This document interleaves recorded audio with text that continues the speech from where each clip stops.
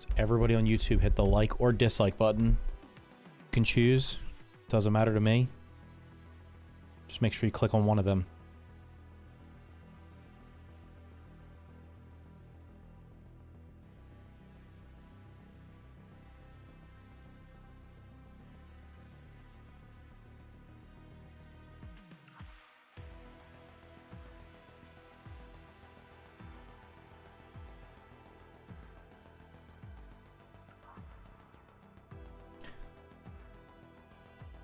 I watched your video today on the game being confused as to where people go. Do you think the 1,400 people laid off is going to make the game lack in any way?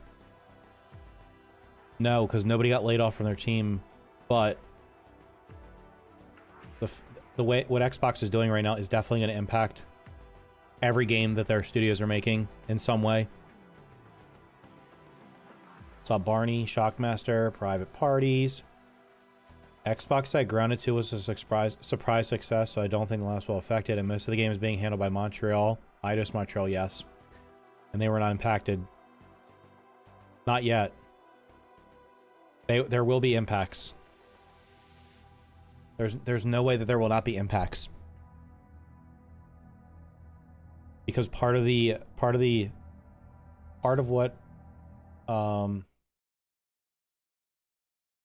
what Microsoft is doing right now is consolidating studios, and they are also reducing spending on third-party studios, or basically vendors that help them with development, as well as probably provide them other support in some way. So they said by June of next year they're going to have a 50% reduction in spend on stuff like that. So I would imagine that Eidos is essentially done after the development of this game, and that's why I said I think the game will be finished before June of next year, because I think once that the layout there, there's the team of supporting Grounded is like, from Xbox side, is like 10 people, maybe 15. I don't think they're going to be affected because they'll probably just roll them onto whatever else Obsidian's working on. Obsidian is helping with a Fallout game apparently, and maybe something else. But the Eidos people are almost surely, once Grounded 2 is finished, they're going to cut ties with them. What are they going to keep them around for? And when you say surprise success, there are varying levels of success. Success can be, oh, we thought the game was only going to have, like, I don't know, make $2 million and it made $4 million. That's completely different from, oh, we thought this game would be successful, but it made $100 million. And at this point, the only thing Microsoft really cares about are home runs. They don't care about singles. Once they pushed Phil Spencer out, that's when everything changed. Phil Spencer was all about letting studios make small games that were they were most likely not going to be massive financial successes. They weren't going to have 30 million people playing them, right? But now that's not the case. They care about the bottom line. So a game selling a couple 100,000 copies or 1 million copies, it's not going to cut it unless like one guy made it. Even then, though, I don't think they care. They're going to pour all their money into the big franchises. They want Fallout and Elder Scrolls games probably every like 3 years. They don't want to have like 6 to 10 years between Elder Scrolls games, or, well, how long has it been since an Elder Scrolls game? It's already been like 13 years or something, right? Wasn't Skyrim like 10? Was it 13 years ago? When did Skyrim come out? It's been a long ass time. Skyrim State. Oh my god, Skyrim came out almost 15 years ago. So it's going to be 17 to 18 years between Elder Scrolls games. Now, ESO doesn't count. They don't care about... ESO is not... They want mainline... They want mainline Elder Scrolls games and Fallout games. They probably want that. They haven't said this, but I'm gathering from what they're doing. I'm gathering from the way they're acting and the things they're saying and not saying, that they probably want a new Fallout game and a new Elder Scrolls game like every 3 years. So they want Elder Scrolls to come out 3 years. Well, they want a Fallout game quickly, but it's almost like every 3 years there's going to be one or the other. There shouldn't be more than 5 or 6 years between an Elder Scrolls game, the two Elder Scrolls games, or the two Fallout games. Bethesda has enough developers, they could be working on both of them at the same time. I don't know. But they wasted a lot of time on Starfield, which was a complete dud. And yeah, Valve was a dud. The Outer Worlds 2 was a dud. I don't know who said that Grounded 2 was a surprise success, by the way, because it has not sold well on PlayStation. It hasn't. There, like, a lot of things, like, they have not said, have they said how many people are playing it on PlayStation? No. Not that I've seen. And you know why that's the case? That's the case? It's because it did not sell well on PlayStation. It did not sell well. It has a really high review score, but unless let me check, unless it just like popped off in like the last I checked like last week or something, unless something happened. Let's see, PlayStation Store.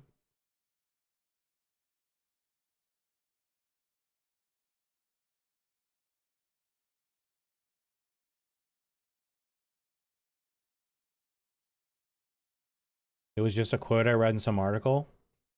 Right. So, top 10 games in the PlayStation Store in your country, so United States, it's all the games you would expect. It's the free-to-play games that are live service and sports games. Somehow NBA 2K26 is more popular. This might not be out yet. But you can see the same games. These are the same games you're going to see on Xbox that are at the top all the time. New games. Okay, so what I did was I looked at estimates for games, how many copies they sold. And I found estimates for the Marvel game. And I don't know about the Halo. Let's see how many reviews the Halo game has. 8K ratings, right? So this has 8K reviews. Let's look at Grounded 2 has 3.2K reviews. So the ratio of reviews to copies sold on PlayStation is somewhere between the two recent games that I found was Marvel and the hell was the other one that came out recently? It was Marvel and something else that came out recently. It might have been the Halo game. And it was roughly 1 out of every 70 people on PlayStation that bought the game would review it. So if you say 1 out of every 70 people, so there's 70 purchases for each review, that means that this game only sold about 200,000 copies. Now, the first Grounded game has way more reviews. Let's see. So the first Grounded game on PlayStation has 16,000 reviews. And it sold, the last estimate I saw for it was like 770,000 copies. So you have 770,000 divided by 16,000. That's about 1 out of every 48 people. So if we use that ratio and multiply it by the current number of reviews for Grounded 2, it's only 150,000. So Grounded 2 only sold between 150 and 200,000 copies on PlayStation. Let's be generous and say it was 200,000 and it's $29.99. So $30. And Sony gets to keep 30% of it. So that leaves Xbox with $4.2 million. So $4.2 million is not like anything to sneeze at. But this game has probably 70 people total, somewhere between 60 and 70 people supporting it. If the average person, and like using ballpark figures, these are like ballpark figures for game dev. That's like what? A couple months of salary? I mean, at 10K per person, 10K roughly per person, and you have 70 people, that's $700,000 a month. So that's only 6 months of development that paid for. And the game's got about a year left, based on what I think. Other people think it's going to be longer. But if it's longer, then that means the sales on PlayStation didn't even cover the cost of finishing the game. They only covered about a third of it. So they've covered about half to a third of the cost to finish it. It's not selling well. It does. Steam alone right now has over 12K. Okay. And what that it's a small surge.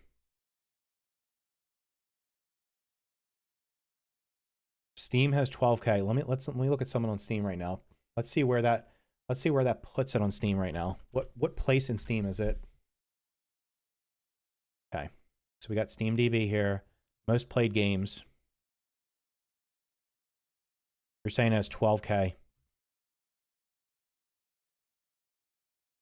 That's not even in the top 100.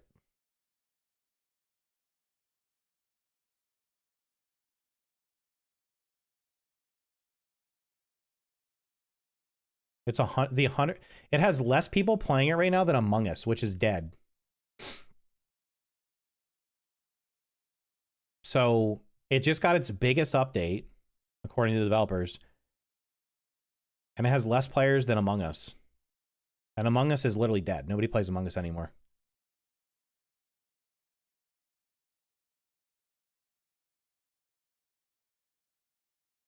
Comparing it full release. I mean, I'm sure it'll sell more copies when it's finished. On Steam, though, most games a lot of survival games seem to sell more copies at launch than they do at 1.0. How do you feel about having fast travel? I absolutely love the fast travel. It was the best thing they did.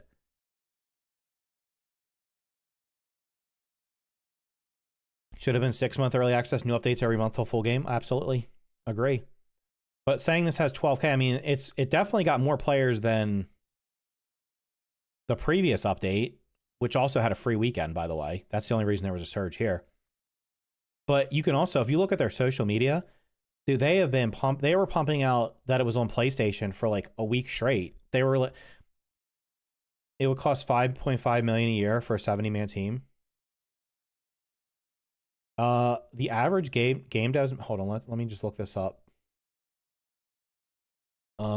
We'll get a quick number here on how much does the average video game developer Montreal cost a company per year. You need to the salary is not everything. You have to include their benefits, which can sometimes double that number. Do you think they will release it on Switch? I have no idea. I mean, how well did the first game sell on Switch? I never saw anything about that.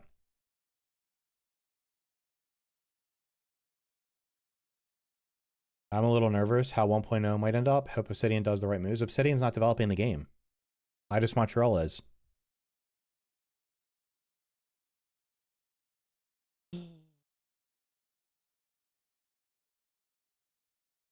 Okay, now we got to do...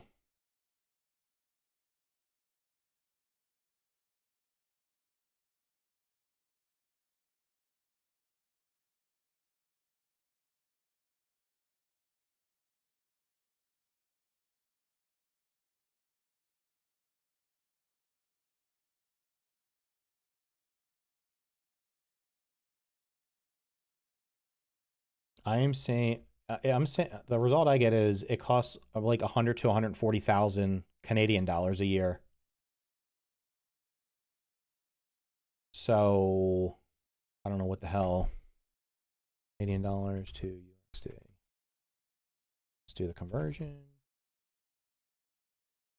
That's about 3/4. So if we say Canadian dollars 100,000, that's 72,000 to 140 to 100, so 90K. That's damn, they're fucking cheap as shit up there, dude. Because like a game developer on the west coast of the US costs like double that. I feel like the colors in Grounded 1 pop more. Yeah, the Grounded 2 has like a yellow tint over it. But even needless to say, the PS5 sales didn't even cover them for a year. No, that's the thing. The PS5 sales do not appear to have generated anywhere near the amount of money that they were probably expecting. The first game selling 770,000 copies, they were probably thinking, okay, let's port this to PlayStation 5 right now, and we will get a couple, I don't know what they were thinking. Maybe they were thinking 400,000 or 500,000 copies sold, maybe. I can't imagine they were thinking they were going to sell like 1 million. But you also have to factor in that putting the game on PlayStation right now is going to slow development and slow updates, because now they're developing it for 3 different platforms: Xbox, PlayStation, and PC. And now they have to go through, every update has to go through a certification process for Xbox and PlayStation, which slows it down. So now what? The updates are going to be even slower? I mean, developing it, the game definitely, I mean, things I didn't even mention in the video I did today. I didn't even mention the fact that the game needs a lot of work for performance. It doesn't run that well. I mean, on my PC, I should easily be able to run the game on epic settings, getting 120 to 200 FPS. And I have to run it on medium to get 100 to 120. And that's not even consistent. So it needs a ton of work for performance and for optimization. I don't know how multiplayer is, because I've not tested multiplayer. I mean, I see a lot of things. I don't know. I see conflicting things. Some people seem to say multiplayer is okay. Other people say it's not. That's the same thing that happened with the first game. And now what? We're gonna have, they're gonna put updates out. It's gonna take longer to finish them, because now they have to make sure they run on 3 different platforms. They have to get them through the certification. They have to put them out there for testing, and then anything that comes back, now they have to make sure, again, they have to fix it on one extra platform. And for what? A couple 100,000 sales? And realistically, you can see the charts here. This is what happens with all early access games. They have a lot of people at launch, and then they fall off in between updates. So you've now developed, and then the updates generally don't get back to the early access release. Like the peak here was almost 50K. This recent peak was 20K. That's only what, 40%? Only 40% of the peak players at launch are playing it. So the people that bought it on PlayStation now, they're going to play it, and they're probably going to do what most of the people on Steam do and Xbox do. They're going to put it down and not come back to it until the next big update, which is in when? The next big update's probably in January or February. More platforms might give different system requirements. Maybe. Multiplayer works fine. Only issue I've had is the owner of a shared world I play on to unshare and reshare. So you play as a guest and you don't have any type of connectivity issues. Because when I tried multiplayer, it always had desync, rubber banding. Your ping was somehow super high. It was really, you would literally be going down to like let's say I was clicking on this number here. I'd be clicking here, but the item I was actually trying to click was over here. So I couldn't pick it up. I couldn't block attacks. It was crazy. It was like literally unplayable. Consoles are cooked. They dump so much money into titles that bring nothing back. Series are full of, I don't want to say it. You can say whatever you want, dude.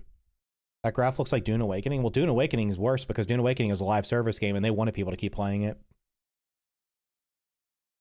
I only have high ping and lag if the host does.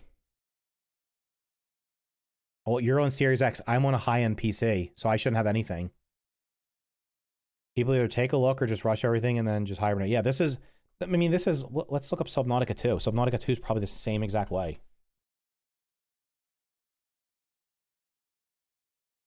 Look, I mean, like, Subnautica 2 went from 467,000 players to a peak of 5K. No updates. It'll come up when an update comes out, it'll spike, but there's this is the ludicrous. This is like this is like my argument against early access. We want to help make the game better with help from the community.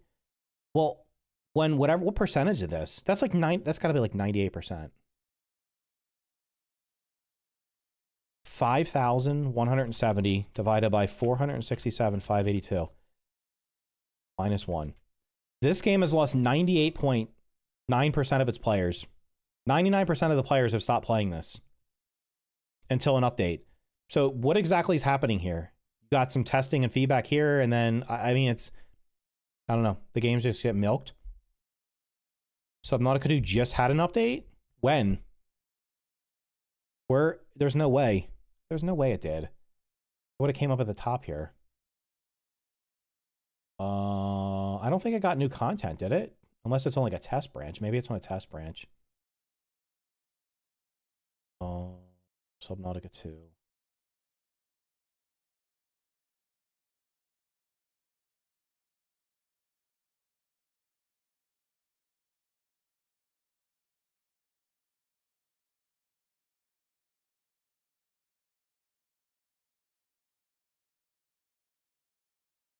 Where the fuck's the 1.1 update? This is 1.2. Hold on, where's 1.1? This was literally this week and nobody came back for it.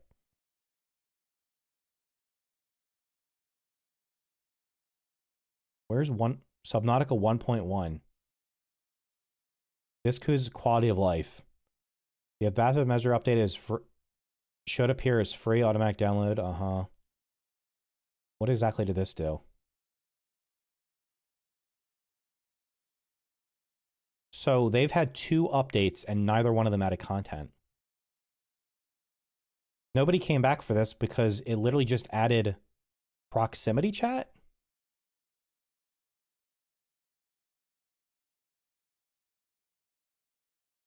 Is that what this says? Proximity chat, player trading, and revives. There's no new content. No, this is wild. So this game has gotten 2 updates, August 18th. The previous one was July 8th. And there's not even a blip. Those updates did nothing. They were a waste of time. No one came back for them. What's up, Namuto? It really only had multiplayer stuff, like voices? Great. We do have to admit, though, gamers are also a bit of a problem. The TikTok brain and attention span of people is cooked. Once the instant gratification gone, they move on. Yeah, right. That's well, that's the thing, though. Games aren't meant to be played forever, man. Not even, no. And Subnautica 2, I'm not going to, a slight tangent here. I'm sorry. I'm going to agree with the guy, the Crafton CEO. I know the guy, he didn't want the game to come out because he didn't want to pay them their bonuses. This game did not have enough content at launch to be released. It should have waited another 6 months to a year. It needed to have at least double what it has right now to compare to recent early access games that came out. I'm sorry. It's got like 10 hours of content.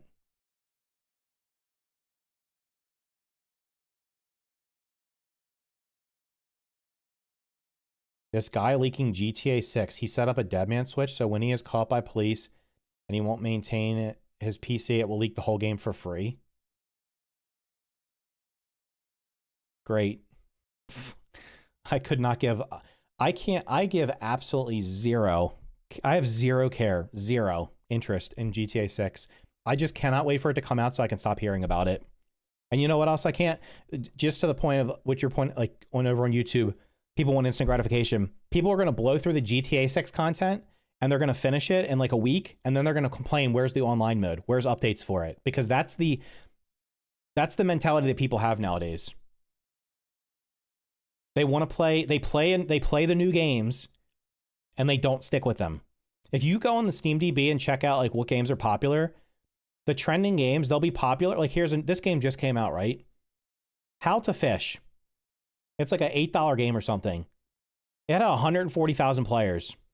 I will bet you in 2 weeks, this will probably have like, it'll lose at least half of those. I mean, it already peaked and fell off. So I guess it's only been out for a day. It's only been out for a couple of days, but it'll go up. It might go up more for a little bit. And then literally 2 weeks from now, nobody will be playing it anymore because it's just what people don't have any attention span.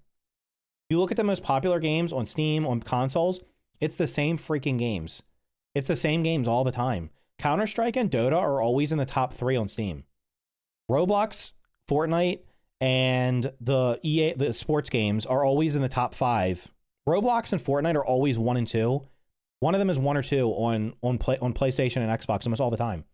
Outside of when sports games come out. When sports games come out, they might go up for a little bit, but it's the same shit. People play the same shit over and over. Like they play the same game. When a new game comes out now, no new games have to be better than the game they're currently playing for them to stop playing that game. And it's hard. If you have 10,000 hours in Counter-Strike, are you going to quit that to play some new shooter game? Maybe for a week or 2, but then you're just going to drop it and go back to Counter-Strike. That's what people do. Yeah, GTA 6, I just hope I just want it to come out and not have to hear about it anymore. But I can guarantee you people are going to bitch about it. 7 Days in Valheim stayed in early access for years, and a ton of people don't want to invest in a game that may take years to finish. Yeah. At least they get up. At least that. Well, I mean, Valheim had piss poor updates. I'm not gonna lie. Well, and you know, honestly, to be fair, Project Zomboid Project Zomboid has been in early access since November of 2013. And it took 8 years for it to start getting popular, and now it literally has its most players ever.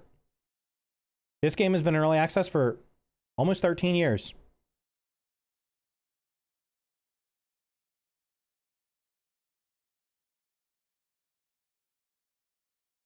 GTA 6 is the most overhyped game.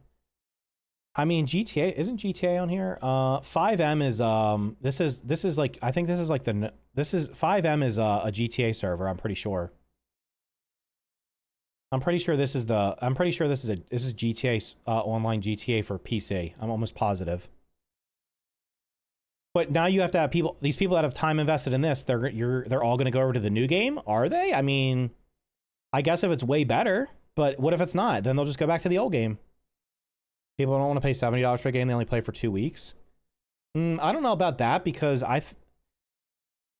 there's a lot of games, like PlayStation will have games that are set, like Wolverine's going to sell 5 million copies, maybe 5 to 10 million copies probably. It'll be $70 and people will beat it in like 20 hours and they'll be happy. Spider-Man sold a shit ton of copies. That's like a 20-hour game. Most AAA games are only 20 to 30 hours max, and they're $70, $80. There are so many games that one player can manage. Yeah, I mean, there are only so many games. Zomboid is great. Latest patch is really good. I should probably play Zomboid then. I tried it for... I played the tutorial, and then I never played it again after that. Unless someone has multiple games, and you cannot have great numbers in every game. No, that's the point, though. The point is, these games, like the top 10 games on any platform, are sucking up probably 90% of the players. So that means that Steam has tens of thousands of games on it. Xbox and PlayStation have thousands of games on them. And the reality is 90% of the people are playing like a very small number of those games. So when your new game comes out, it might be popular for a week, but no game sticks around no matter how popular they are. They just don't. Did the Hightail hype die down? Yeah, Hightail hasn't done shit. They've been doing... Hightail does a lot of updates, but they haven't added anything to the survival mode. They haven't added any progression to survival, so I completely forgot about it. It's been almost a year. It's been 8 months since Hightail came out. I haven't played it in probably 7 months. The game launched as a sandbox with gear progression that didn't really do anything. And then it was like, just get better gear to fight harder mobs. There were no bosses. There was no... The dungeons weren't there was no dungeons. I mean, there's no quests. There's nothing like that. There wasn't really anything to do besides get better gear and build a house. And that's why I haven't played it.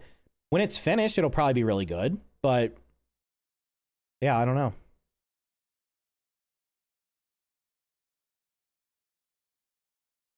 Yeah, Hightail came out in January.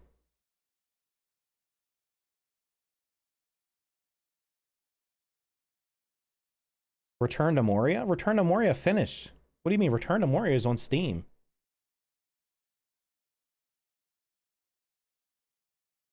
That game is finished, and I think it's getting a DLC.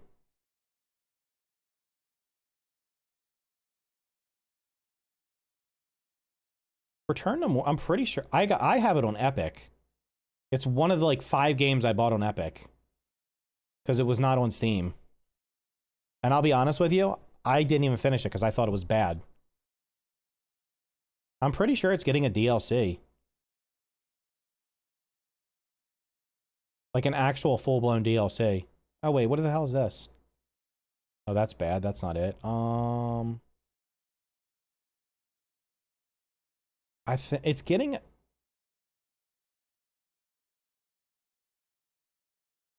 There must be an announcement on here. Oh, live streaming, weekend deal. I don't know. I can't see it, but somebody I know that liked this game said it's getting a paid DLC. Do you think any genre does early access better than others, or all bad? I mean, most early access games are survival. Survival games are almost always early access, and for some reason, action roguelikes. I have a shit ton of those as well. The games you think of as like Vampire Survivors, like these games all here over here. Well, not all of these, but the Vampire Survivor clones are almost always early access. I don't know why, because they're literally just clones, and I don't know what the hell they're doing in early access. just because they're not finished.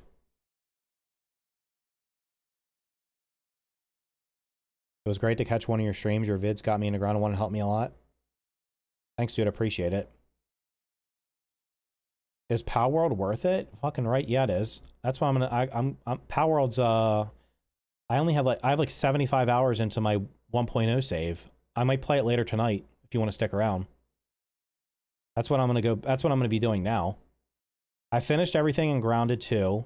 Whoops, here. I did all the main content in Scrap Mechanic for 1.0. I got to do we got to finish the side quests. So I'm going to do that with my kids, and then right now I'm going to be playing Power World. And then Valheim 1.0 is in a couple weeks. And then Enshrouded 1.0 is in October. And the dog shit RuneScape game is getting an update. Where is it? RuneScape Dragon Wilds this is actual horse shit, this game. It's getting its 1.0 update. It's getting its 1.0 update in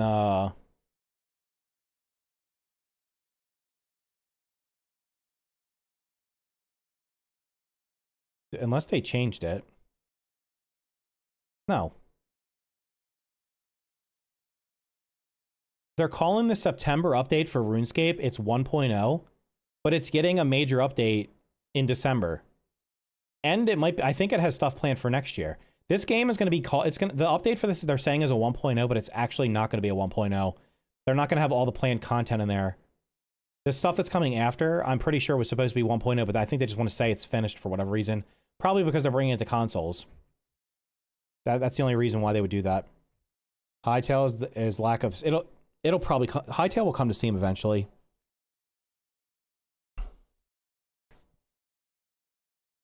I want to see some Power World content. I'll play some Power World later. I have a long way to go. Why release a game that isn't finished? I don't, because survival games are early access, dude. Early access, early access, early access, early access, early access. This was early access. Terraria, I don't remember. Terraria's been out forever. Dismantle was an early access game, and Shroud was early access. Planet Crafter was early access. Sunken Land is still in early access. Windrose is in early access. Icarus is actually really good. I don't know what, it's like super underrated. This was not in early access. I think this full released, but it was really bad at launch. V Rising was early access. 7 Days to Die was obviously in early access. Aloft is still in early access. Abiotic Factor was early access. Lens Island was early access. Sermalium was early access. They're making a sequel to this for some reason. Nightingale is still in early access. Raft was early access. This game might not have been, but it was a short game. Whatever. Solar Punk was not early access, but it's really not a survival game. Voyages in Air is in early access. Subnautica obviously was early access. The Forest was early access. You get the picture here. Basically every survival game, almost every survival game is early access for some freaking reason. They can't release them finished, even though none of them do anything that's like earth-shatteringly different than the rest of them. Do I think it's a detriment to sales? Absolutely not. It's not a detriment to sales because a lot of people buy them and then whatever. Scrap Mechanic finally 1.0 after 6 years. I waited 6 years and 2 months for the first major update for Scrap Mechanic. Am I the only one annoyed when harvesting pupa? I see like 8 hit the ground and only harvest 1 to 2. It was like that in the first game. Same thing when you're breaking gum. Same thing when you're breaking berries. Yeah. Why didn't I like RuneScape? It was very bare bones. It didn't even have all the skills in the game at launch, and it was very short. It had very little to do at launch. It was like 10 hours. It was literally missing magic as one of the skills at launch. It's a fucking RuneScape game, and it doesn't have magic at launch. Like, how do you not have all the skills at launch? I'm not even saying you should be able to get all the skills to 99, but they should have had all the skills in the game at launch. It was also like super linear. It was, I don't know, it was just, I saw somebody play it not that long ago, and I'm like, this does not look that much better than when I played it before. I don't know. I'm probably not going to play that until it's actually finished getting updated. Early access is a tool companies do it to fund the project. Well, let's talk about Grounded 2, which is owned by Xbox, which is an Xbox studio owned by Microsoft, which is like a $4 trillion company. Did they need the funding to pay for the game? I mean, They're not doing early access for the new Halo game that just came out, or Gears of War, or Fable. They don't do it for the Forza games. Why does that game have to be early access when none of the other Microsoft games are? Minecraft Dungeons is coming out, I think, in September. Not going to do early access. Why is it only that? Am I trying to find a new game? No, I'm playing. I'm going to finish up my Power World save before Valheim. I have a pretty good plan. Like my Power World, Valheim, and Shrouded are the 3 main games I'm going to play. Far West is getting Far West is getting an update next week. I'm not going to stream this because I don't think I might have streamed it one time. Far West is fun. I play that with my kids. That's also an early access. It's also been out for... When the hell did that come out? Yeah, this came out in April. It's been almost... It's going to be 4 months between launch and its first update. But this game's super fun. It's a 1 to 4 player co-op shooter. You got like you have different magic spells you can use. There's different weapons. I think it has like 7 maps in it right now. There's like 3 bosses. Each of the maps has different objectives. There's tons of side quests and shit. I played it for like 40 hours. I unlocked most stuff. I didn't max out all the magic skills yet, but I mean, it's got great reviews because it's a super ass fun game. So if you have a PC, check that game out. Is Valheim good? Yeah, Valheim is a near masterpiece. The only thing holding it back from being a masterpiece is I did not like the Mistlands. I hope the Far North is better.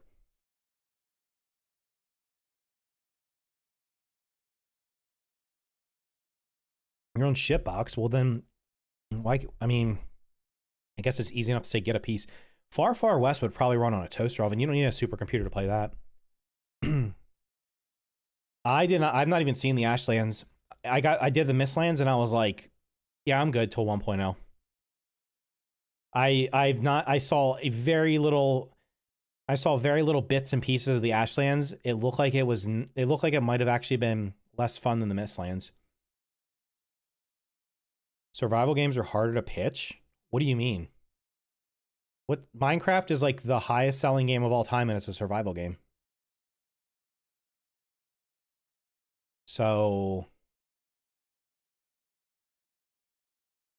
it's worse than the Mistlands? Fuck my ass. That's okay. When 1.0 comes out, I'll spend like the first 2 weeks just in the meadows. It'll be super fun. I don't speed run. I'm not going to speed run, and I'll take my time. Because I know unless they change the Mistlands, I'm not going to like it. Minecraft isn't a survival game, it's a sandbox. It is a sandbox survival. And also, like, Rust has sold tons of copies. 7 Days to Die sold tons of copies. If you look at the most played, how many copies has Zomboid sold? Power World is a survival game. Rust is a survival game. Project Zomboid's a survival game. Valheim sold like... Did Valheim sell 20... Valheim might have sold 15 to 20 million copies. Survival is an option. I mean, I don't really play Minecraft anymore. I don't really like it. It's boring. I'll replay Valheim into the plains and then just stop.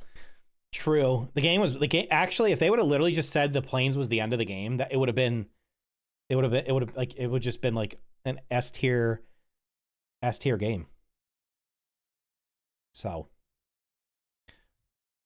okay, so who watched my video today? That was the whole purpose of this. We've been bullshitting for like I don't even know how long. Who watched my video today? I need to know who agrees and who disagrees with me. It actually was a 1 out of 10 on YouTube, which is good. That means it was the most viewed video of the last 10. It is still 1 out of 10 and it has almost double the views as the second 2 out of 10.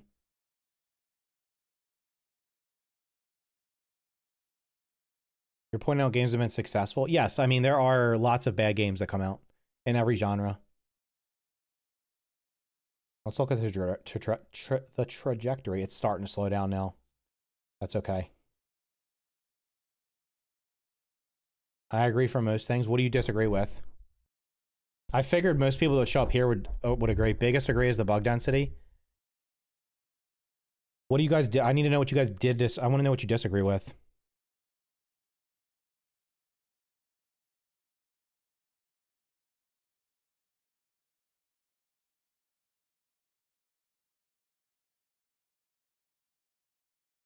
Having to carry 2 or 3 sets of armor weapons is BS.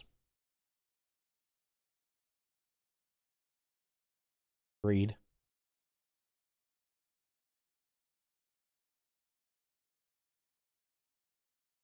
We can read the comments. I did respond to some of the comments earlier on. It's got like, I think the like to dislike is like 80% like to 20% dislike, which just means that 80% of the people, there's 20% of the people probably all came from their Discord. Those will be the ones that disagree because they disagree with everything. The rest of it is like normal people. Your best point was the torch lighting stuff. Armor sets, archetypes, I feel there is more to come. We may get a 100% woozy reduction. How many copies of the game Human Z? I don't know, dude. Human Z was a dog shit game. I think I played that for like 2 hours. I should have refunded it. I hate having to give up on my shield to see. I don't think having 4 sets of water armor is needed, but they need at least 2. If you needed to use a secondary, that's fine. Every class should have weapons for underwater. Yep, I agree.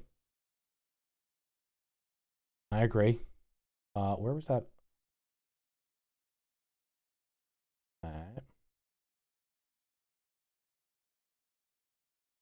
This. I looked up down.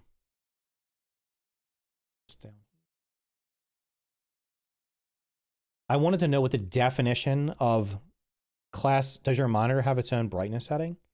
Yeah, why? What does that have to do with anything? Am I supposed to make the brightness on my monitor 100%? Literally no other game I play do I have an issue with brightness. None. I never touch the settings on my monitor. I always do it in game. Nighttime in Grounded is insanely dark. Also, someone made a good point that I didn't think about. Inside the little gnarly bark area, it's not only dark, but it also, I think there's like volumetric fog or something in there to make it even worse. Every class should have its own armor and weapons. Yes, armor should have been base stats, and there's archetypes to be infusion. All armors could be interchangeable. Oh, I agree with that. You had mentioned GW2, and I thought to mention that they have 3 underwater weapons. Guild Wars 2. Does Guild Wars 2 even have water? I didn't know that. I only played it. I played it a couple hours. The lighting isn't great. I have my gamma always up. Plus lighting sources they give us don't do enough right. Oh, I didn't know. I installed Guild Wars 2 and played it for like 2 hours, and I was like, Jesus Christ, dude, this feels like it was made 30 years ago. I'm not playing this. I could not, the quest, it was so boring. I understand, like, if you grew up playing that kind of game, that you probably love it. Like, I know there's people that still love WoW, but I was like, I can't do this. It's like so, it felt so dated. So maybe when Guild Wars 3 comes out, I'll give it a try. Only game I play where I can't stay at night. They should remove nighttime from the game. No, they should reduce the nighttime length, and they should make it so you can actually see. So anyway, I went on Grok and I said, what defines a class or archetype in a video game? And the main things here are the different types. So normally you have a tank, healer, and DPS. I mean, Grounded doesn't have that. I guess the fighter's supposed to be the tank. There's no healer. The rogue, I guess, could be DPS. Anyway, this is like the Holy Trinity bullshit. But the main things are this. Mechanics and ability. So skills, spells, traits, whatever, blah, blah, blah. I guess you would say that's mutations in Grounded 2, but there's really like not a lot of mutations that are class specific. There's a mutation for each weapon. And then that's about it. There's not a bunch of mutations specifically for each class. There's like 1 or 2 maybe. attribute and stat emphasis. So like strength, intelligence, agility, they don't even have that. I mean, they basically just have, I don't even know what they have. Like if you're a fighter, you don't get more HP. I guess the fighter armor just has more. The fighter armor is basically, the fighter's basically the tank. It draws aggro and it has more defense and damage resistance. The main thing I wanted was this: armor types and weapon choices and gear that reinforce the fantasy and balance. Have you played for warriors, cloth for mages, etc.? This is the point that I was making. And I guess, I don't know if Apex is going to show up because he was arguing with me in their Discord. He said that armor doesn't, the armor, I'll actually show you exactly what he said. Here's exactly what he said. Armor is not what makes an archetype. Literally, the only difference is that some armor has an effect that makes you deal 1 more stun, 3% more crit, or 5% weak point damage. Losing that isn't a core design problem or counter design of the game. The weapons are what is important. Now, it's funny that he says that because literally, armor, weapons, and gear are what makes a class. So, like, just provably wrong there. If you don't need, and essentially what he's saying is the armor doesn't really matter. And if that's the case, then just make all the armors generic. Don't make any of them specific to anything. Just make them generic. Right? Because I'm talking about this. I don't even pay attention to this shit in the game. I don't play a class. I use a rogue armor with a fighter weapon with fighter weapons. Because I think it's a better overall build than playing a pure rogue or fighter. Like, I literally just use the Mantis armor, which is still, in my opinion, the best all-around armor in the game. It gives you protection from gas. It gives you healing. And you can, like, stun shit because it makes you attack faster. So it builds up stun faster. Like, it's just the overall best overall armor. And it's a rogue armor, and I'm not using any of the rogue weapons. Like, that's just... So, but the point is that they want to have archetypes or classes in the game. And it's like... The way they've done it is like it's like 50% implemented. Like, it's not a full class system. A full class system, you would have weapons that only that class can use. You could have armor that only that class can use. You'd have gear, you'd have like trinkets or accessories that only that class could use. And like you don't have to be locked into it in this game, but you could basically just say, here is my fighter build, and you would have this arm, but you should be able to do that. You should be able to use that class or that build no matter what you're doing. Like, if you're going underwater, and you want to be a mage, you should be able to be a mage underwater. However they decide to do that. I don't care how they do it. I'm just saying that you should. Or you should just ditch the whole idea of having these class systems because they don't make any sense. My point is, you can't have... You shouldn't put a system in the game and focus the game around a system and then not allow that system to be fully functional almost all the time.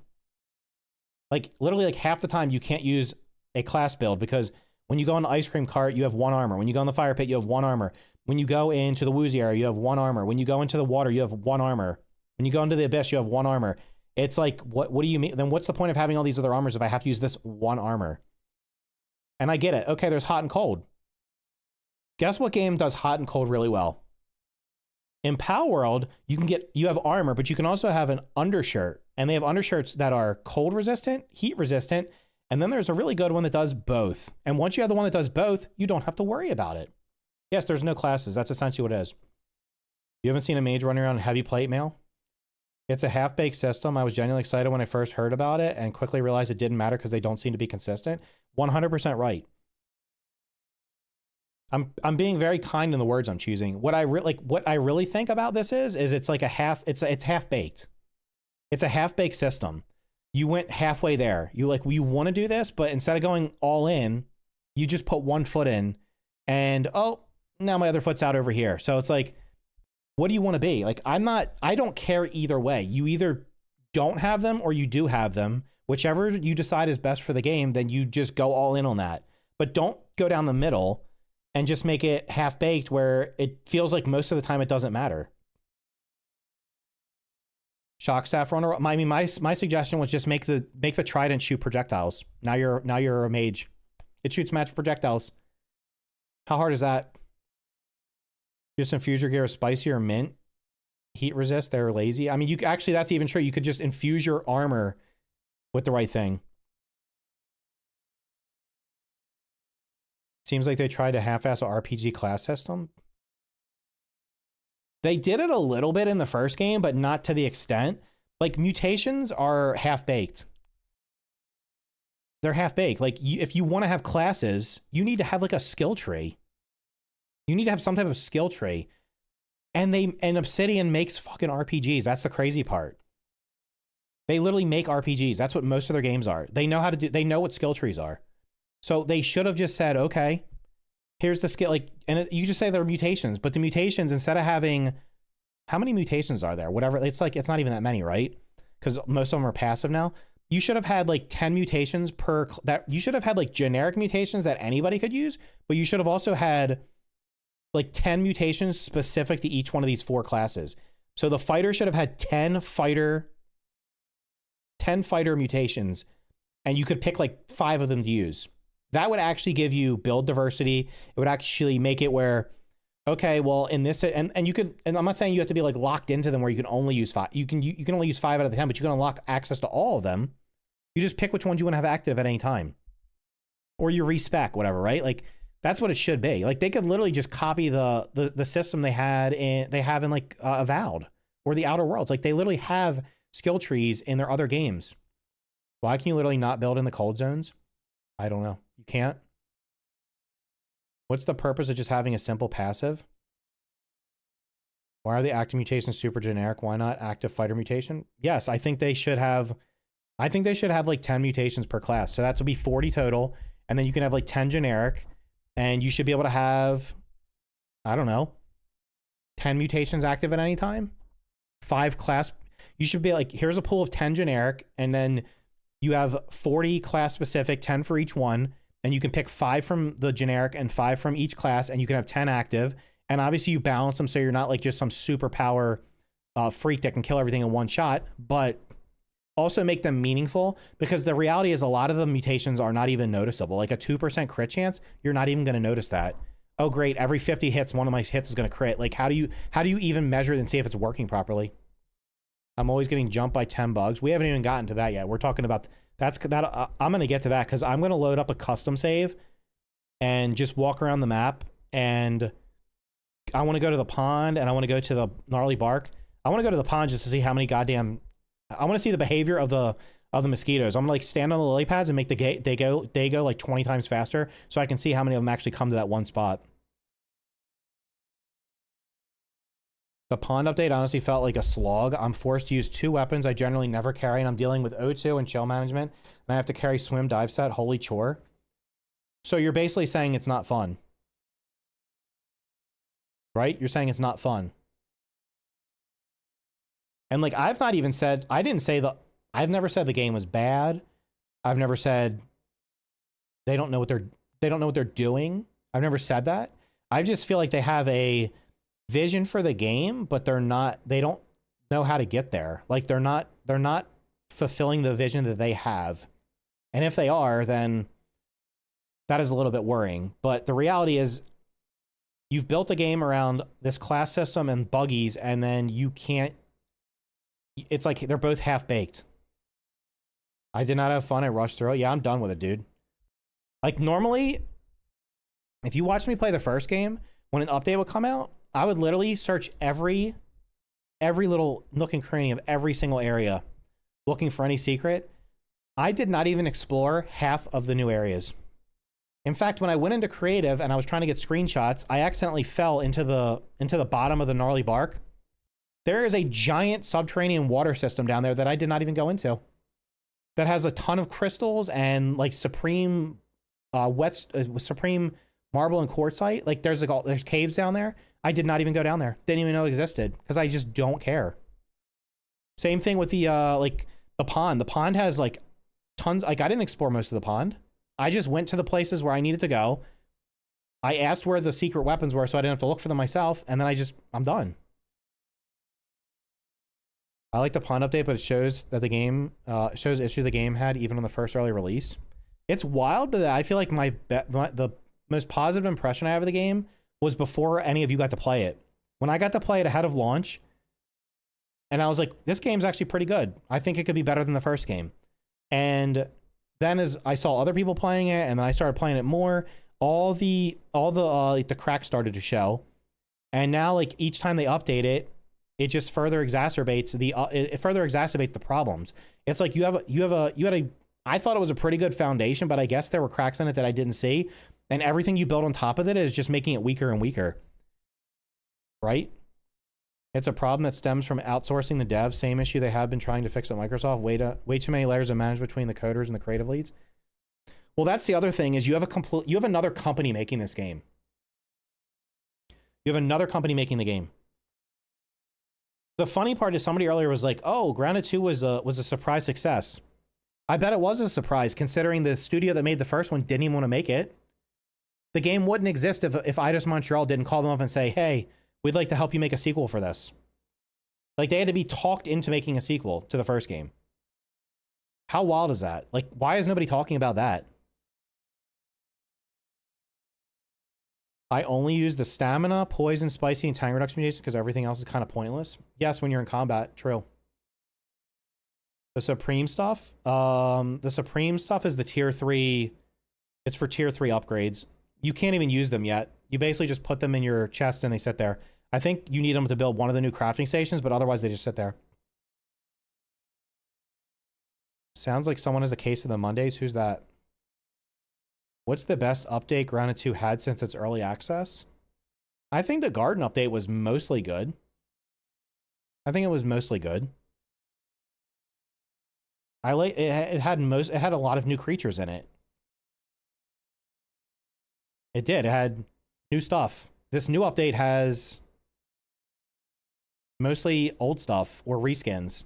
It has 2 new creatures that are brand new. One of them is a green shrimp that is supposed to attack you but doesn't usually attack you. Your previous video was spot on. You should really post in the Discord server so the devs can find... Oh, I already put that in there, dude. I posted it. They'll see it. The problem with their Discord is an echo chamber. It's like you go in there and read what people are saying, and then you go anywhere else and you're like, holy echo chamber. And it's like that with every game. You go to any game's Discord, and generally the people in there are 100% positive. They're oh, we'll give them the benefit of the doubt. Oh, it's okay that this happened. And it's like, you need to start pointing out.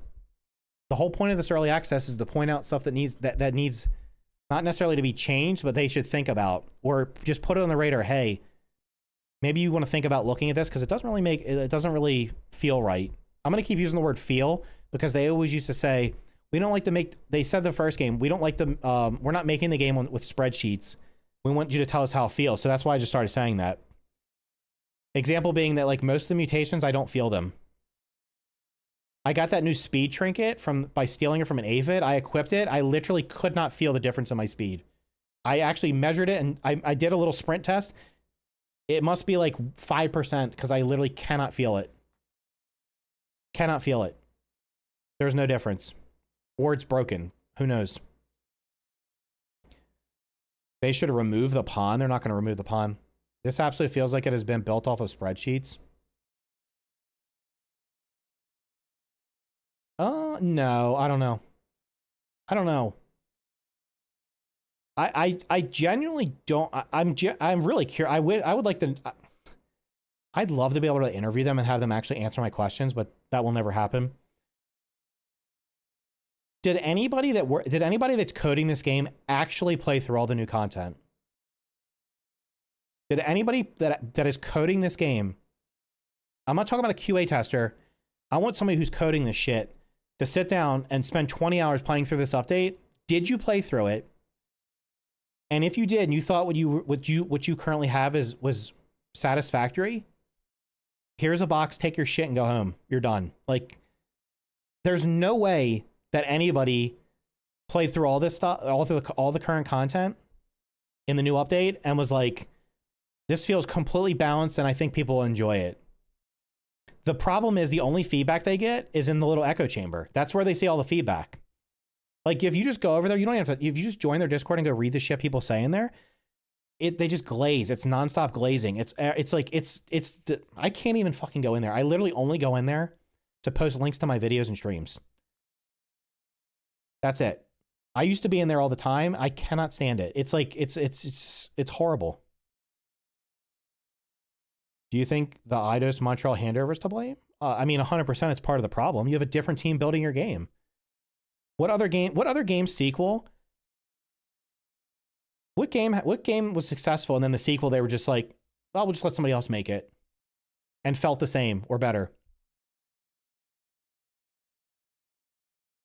Worst part about the garden update was how the tiny black ant mounds were. I get lost in the early game red ant holes, and the black ant ones were linear and extremely short.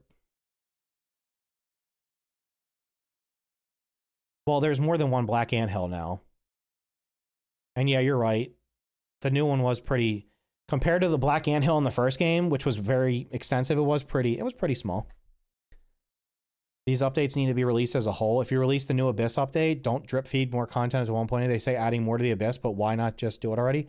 Because I think their current plan is that they're withholding all the Mass Stranger stuff until 1.0.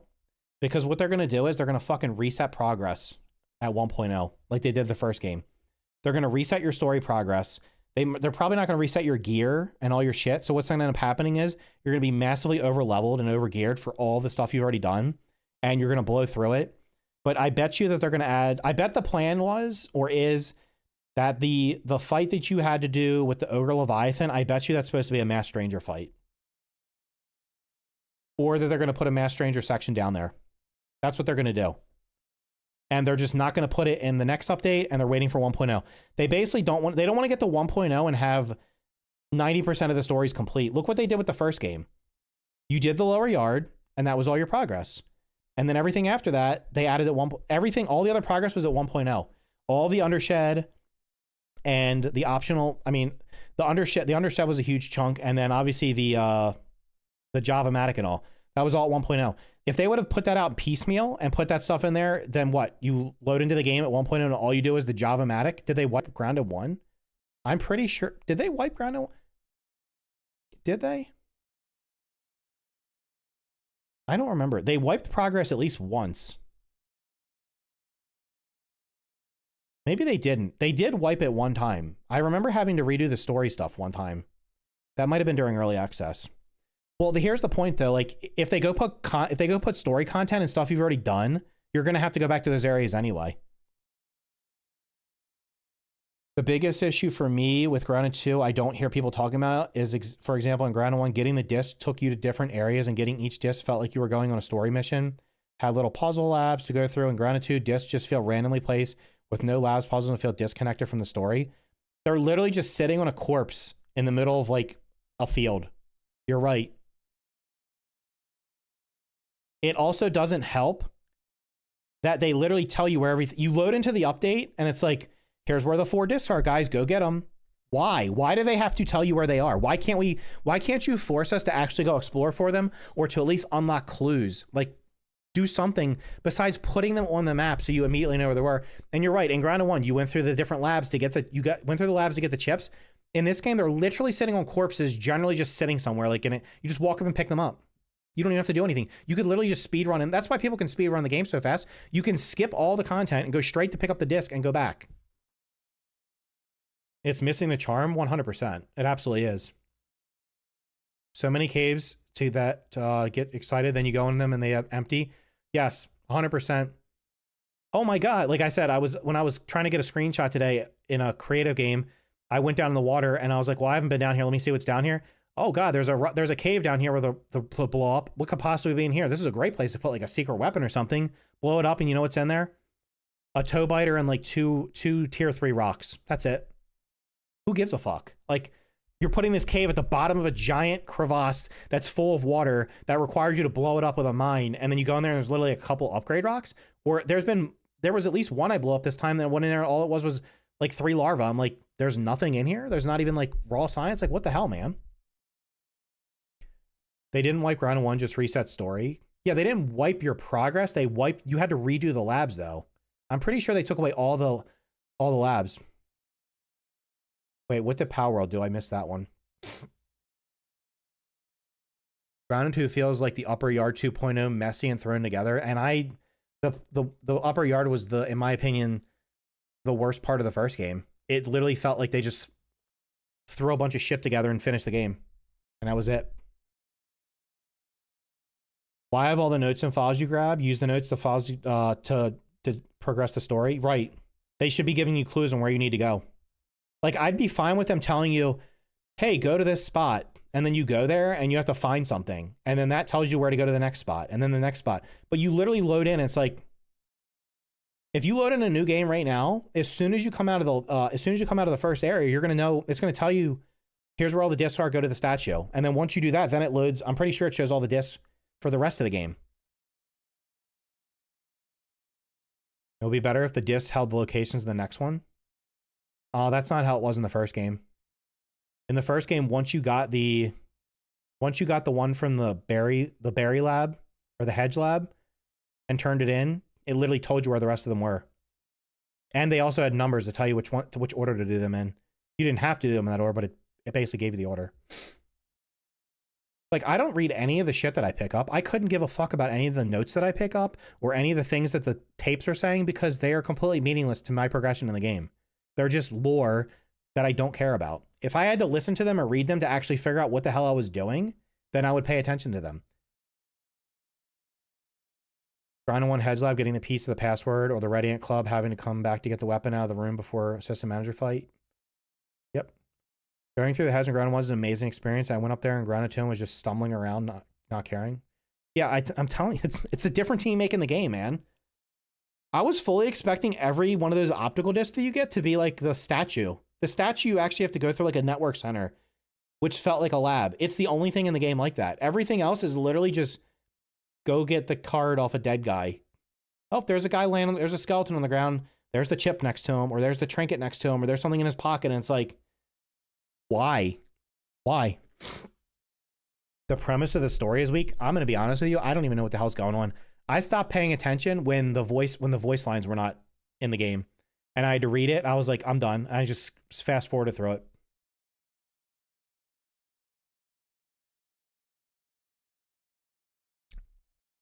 Yeah, like every one of the discs in the game should be behind like the network center and a boss fight. Or if you don't want to do a boss fight every time, they should certainly at least be inside of like some type of facility. Like, why are the ranger outposts not bigger? They could have put the discs in the ranger outposts and you actually had to fight your way through them, killing robots or bugs or whatever. And then at the end, you unlock them or solve a puzzle. Like, there's not very many, are there any puzzles? Like, the first game had the passwords. There were switches you had to hit in the underwater, in the pond lab. There was like secret buttons you had to press in the haze lab. The black ant lab was like confusing as shit. It had all these buttons to hit. In this game, it's like, go through. There's like, it's like a linear path. I'm not drinking beer, no. I don't drink alcohol. I think the issue is we have too experience. The same issues with early access. Release Grand 1 at this point just seems silly. Having this be early access seems redundant. Yes.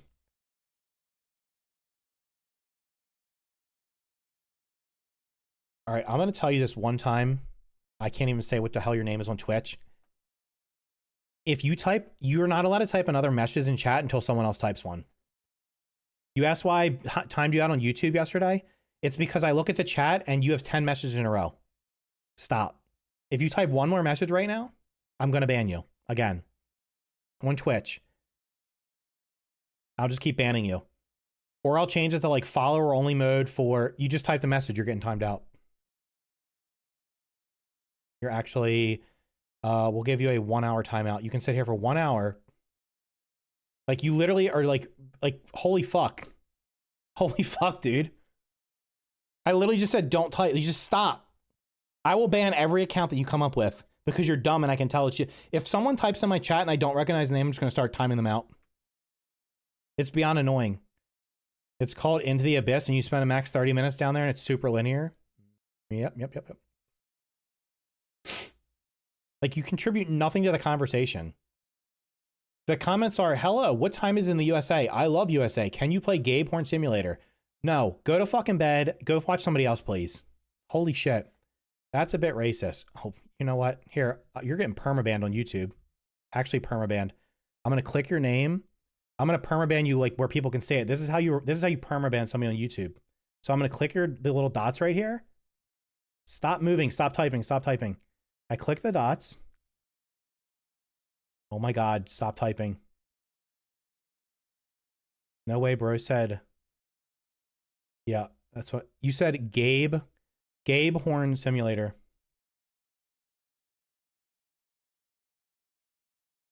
Hide user from channel. Did that work? Oh shit. Cancel.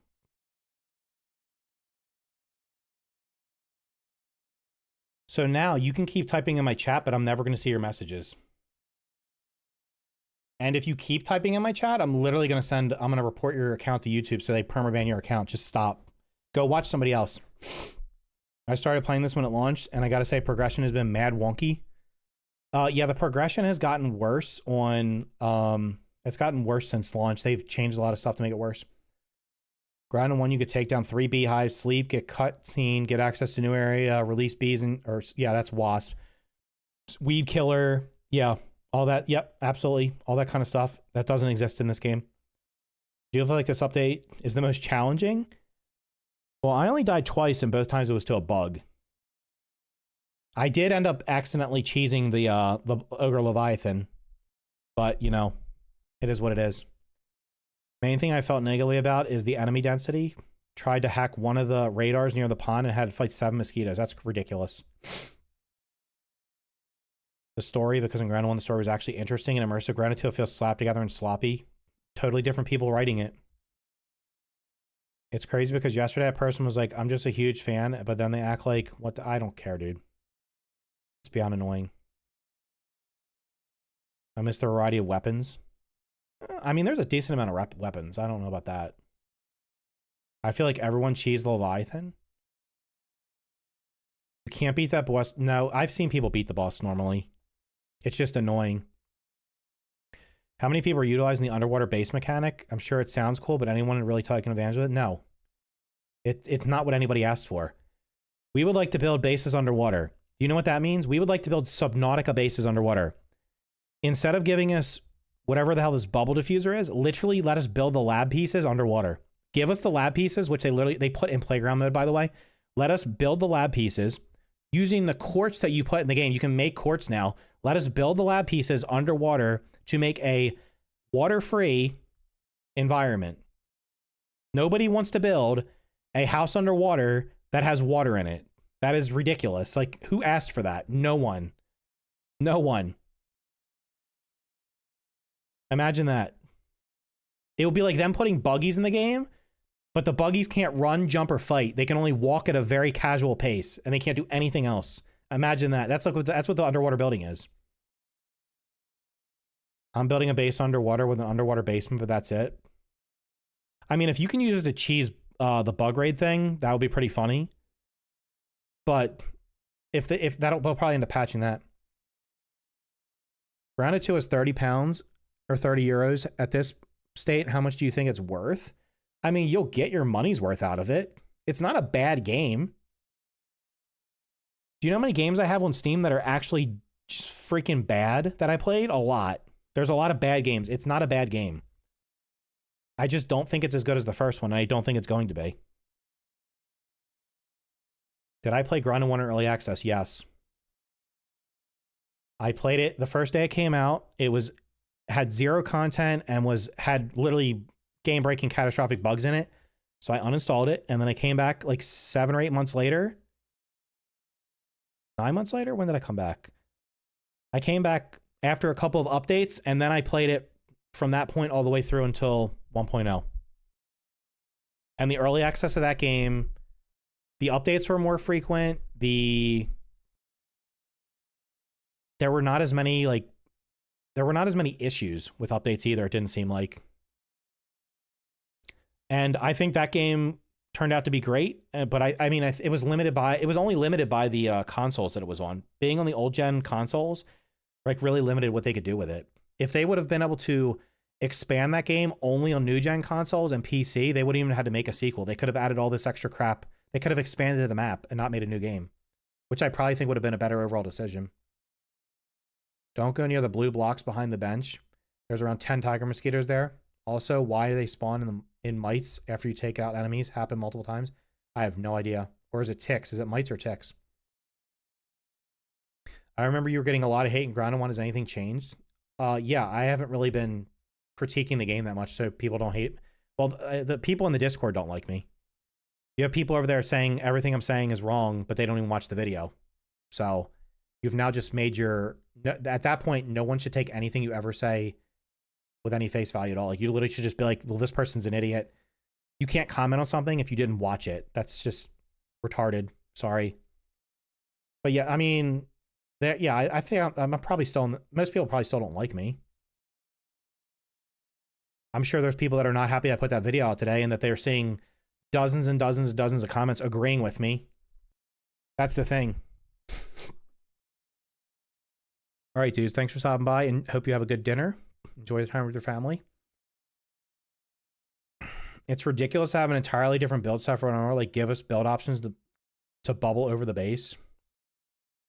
Why would you build an underwater base? That's what I don't understand. Like, what is the point? And then you have to make a separate crafting station, you have to make a separate workbench, a separate oven, a separate bed. What is the point? There's literally no point. Like, there's no point. Really enjoyed your critical video. Yeah, that's why I made it.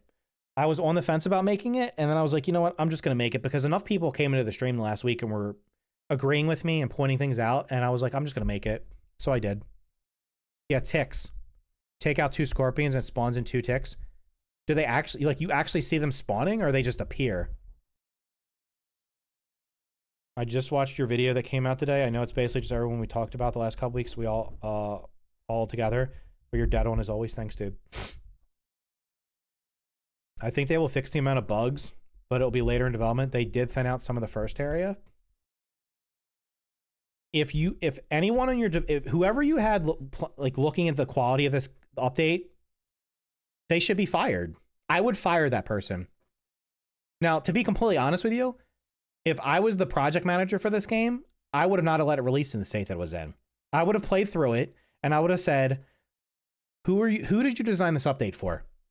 Did you design it for the one guy who likes to kill everything with his fists and wants to play like fucking Elden Ring and super like, did you make it for that guy or the other 99.999% of people that are playing your game, that are mostly casual people that just want to play a fun game and not have to completely sweat it out like they're playing fucking Escape from Tarkov or something? Like, you just shouldn't have to be worried for your life every 5 seconds.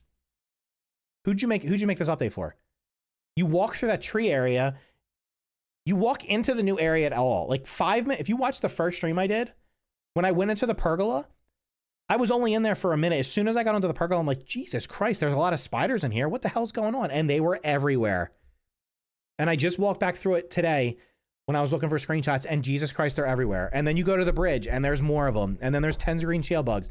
And then you go to Gnarly Bark, and they literally just took it's like, it was almost like they did Control A. It was like they did spawn everything in there. They spawned everything in that one spot. And it's ridiculous.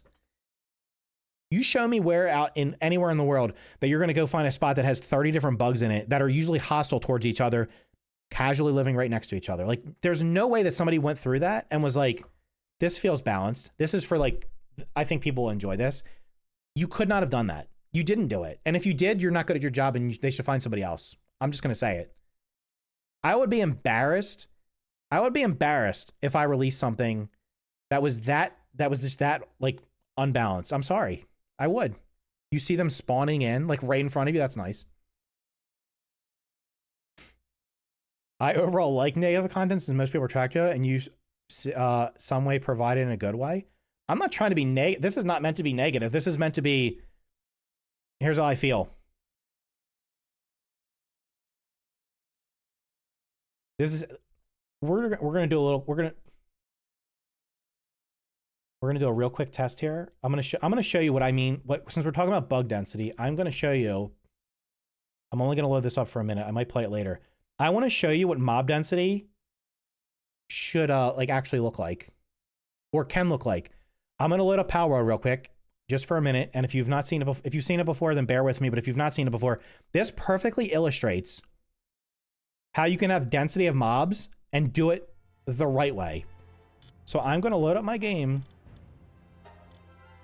And I'm going to go back to the starting spawn area, and I'm going to show you what I mean. I have no idea where the hell I am right now because I haven't played this in a couple weeks. Apparently I'm getting achievements somehow. Okay, this is my base. Shit. Fuck's the fast travel box. Not fast travel.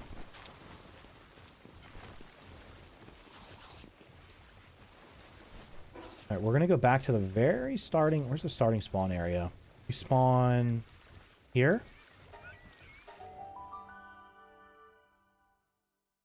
Power World is a better game in almost every way. Well, Power World is finished, and they're kind of different games. So this is where you spawn in and you spawn in back... Like, you basically come out of the little tutorial, and you come out here. And here's what you're gonna notice. There's one... That's one different enemy, two different enemies, three different enemies...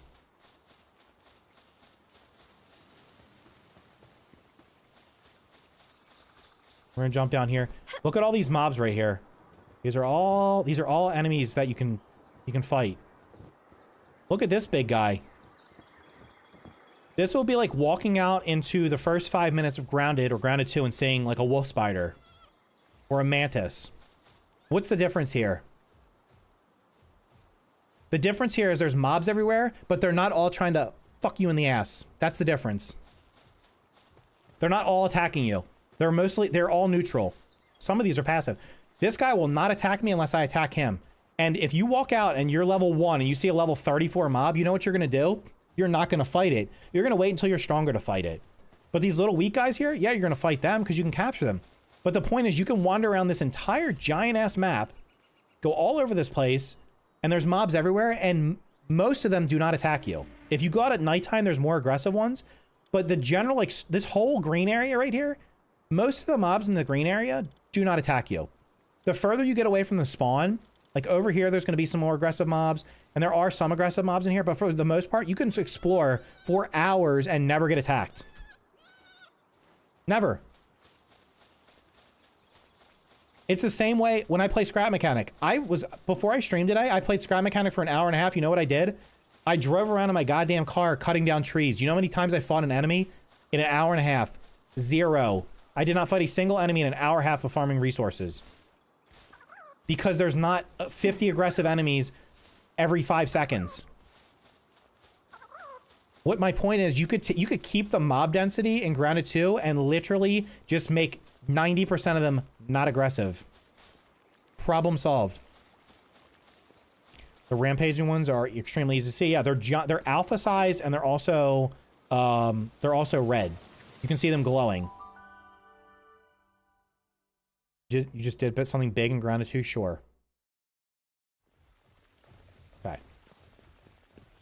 So I just wanted to show you that. Also, that game highly has more RPG mechanics than... It actually probably does. Let me show you one more thing. Sorry. One more thing. It does probably have more RPG mechanics than Grounded. They're not classes per se, but it's got to load everything in and kill my F. Come on. Technology. It has an current 80 level. They're probably going to expand it to 100 at some point. It has 80 levels of a technology tree that you unlock. So you unlock all this stuff. You get to pick and choose what you unlock. You can play your character however you want. You can have a character that never attacks. You can have a character that only attacks. Right? And it has all these enemies in it that you can capture and fight for you. It's like... This is more of a class system because you can actually build your characters around, like, a certain playstyle if you really want to. But the main point was the mob density. There's mobs everywhere, but most of them don't attack you. Why is it that everything in Grounded wants to kill you? Icarus is good? Yeah, Icarus has a lot of mobs wandering around that will run away from you. Now, you can, to be fair, you can die in Icarus, like... I'm pretty sure the last time I played Icarus, when I started over in Icarus, I died in the first 5 minutes because there was like a wolf right where my spaceship dropped down and it just completely shit on me. So there are aggressive creatures in there, but there's not like a lot of them and you can see them from far away and a lot of times they'll just run away from you. But like you can have all these mobs and you don't need to have them. While we're talking, I'll just load in because I'm going to do a custom game and see how many fucking mobs, how many of those stupid ass, whatchamacallit spawn. Mosquitoes. The placement for the right anthill Felt like it flowed naturally. This is the first real dungeon in Granite 2. Sure, it's close to spawn, but you want to walk slightly somewhere else, you're dead. Yes. And now because they added the tiger mosquitoes right by the little blueberry patch, you can literally die in the first, like, 20 minutes of playing the game. I just beat the Orc Broodmother only with Ladybug Buggy. Also not using armor. Congratulations. Sounds like you're enjoying the game. That's awesome. Warbeaver's larva and all the baby bugs should be neutral. Yes. I feel like the only things that should be aggressive on site, wolf spiders,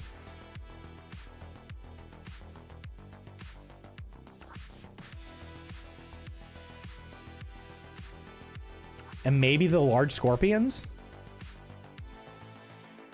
The abyss is going to suck once they fix the shrimp not aggroing. There are so many down there. They have long range attacks, and you have to come with. Oh, is that so? That's broken.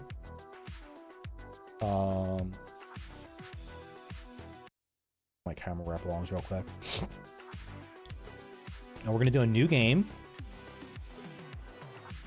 We're gonna do customize. All right. Yeah, we're gonna do all this shit unlocked because I don't feel like doing anything. Bugs spawn. Bugs ignore players. Players take damage when getting attacked. No.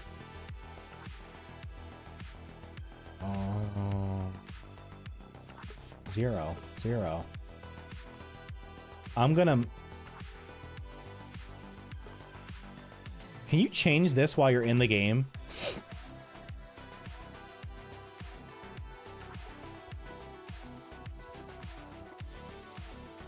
Can you change the time of... Can you change how the fast the time of day is mid-game? I think you can. Okay. Turn all mutations on? Did I not do that?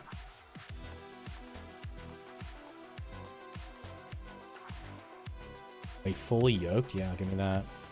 That's not even an option. Ball damage scaling 0. Okay, I think we're good. Yeah, I'm just trying to, I want to speed run.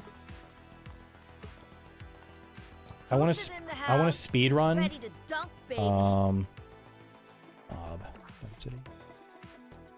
want to speed run over to the pond and then see if I can speed the time of day up just to see how many mobs spawn him. Can you see them at a brown recluse spider? I hope not. I don't even want them. I told you, you can't run from me, you foul beast. Am I playing the right game? Shit, I gotta go through the god team. Can I skip the tutorial? I don't want them to add the Black Widow. Oh no. No. Oh man, I don't care about this shit. Ominent better not have pulled the same trick again, or I swear to God. Hey, they got the news on TV? That's Dr. Tully. Wait. Shoot, he tore off Burgle's head and shrank himself down. I think I followed him here to get Burgle's head back. Oh, but you know there's going to be a third tier of Scorpion. Did I miss the scanner? God damn it. Get your Scabby 2K. Installation procedure incomplete. Sick of now. I want a Black Ox Beetle, Roly Poly. They're going to add, they're going to, 100% there's going to be another, there's going to be a third tier Scorpion. There's going to be a Black Widow. Located here in scenic and dangerous Brook Hollow Park. They'll probably bring back Ladybirds. Congratulations. They'll probably have a third tier Beetle. So they have the Bombardier, the Rust. They'll probably have, they might have a third tier Beetle as well. Although I guess the Black Ox Beetle could be the tier 3.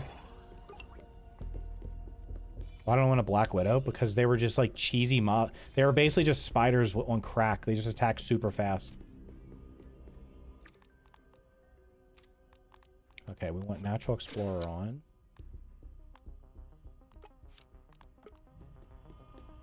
Did I activate the mutation? That's the only one that matters, right? Also, can I change game settings?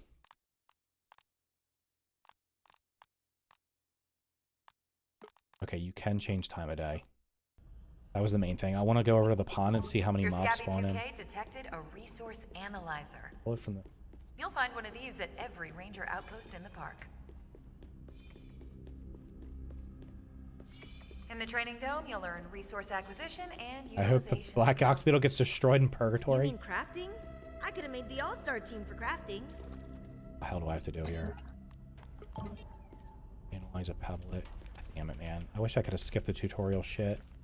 Should have probably just went straight into creative. Can you make the time faster in creative?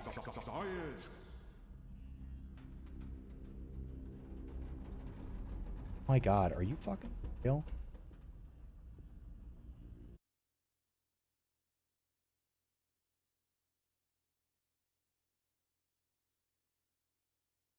I like the original Black Widow before it spawned babies. Yeah. They need to consolidate the buggy nest. Yes, there should only be one for sure. There's no reason to have more than one. There should just be a buggy nest that you manage them all from. And you should just have to, like, if they want to have it where you have to use certain resources to unlock the other bugs, do the same thing they do with the Omni tool. Just have it be at a station, you upgrade it. Now what? Handcraft a pebblet, some bullshit. I don't even remember how to do this stuff. Handcraft a what now? Did I say a spear? Z. Handcraft a spear. Need rope. Sprigs.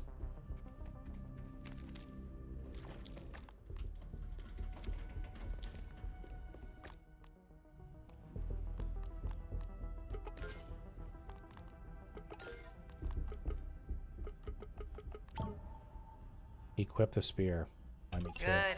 You are now legally armed and potentially I think Grounded 2 would have dangerous. been much better if there wasn't a single I'll bug show from you Grounded 1. potential. I mean, there's When no way you're they were ready, going to do it. press the There's button. no way they were going to do it The completely free. Your combat skills will be I mean, about completely, everything wasn't going to be skill completely new. experts. You survived. Good. A summoning Your healing performance class? was rated out of 10. Stay calm. An error was detected in the training module. I think the Mass Now Ranger is calling Director it Smector. I don't know about that. I'll never catch up to Dr. Tully at this rate. Hi there. Bad news. I have sustained damage. Please. Hi. Virgo. Please fix Virgo. What bugs and bosses would you love to see added? I want a dragonfly. I think instead of doing stupid tiger mosquitoes, I think they should have just put dragonflies in the pond. Imagine how much more enjoyable the pond would have been if there were neutral dragonflies flying around instead of mosquitoes everywhere. Holy crap, that was Burgle. Who was that with him? An Ominent employee? This game literally I'll takes have to deal with place her first right if I'm around the safe. corner. Whoops. Sorry, little bug. Right around the corner from the first game. If you live in a if you're in your house, if you have a park right up the street from your house, there's a good chance that most of the bugs that are in your backyard are going to be in the park up the street from you. So it's reasonable to assume Everything. I want one. that there would have been some of the same bugs. I understand that you're like, I wish they wouldn't have done that, but I don't have a problem. Much like everything Ominent touches. I don't like see this is fine right here. Look how many I just walked by I've walked by 4 different creatures right now and none of them have attacked me. If 90% of the creatures in the game were neutral or passive, the game would be 1,000% more enjoyable. Of a straight razor. Oh, there's another one. That's 5. I've now run into 5 bugs. 5 that are now we're gonna get into the aggressive. Except they're not gonna attack me because I have it turned off. Hopping mites. There's mites. My As soon as Virgo you with come the down high here, bear, then there's gonna be I could larva. dunk on Mount Matumbo. I mean, everybody wanted grounded. Do ants ever get Why are tired they of spawning doing out of ant thin air? stuff? Everybody wanted the game I'd to like be to in one that says, Australia because they're like, oh, we can have giant spiders. I mean, it literally could have just taken place in a different city in the United States. And it would have been, they could have had completely new creatures.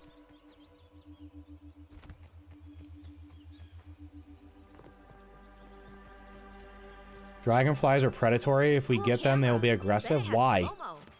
I could talk. Dragonflies attack every other bug on site. They hunt other flying insects. Great. But they're not going to hunt me if I'm walking around on the ground. If they want to get in fights with bees and wasps, awesome. But they could be neutral towards the player. Also, like, the bees in this game are neutral until you attack them.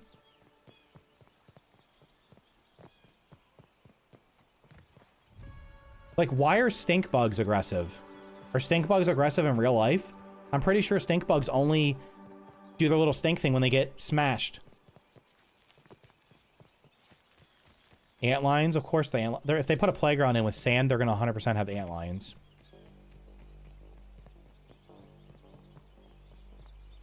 Except the ones that are in the game now will probably be... The ones that are from the first game will be antlion nymphs. And they'll have, like, an actual fully grown whatever the fuck they turn into. I mean, I think a sequel inside... Like, actually inside of a building would have been better. Instead of having it be outdoors. Having it be inside of a house. I think that would have been more interesting. It would have been a totally unique landscape. Ah, larva. Feels like I saw your disgusting little face just yesterday.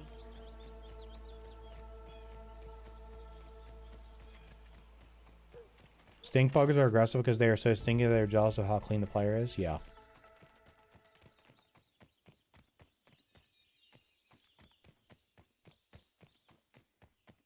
It's weird walking around in this game and not constantly hearing the danger noise. I forgot about them. The scaredy cats of the grass jungle.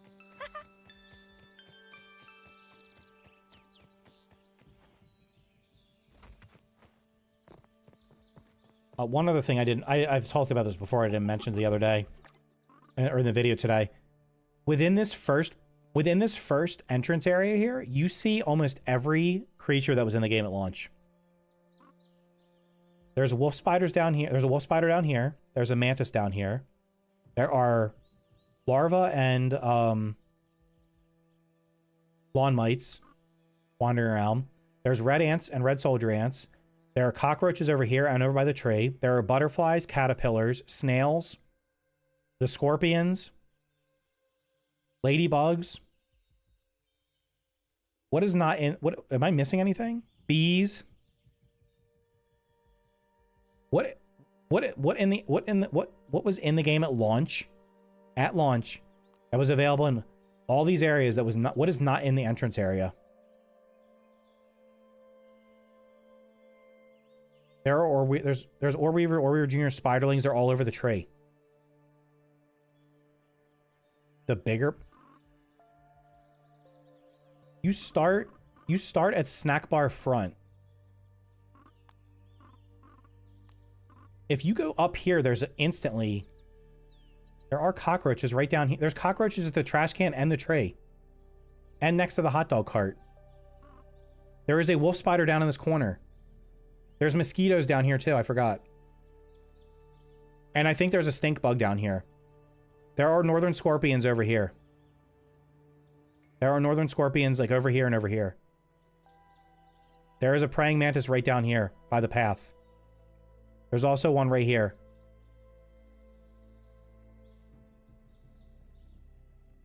The cockroach queen is not down here. That's it.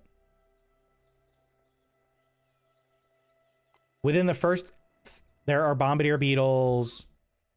There are bombardier beetles on this walking path. Where's the anthill? Is the anthill on the other side of the walking path?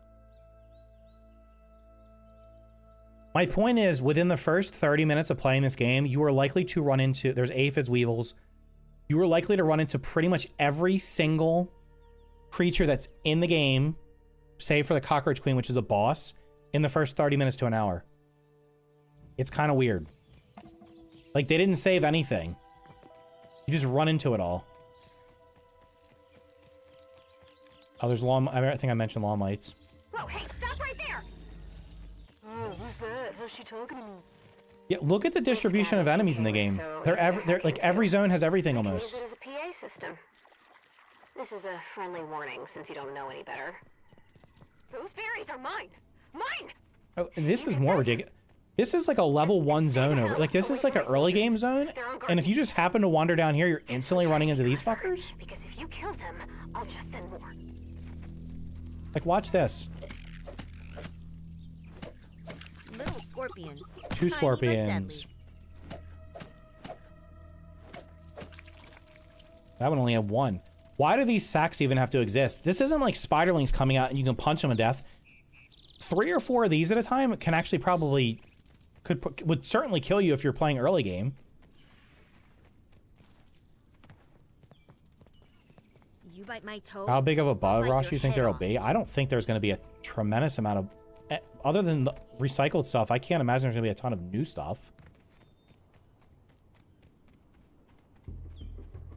Those are striped bark to the higher tier? Yeah, exactly. There's ticks down there. They're everywhere. The ticks are like lawn mites. They put them everywhere. The purpose of this was to come over here and see how many mosquitoes are down here.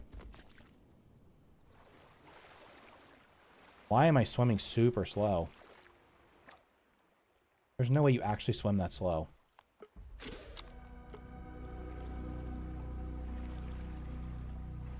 You actually swim that slow? Yeah, I mean, ladybugs fly. I don't know why they don't fly in this game. Going over to these lily pads, I'm going to speed the time of day up and see.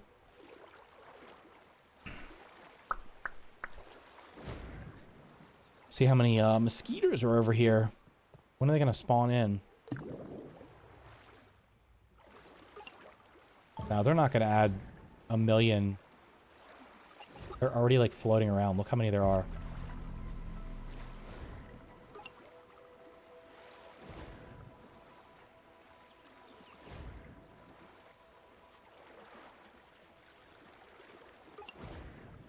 This is where they sit.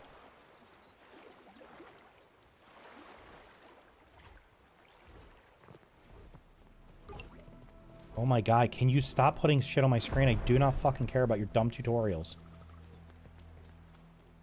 Alright, now we're going to speed up the time of day.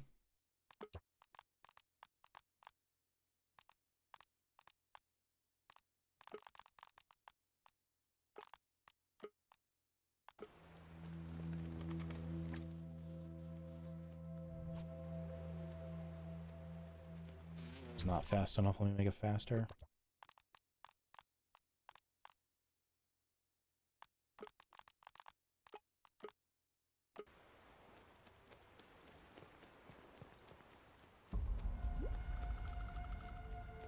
When I was over here earlier, I counted 5 of them. Damn, mosquitoes got racing stripes now? Must be crazy fast. Is the time moving? God damn, it's still not moving that fast.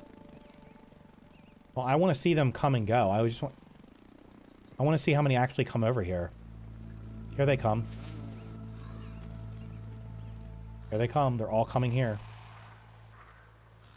It's like you know how the lightning bugs or the fireflies, they all congregate in like small areas. This is like the place where all these little fuckers spawn for some reason. Now they're going over there. Scoping out the competition.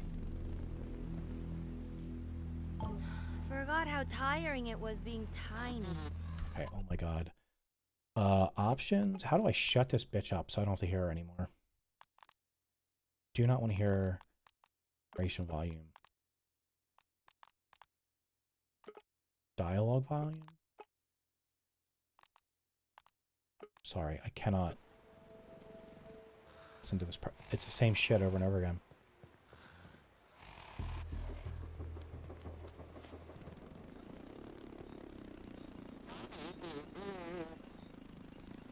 What's that thing doing? That's pretty cool that they go in the water.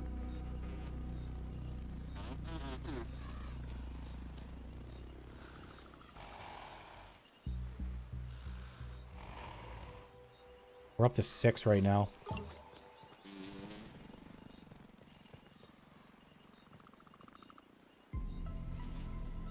It's nighttime. Why are they not all sleeping?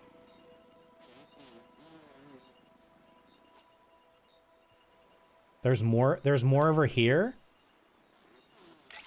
Are you saying there's more over there?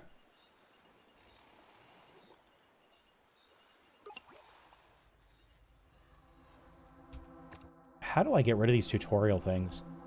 Is that an option?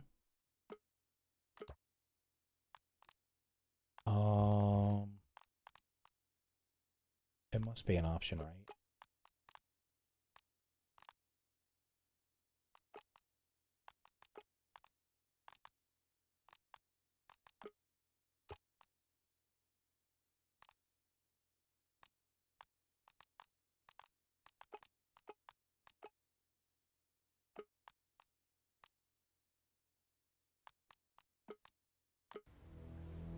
I just turned you off. Now they're just wandering around.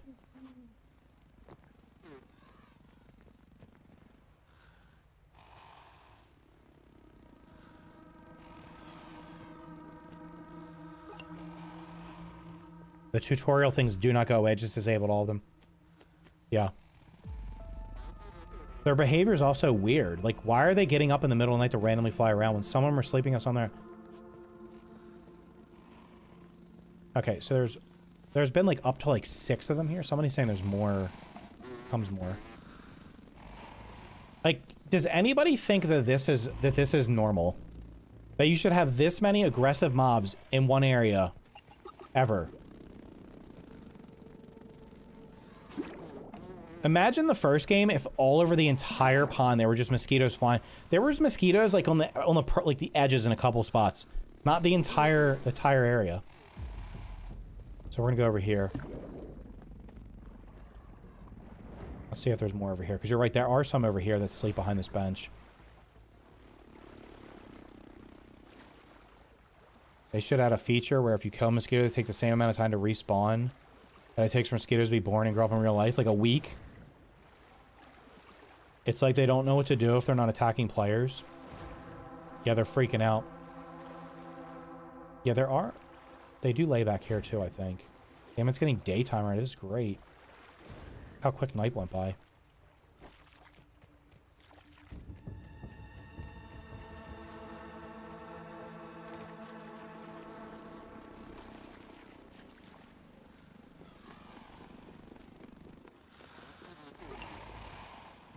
Oh my god. 1, 2, 3, 4, 5, 6. Why are there so many in one spot? It's like they accidentally hit control copy paste like 4 times by mistake. There's no reason for there to be more than like 2.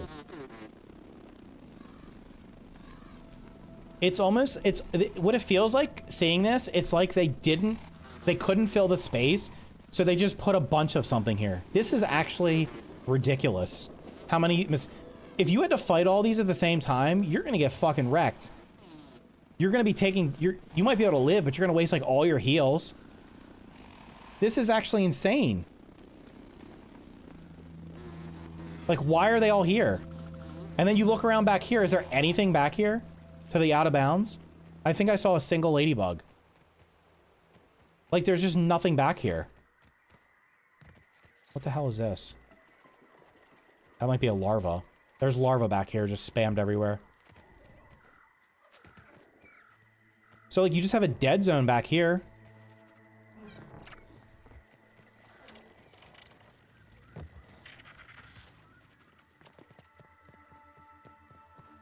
I don't even know if I... Oh, there's a mantis. Didn't even know that was there either. I guess I haven't been back here. Like, this thing's just randomly placed here. Do you know what this mantis would be doing? Eating the fucking mosquitoes, probably. That's what it would be doing. Like, the mantis should literally hunt everything. Everything. They should be the apex predator. They don't hunt us, but they hunt everything else. But this right here is actually quite insane, the amount of mosquitoes in this one place. Like, literally just delete 3/4 of them. There should be like 2. Throughout this entire wetlands area, through like this entire area back here, I think it would probably be okay if there was like 3 of them spread out, so you never have to fight more than 1 at a time. Oh, hold on. We just random... For no apparent reason at all, these guys are back here. Like, what are these guys doing back here? Why aren't they in the water? They want to make realistic bug game with a childlike candor. Have you ever seen how many mosquitoes swarm in real life? I don't ever see more than 1 or 2, but I mean, I can see what you're saying. Like, if there was just a stagnant pond somewhere, there'd probably be a lot of them. But this isn't like, it's not like they're going for realism here, because of realism, if you got on a spider buggy, it would be able to walk vertically up that trail all the way to the top. Or an ant or anything else. Now I have to wait for it to be daytime.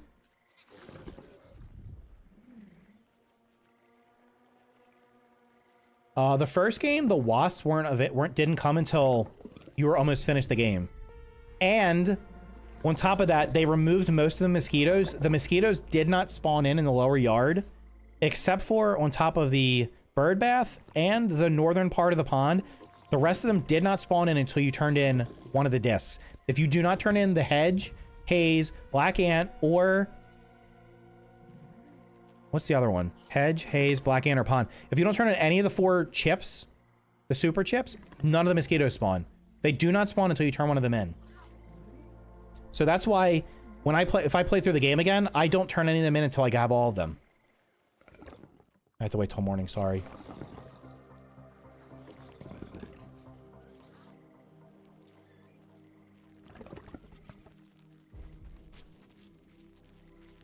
Once it gets morning, I'll turn it so the day takes forever.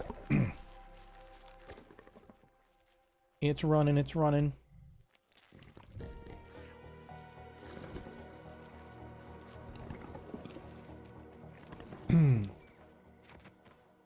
I don't understand why these things, like, do these things normally live in water or out of water or both? Like, why are they... It feels like this one new bug they put everywhere. They're all over the bottom of the pond, and they're all over the, like, this area and in the bottom of the tray. Okay, it's morning. Options. So that's not what I want. I want settings. Now we're gonna turn the time of day right down to like 2. This is what the game should probably feel like. Okay, so like, yeah, this area back here feels dead. It's like, why this giant area back here? It's just like here, and maybe they're gonna update it later, but it was like, oh, there's nothing back there. Okay, let's just randomly put one of these guys back here. Like, why? This would have been an area. They could have put something else back here. They could have put, I don't know, shit from the first game that's not in here. Why not have a couple roly-polies back here or something? They should add a wolf spider there? Yes, they should. Everywhere there's nothing, let's put a wolf spider. Agreed.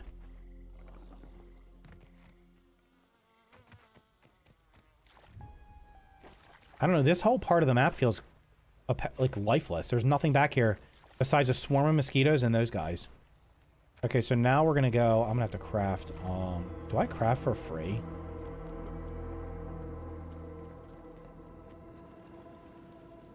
Too steep, eh?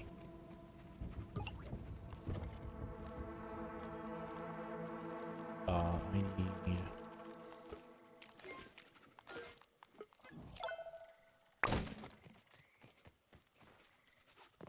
We're gonna go in here.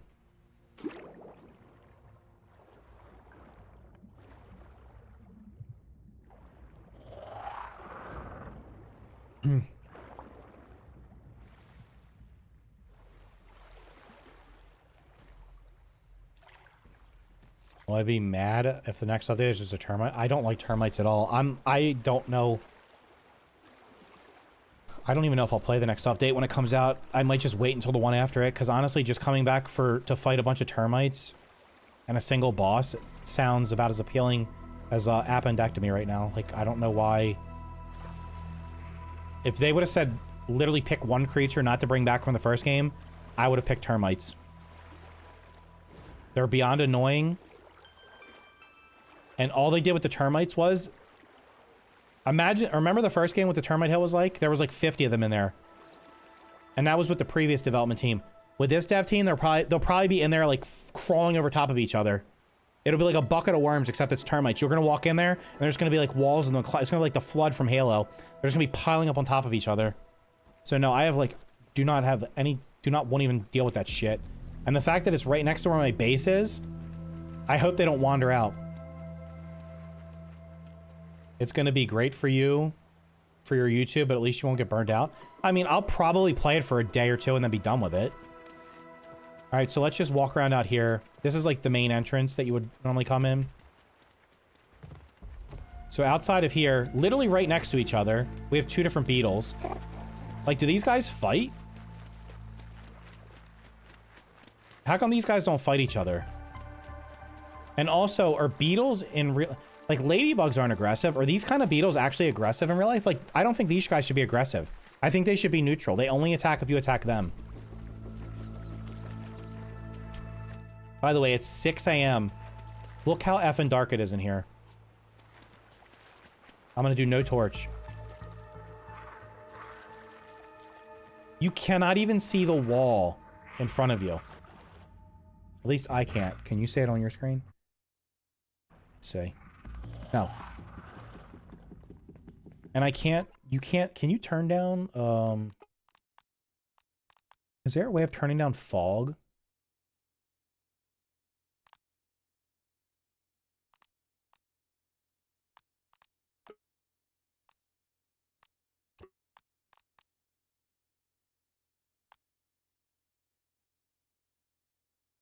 There's no volumetric fog, it doesn't look like.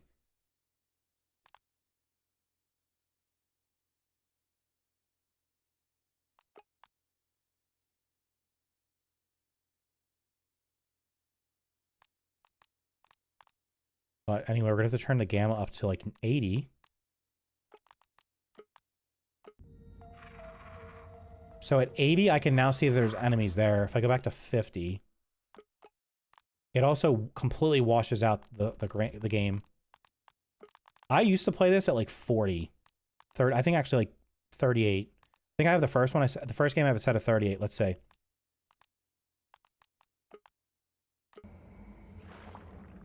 I can barely see these creatures here because their red eyes popped up. I can't tell how far back the wall is really at my normal gamma. But coming in here, I literally have to turn it up. Actually, let me check with the torch. The torch literally lights up like a tiny circle. So now you have to go in here and you have to turn your gamma. Like this is... I literally have to turn up probably 70. I'll do 75. 75, 80 usually. And all that did was... It's like brighter where I'm at, but not really that far in front of me. So coming upon here, we've already seen 2 different types of beetles. Now... We got a 2 toe biters, an earwig, and a moth fight, or a butterfly fighting. That looks like another earwig up there. These guys do seem to fight. But then when you come over here, just to the left, you guys are, I mean, I'm just showing you what you've already probably seen. Come over here, there's cockroaches. Oh, there's a rust beetle with the cockroach queen right next to it. Somewhere. Wasn't she over here? Are you the cockroach queen? Oh, you're a regular cockroach. Where's the queen? There was a queen in here the other day. There's no way they removed it. Didn't I not fight a cockroach queen right here?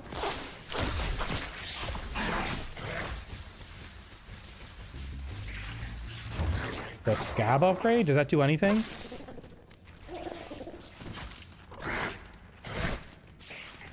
Right, so that's like over here. And then come over here. I swear there was a cockroach queen in here. You come over this way. Oh, there's the earwig. There's some toe biters. I guess they are fighting each other. That's good to know. Come over here. There's now more earwigs over here. I don't even know if have I been over here before? Is this the way out? That's the way out. I can literally hear snoring above me a wolf spider. So there's a wolf spider up on that ledge. I believe. Yeah. Wolf spider there, casually sleeping next to a butterfly.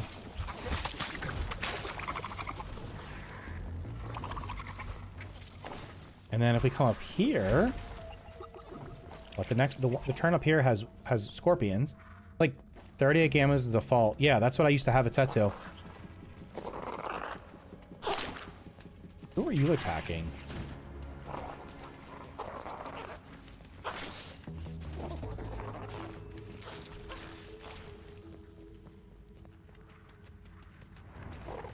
That's an Omni tool upgrade? There's an Omni tool upgrade to upgrade your brightness? Anyway, you come up here, and let's see what we're going to run into.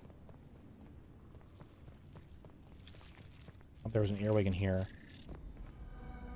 Oh, we're gonna cover this ledge. There's gonna be a scorpion up here, I'm pretty sure. But he might be buried in the ground.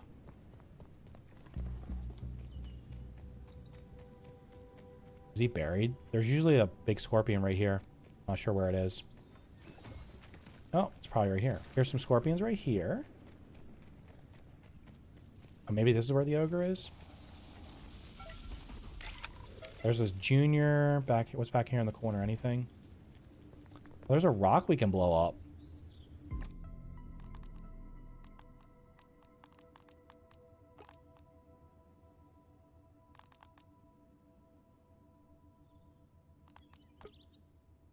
That's not what I want. Where are the explosives?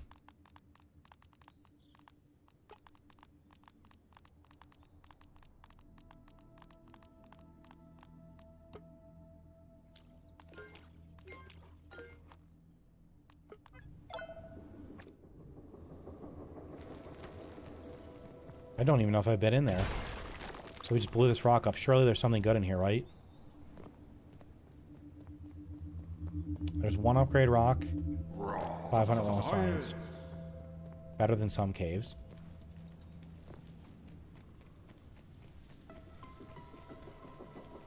Just a bunch of scorpions. There is an ogre scorpion in there somewhere. I think it's that room I went through. I'm not sure why it's not in there. Because I killed it.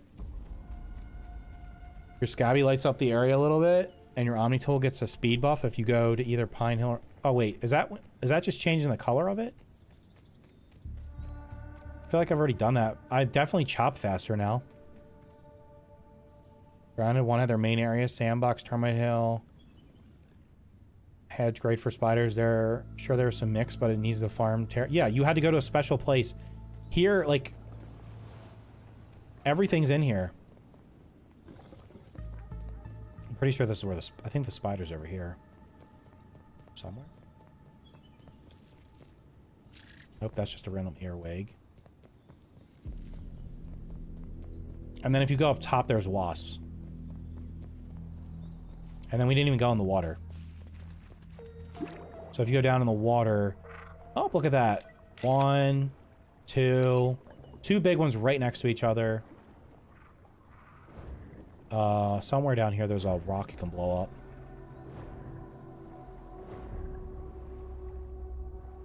It's just crystals.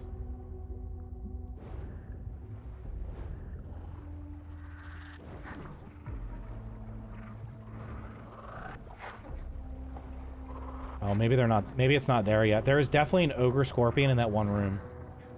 Bunch of diving bell spiders. The only thing not in here is orb weavers for some reason. There's the water flea. Wait. Spiny water flea. Regular water flea right next, like just randomly next to each other. In the first game, they were never in the same water. They were in totally different bodies of water. Here we got the regular toe biter. You could probably peep almost every creature in the game if you just come to this one location. That's crazy. There is a cave down there you can blow up somewhere.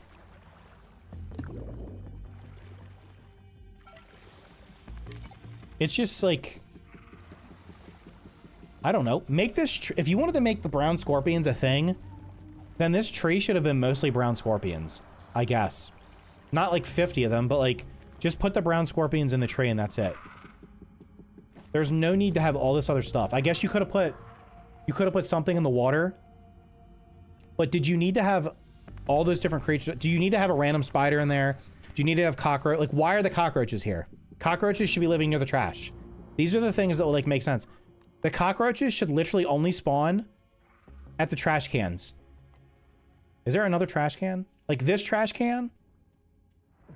And there's the toxic anthill up here. This trash can. Like, the cockroaches should be near the trash cans. And if they want to put them in that one anthill because it's near the trash cans, that would make logical sense. The only other place that might make sense is the picnic table. They're not even there. This one location literally has everything. It's just, it's like silly. It's actually silly. It feels like they didn't know how to fill the space, so they just filled it with everything. The trash can in the new area. Right, whatever. Put things where they logically belong. Put the spiders in the bush. Orb weavers are only in the hedges. How about that? Orb weavers are only in the hedges. Do you know, the problem is if they did this, they wouldn't be able to fill the map. They have filled the map by just copying and pasting bugs all over it. That's what they have done. Instead of having different creatures everywhere, they put the same creatures everywhere. I'm going to try to get to the top. It'd be nice if I had a flying mount, but you know.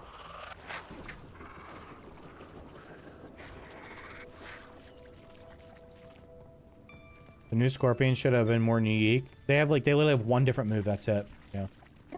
Just found a bike helmet. What the hell? Oh wait, there's more beetles randomly over here for no reason. Can we get inside this helmet?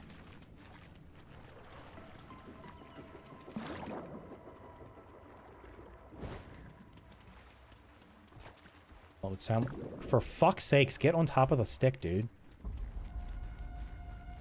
It sounds like there's something in there. I'm just gonna... Is there something in the helmet? Oh my god, you son of bitch. I'll run this way.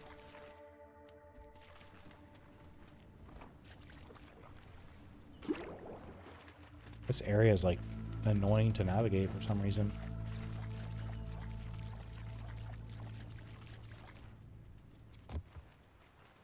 I don't even think I found all the locations. Don't know what I'm doing. That's not what I was doing.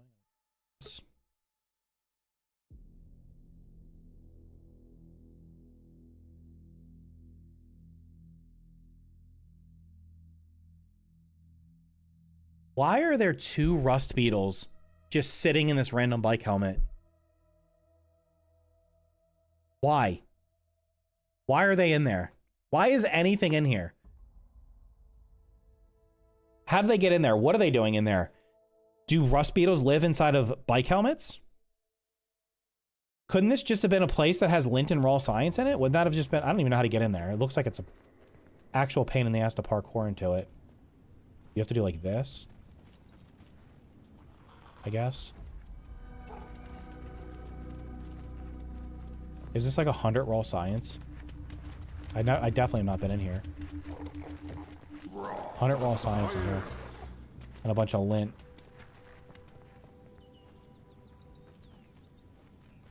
Rust beetles are famously addicted to eating lint. Everyone knows that. Got me.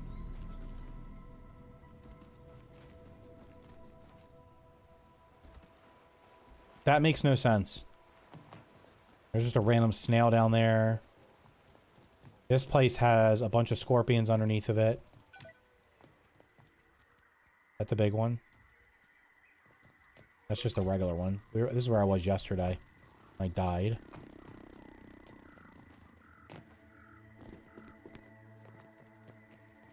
There's scorpions everywhere randomly. And then you come over here. I'm pretty sure there's a toe biters randomly placed over here. Up on this ledge. There's a bunch of scorpions down there.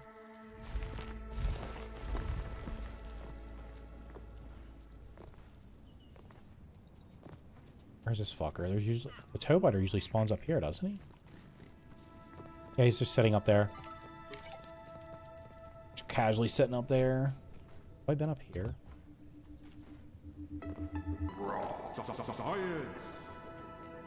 Look how... Can scorpions ride bikes? Perhaps. Wandering through here right now, without any of these bugs aggroing me, is an actual enjoyable experience. I can assure you, if I was doing this in a regular, like, just regular survival, I would have been, like, crashed out by now.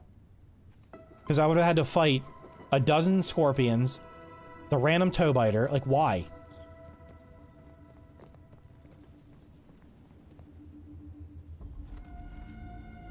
I don't even know if I went in here. This looks like a different... Is this a different water area or the same?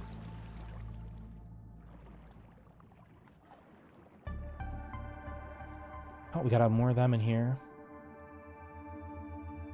This is a different area.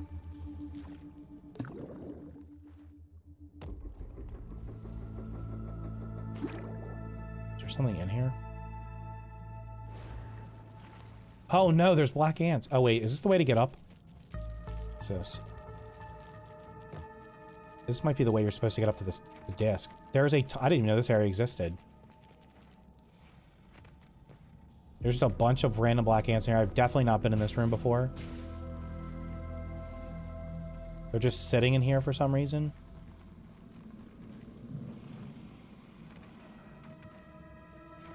How do I get over there?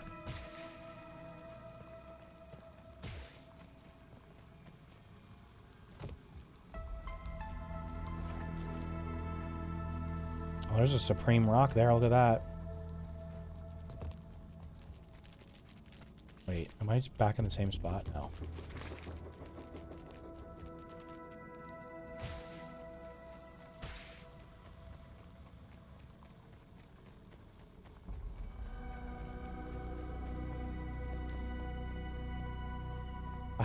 I have not even seen this before. I have not seen any of this before. Who the fuck would make this place a park? Scorpions, wolf spiders, fuck all that. I mean, the wolf spiders, whatever. You can see them, like, I can see them in my yard. But scorpions, no. Scorpions live in the desert. Or mountains. They don't live in, like, a random park. You need the supreme rock. You need the supreme... You need 3 of them to make one of the new workbenches. There's a milk molar in here. I definitely didn't get that. There's a supreme quartzite. Like, just look at the number of ants in here. It's excessive. And I've never been... I didn't even go in that cave. That's probably why I couldn't find that milk molar.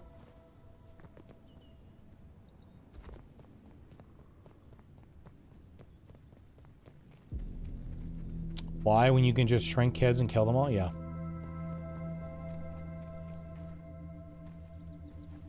I mean, you can stockpile on them. Like, you could stockpile them, I guess. But I'm sure they'll be located other places later on. There's raw science over there. Are we supposed to get that? Okay, we come up here. That's where we just were. There's a pop cap thing, I think. I think I've been here. This is the memorial. Oh, now we have the mosquitoes. There's the mosquitoes. Can't ever just have one. There's always got to be more than one. Did I just hear another one?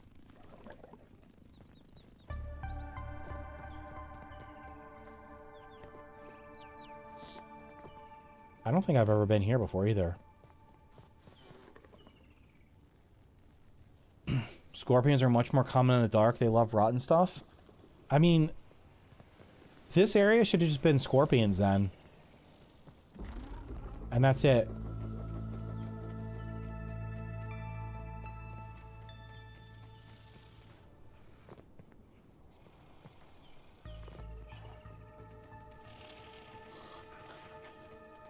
What is sleeping?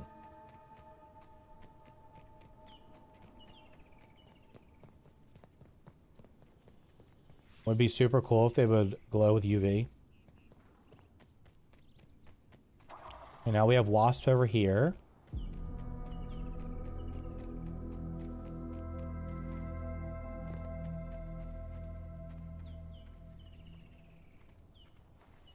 Why is there just like a web bridge in there?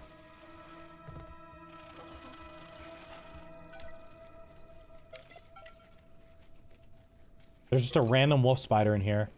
Nope, sorry, not 1, 2. I definitely am not... Can I craft glow sticks?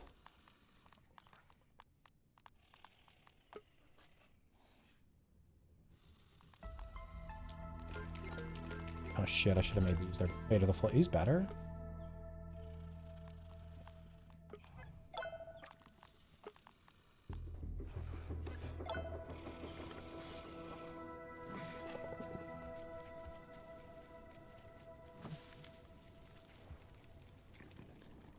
There's no way the flares are that useless.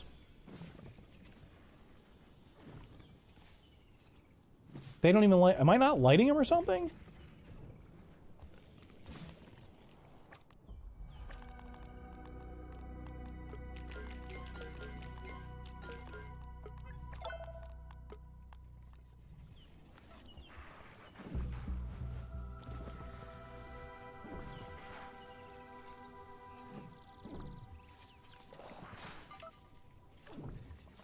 Wait, there's two wolf spiders fighting each other?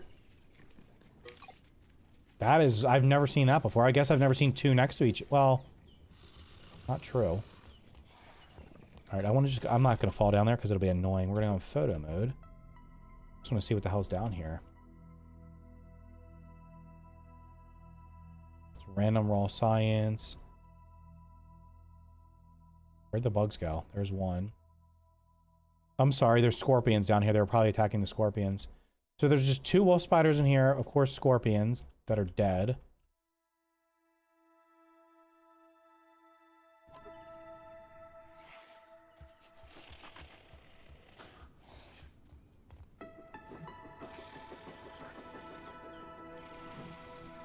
These glow sticks and flares actually are useless. You have to be right on top of them to be able to see them.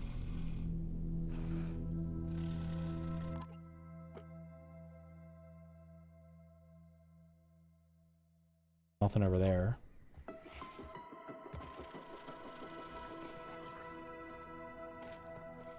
There's also a bunch of enemies in the game that are weak to salt, but you can't harvest the salt yet. So, and it's tier 4, meaning you'll probably have fought a million wasps before you can even unlock it. Well, I want to know where you're putting your new base. Sure. Should be a weird toe biter that spawns in. You walk up there as well. There is another one. Look at this. Look at this shithole, dude. Look at this motherfucker. Who wants to go down in here? This like... That just looks like a death trap. Oops, I didn't mean to fall, but... So there's just a scorpion pit. Ticks. Another scorpion. Random, like just random raw science in a corner. Are toe biters even real? Yeah. Like this just looks like a This looks like a really cool area to explore when you're not being attacked. This would be absolutely miserable to explore through. Because every single one of these creatures is aggressive. Every one of them.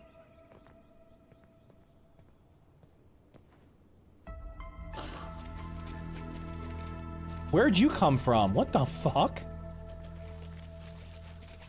And then they just spawn in. Okay, now we have this giant pit down here. That looks like that's probably a scorpion. I don't even know where that... More scorpions. I think this is the room I was in before. Yeah. It's just annoying. It's not always the fear of death I can reload or get my bag, but my durability for my fight is annoying. Yeah, the spider bridges randomly spawn a spider on them.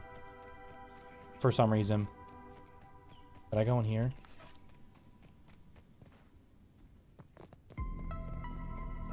Like, these are all, like, cool areas to explore, but I'm never going to want to come in here because it's just going to be constant fighting.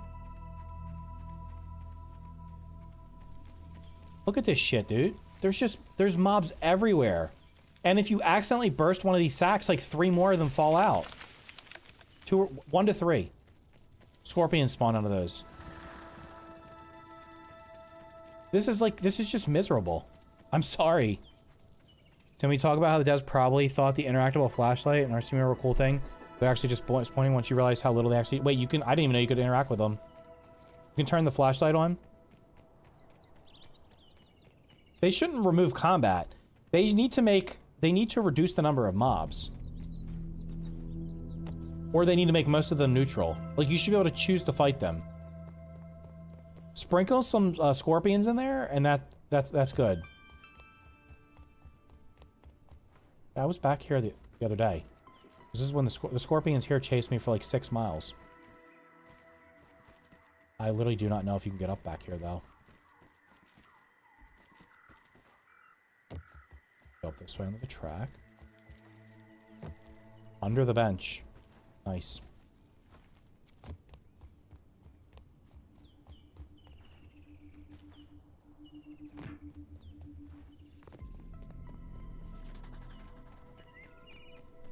Wait, you can do something with this bulldozer? What in the hell is that?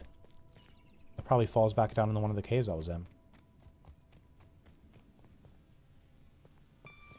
The mover gets you into a hidden section? It does? Nobody told me this the other day?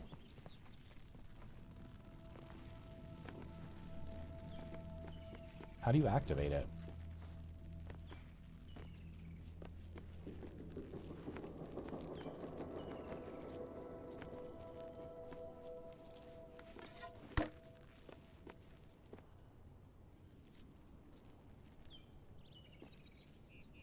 How do you turn this thing on? There's a remote.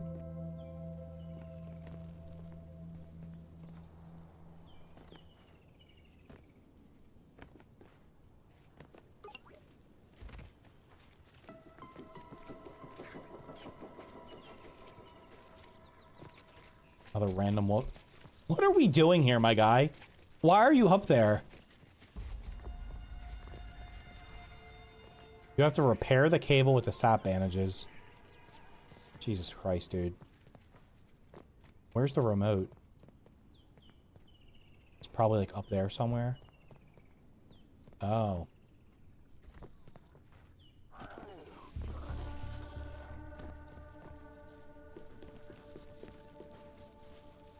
Oh, here we fucking go. Can't make it. There's gotta be a way up here.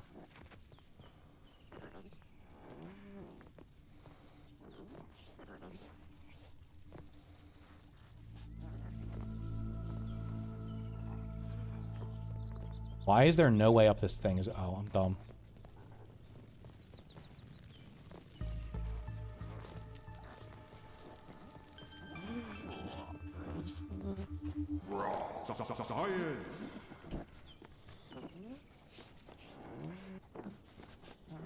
It's not letting me do anything.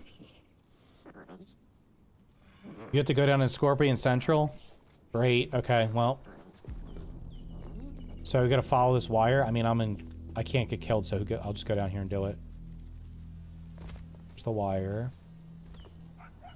No fucking way the wire goes all the way back up there. God damn it. Who is coming down here?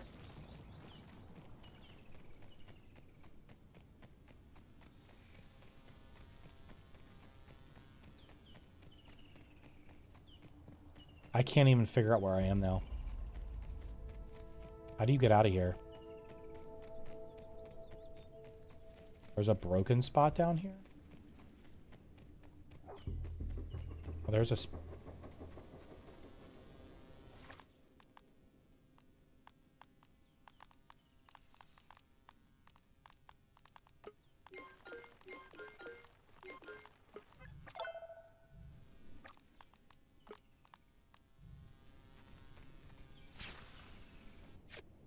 Why would anybody have sap bandages? What are they even used for? Oh, I'm in custom. I was just walking around and looking at the absurdity of how many mobs are in this area. It's actually... I have not even seen 90% of this. I came in here, got the disc, and left. This is like the most... This is probably the most poorly... It's probably the It's probably one of the better looking environments, but the most poorly... laid out area in terms of enemies. There's just enemies fucking everywhere. Like, I would absolutely not want to explore this. It just is miserable. What is that? Just another scorpion. Why are there just random ticks and scorpions on top of each other? You can heal your buggy? Oh, I've literally never healed my buggy. So, how do I get up to this wire? Am I blind?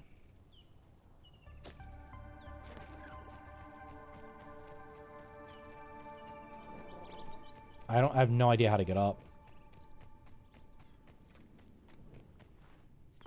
Guess this way? The ticks are on the scorpions? Ah, good point. Okay, we gotta find this wire.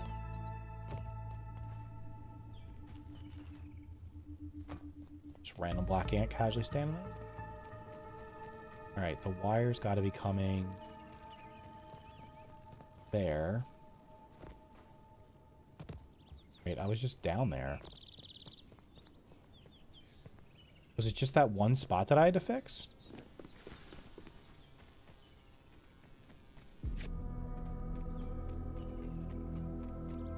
Is it just 2 spots? I only see 2 spots.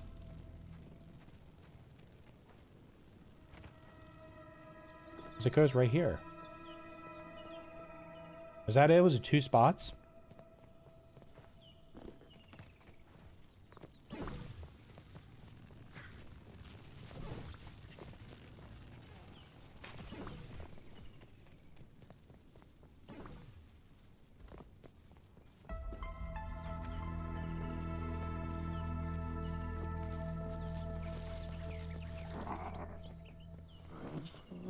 Another exam. There's no reason to have more than 1 stink bug up here.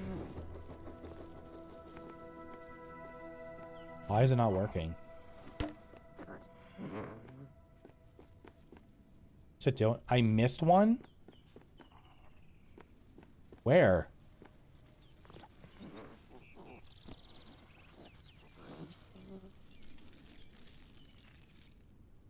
There's a third. It's not up here, right?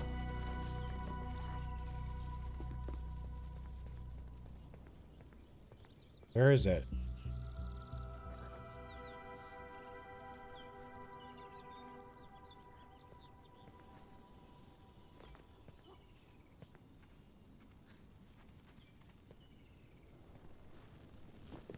Oh, for fuck's sakes, dude. Now I gotta go all the way back up.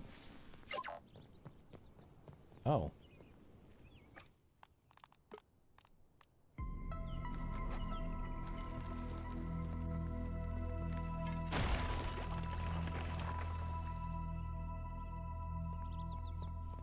Oh, that's nice. There's 3 crystals in here. Unfortunately, I can't get back up. Wait, can I get back up over here? No, there's literally just no fast way up. So you basically have to fucking walk all the way back around. Holy shit. This is insane. It's a long-ass time to fix this thing. I didn't even do that, and I was able to get to the track. I was able to get to the disc.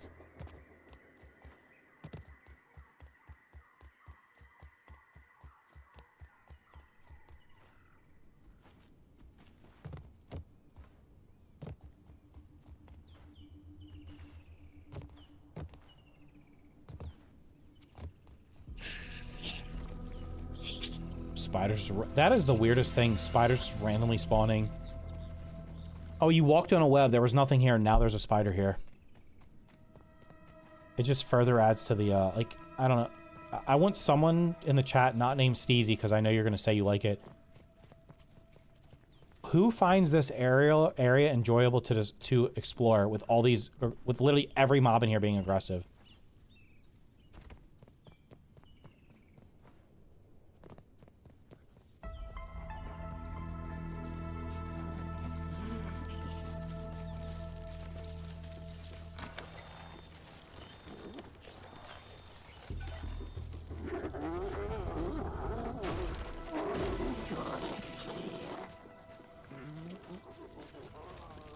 Is that it? Is it done, or I have to do something else?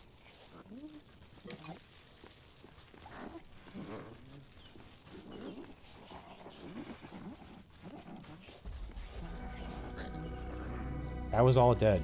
Okay. Don't even know what it did. It looked like it dumped some rocks out.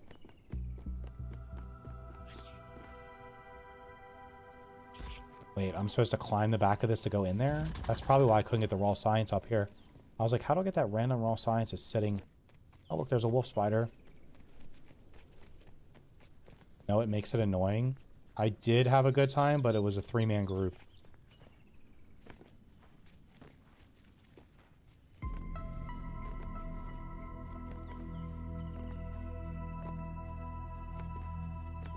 Yeah, I definitely didn't get this raw science because I didn't do this. Oh my god. This fucking floaty ass jumping, dude. It's got this stupid Fortnite jumping where you fucking flail your arms around like a retard. Nobody jumps like that in real life.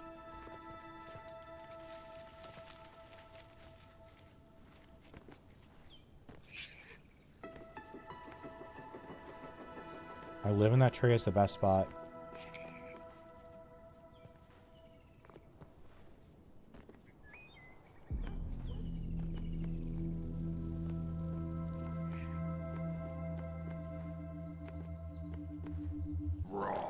Science!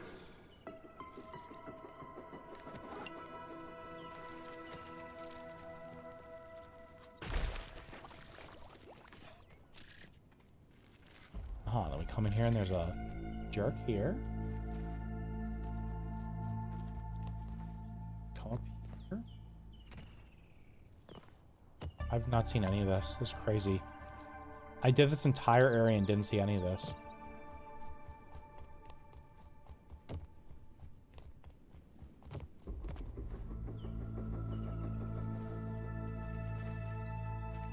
They literally took the default jump animation from Fortnite.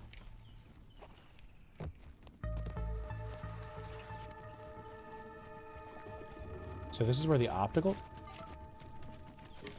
Just giant toe biter in there. Oh yeah, I was in here the other day. Okay, so great. That's all the shit. What was the other thing I didn't do? Wait, there's a flashlight too. I didn't do the flashlight.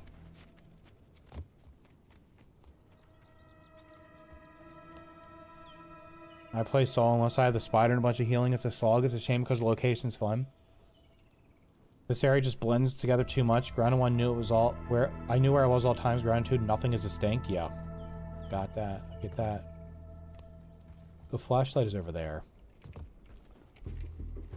Okay, I didn't touch the flashlight. I didn't even know you could interact with it. I thought I walked up to that switch too.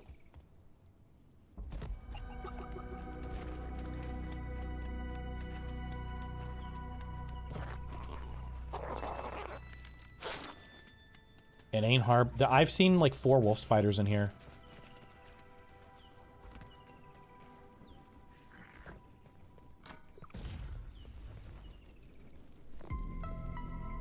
What the fuck? Have I been in this cave? I don't think so. Oh, there's just randomly cockroaches. Okay. You guarding upgrade stones? Yep, supreme shit. Great. I never want to come in here. I mean, this is not... These guys don't attack. So, whatever.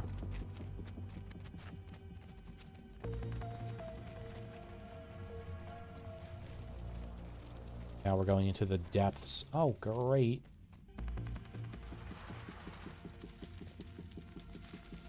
Just scorpions, scorpions, scorpions. And the only thing down here, literally the only reason to come down here is to get these upgrade stones. All these fucking scorpions. These sacks are gonna burst open. Yeah, no thanks.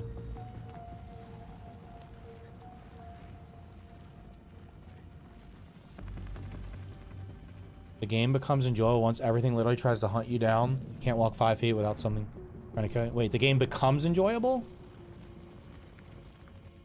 This would be absolutely miserable to explore. There's so many scorpions down there. Is this a cockroach queen? Oh, it is. So that's aggressive too. So you're going to come in here. This thing's going to attack you, which means all the cockroaches are going to attack you. And then right below you is like a couple of scorpions.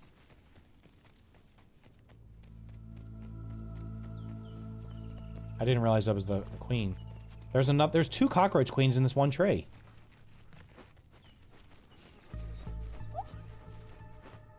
There's probably a stupid treasure chest down there. Most of the treasures are... I don't even like digging the treasure up anymore. Because they all give, like, junk resources that I don't need. And it takes up, like, 5 inventory spaces.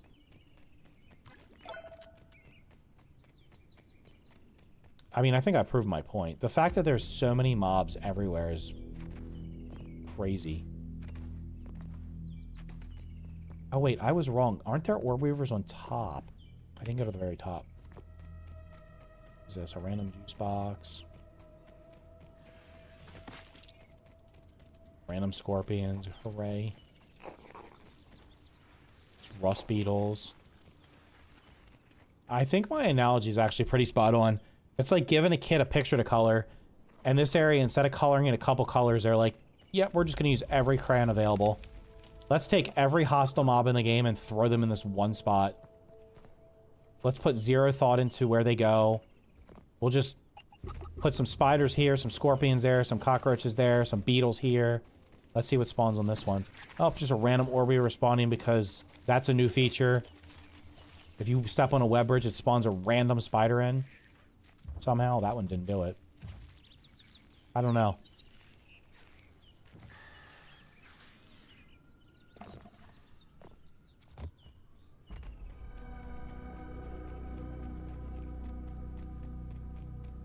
I'm sure that there's probably really cool places to build here.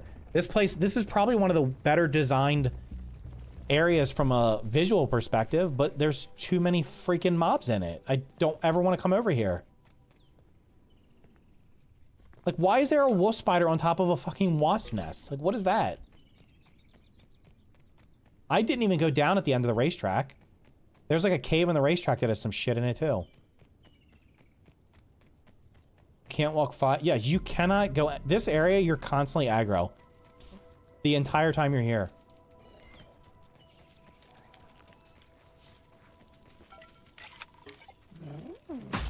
Oops.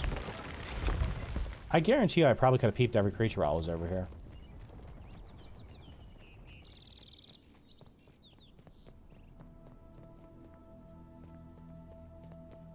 Oh, Hulk. Sorry, guys. I missed that random green shield bug that was down here for no reason other than for it to just be here. Ticks.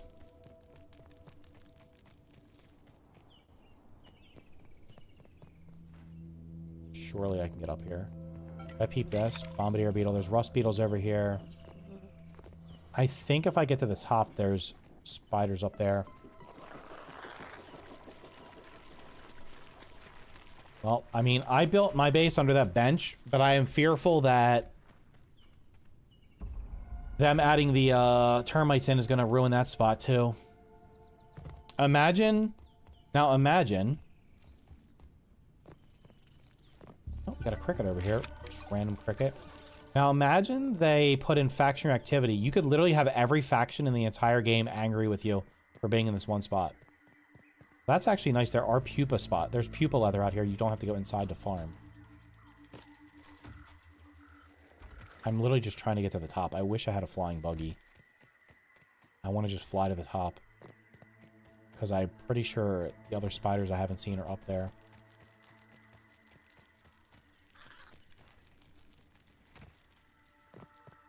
It's crazy that that bulldozer thing, I didn't even know you could do anything with it. Or the flashlight. Finish the whole area without seeing either one of them.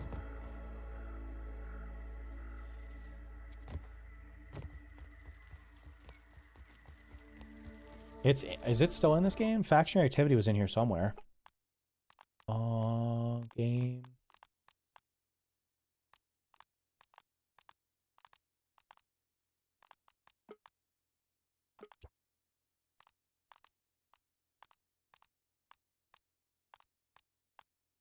Oh, they've removed it. Faction reactivity was in one of these menus and it was disabled. I think they're not going to put it in. Probably because people don't want base raids. Yeah, I came... Okay, so you can, like, literally just get to the top without going through the entire tree.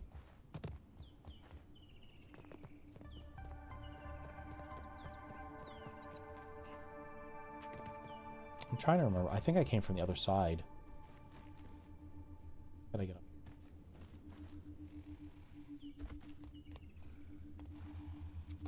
I don't even remember how I got to the top because I don't... Like, most of this stuff I don't remember saying.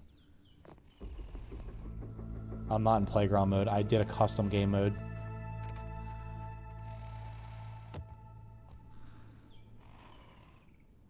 Yeah, well, this isn't an alternative because the game apparently tells you to go to the garden first.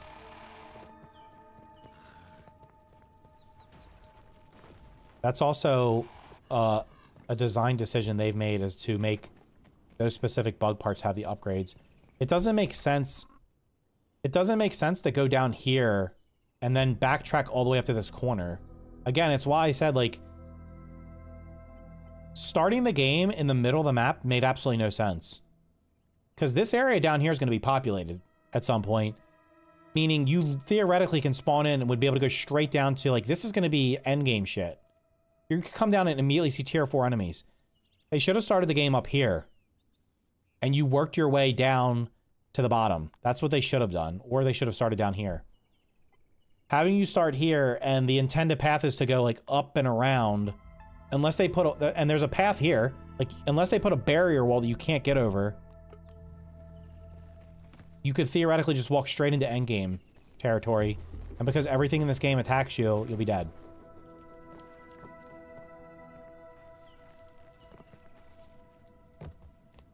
Who died? I don't even know. I didn't even look at this shit when I was over here.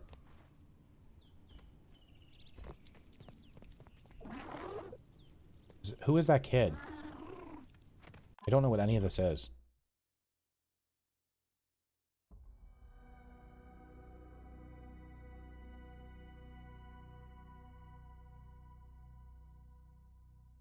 That's him. Who's this?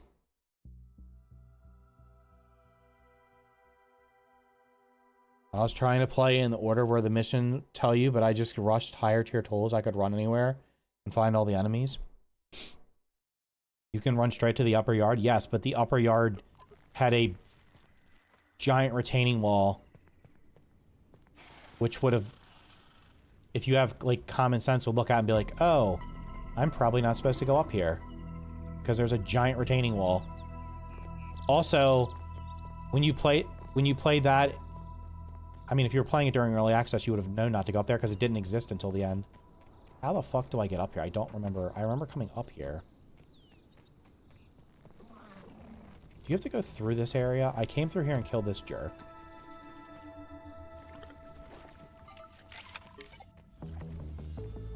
I think I came through here. No, I didn't because I came out. Oh. I don't think I went down there. I think I jumped back out. Didn't I? Maybe not. I came through here. Guess this is the only way out.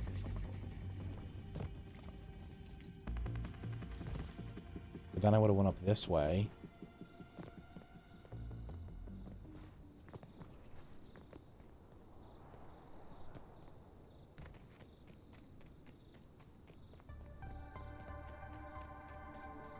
I literally don't remember how I got up there.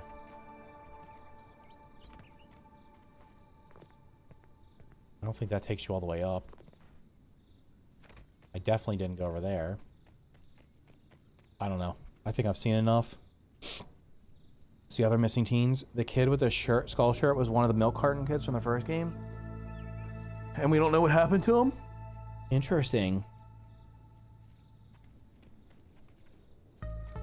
This area is an absolute nightmare to navigate.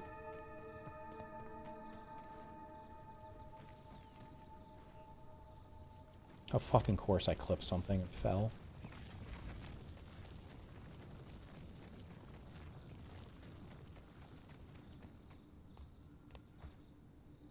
There's no way I can walk up this, right? Is this too steep? Looks too steep. You know it.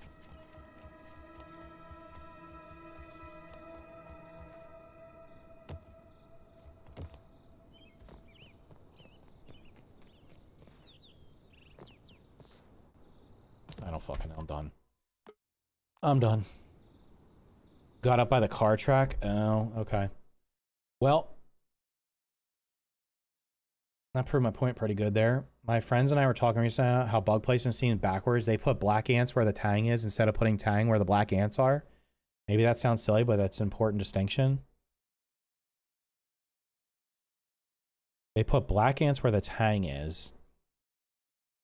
They didn't put tang where the black... Wait, they put black ants where the tang is instead of putting tang where the black ants are? I don't understand. Would they not both be...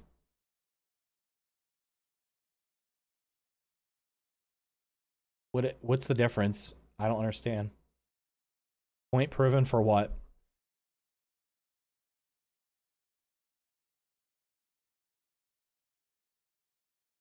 So the car track takes you to the top. But up top there are spiders up top. So I think every single aggressive creature in the entire game is in that one spot. I think that proves my point. For your video today? Yeah. What else did I not talk about?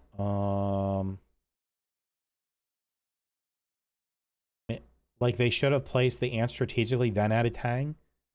I mean, they just put Tang everywhere. The garden just has Tang all over it. You're right. There's also Tang inside of the, there's like Tang puddles. There's Tang inside of the greenhouse. They still haven't fixed the greenhouse bug where the door won't open. And I don't have the prompt to break it anymore. That reverted back to where it was. So I can't shortcut through the greenhouse. I mean, we just talked, like, just right there. That area is so... It's like they had someone go through. He says saying they designed the ants around the Tang instead of balancing the Tang placement based on the ants. Yeah, I understand, yeah.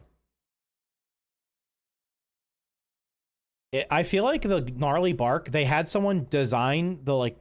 They're like, okay, we need to design this location. So they had people design the location, and then somebody else came in and placed the bugs. It doesn't feel like someone created the environment with the bug placement in mind. It almost feels like it was the opposite. Here's the location, and now somebody came in behind them and just started throwing bugs in there. And they put everything in the one spot. It is kind of crazy that every aggressive creature, save for a mantis maybe? I didn't say a mantis. That might be the only one. I don't think there's a mantis in there, but I think everything else that is aggressive is in that one spot. Because there are mosquitoes. There's not regular mosquitoes, but there's tiger mosquitoes. So like every tier 2 and up bug is in that spot. Bombardier beetle, rust beetle. I have seen a northern scorpion over there. I don't know if they're supposed to be there. All the bark scorpions. Toe biter, nymph, regular, and the papa one. Tiger mosquitoes, orb weavers, and spiderlings, I'm pretty sure, are up top. 5 different wolf spiders.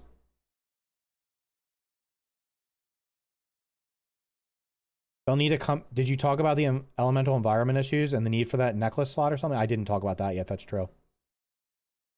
Videos like this are needed for people like me who actually care about the gaming experience. It's important to let the devs know what could be improved and how to do it. Exactly, spreadsheet game dev. You think, I didn't word it better than you. I read somebody's comment on YouTube. You think they just basically looked at that area and they're like, okay, we need to put 50 mobs in it. And they just went down the list and they're like, okay, we need 2 of these, 3 of those, 2 of these, 4 of those, perhaps. Because there was a diving bell spider, there were diving bell spiders and both types of water fleas in the water. It's crazy how you can have one location have literally everything in it. I'm trying to think of, did the Undershed have everything in it in the first game? It may have. But the stuff was kind of spaced out. Oh, there's also ticks there. We haven't gotten dust mites yet. Those are actually... The entire armor series needs rework. Oh yeah, I agree with that too. I didn't even talk about armor. I briefly talked about it, but... Yeah, like back to the...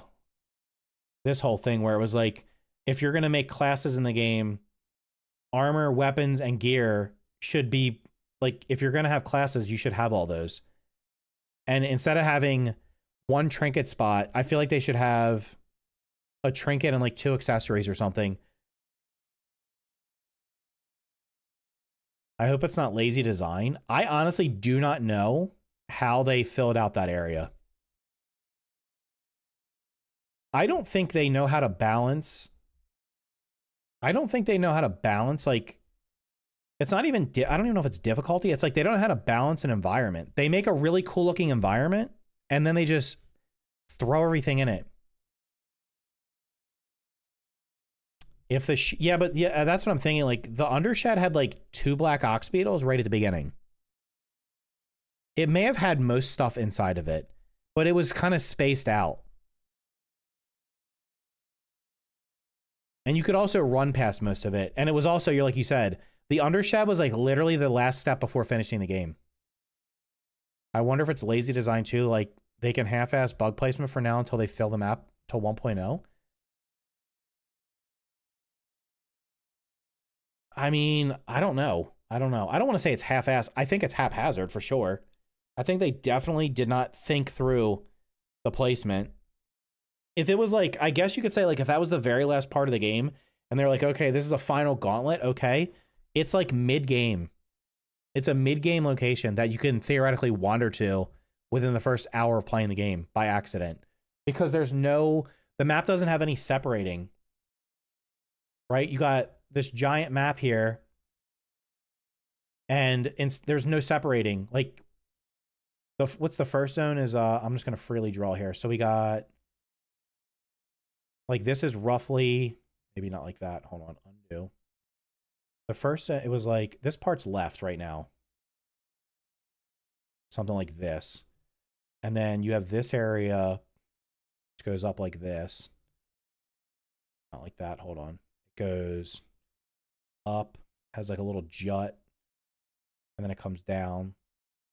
And then you had... Like, this area is basically walled off. So you have zone 1, 2, 3. I would imagine this is going to be 4 and this is going to be 5 with something like this, or vice versa. There's no barrier. There needs to be like a hard barrier like here to prevent, like, you shouldn't be able to go through this. Like, what is stopping you from going when they add this new area? What is stopping you from going down here? There's nothing. There is absolutely nothing. And the first game, the map was set up, it was obviously much smaller, but the barrier from the lower yard to the upper yard was literally a fucking retaining wall right here. Like, this stopped you.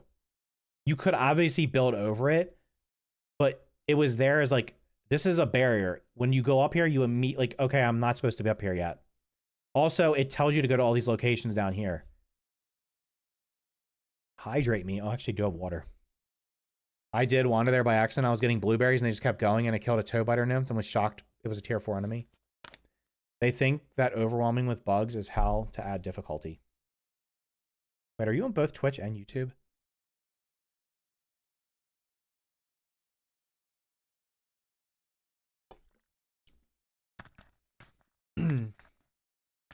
You can't use Snap to Grid with the hot tub blueprint?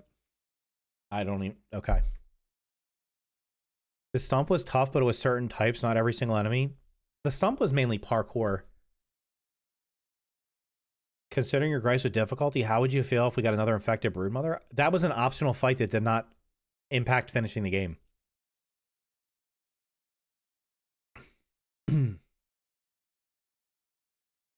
I could run anywhere immediately, so I thought I could unlock all the fast travel for quality of life, only to find out some until I progress properly. Yeah, like, you can't even access the one in the garden down here until you have the bomb that you need to finish the greenhouse with.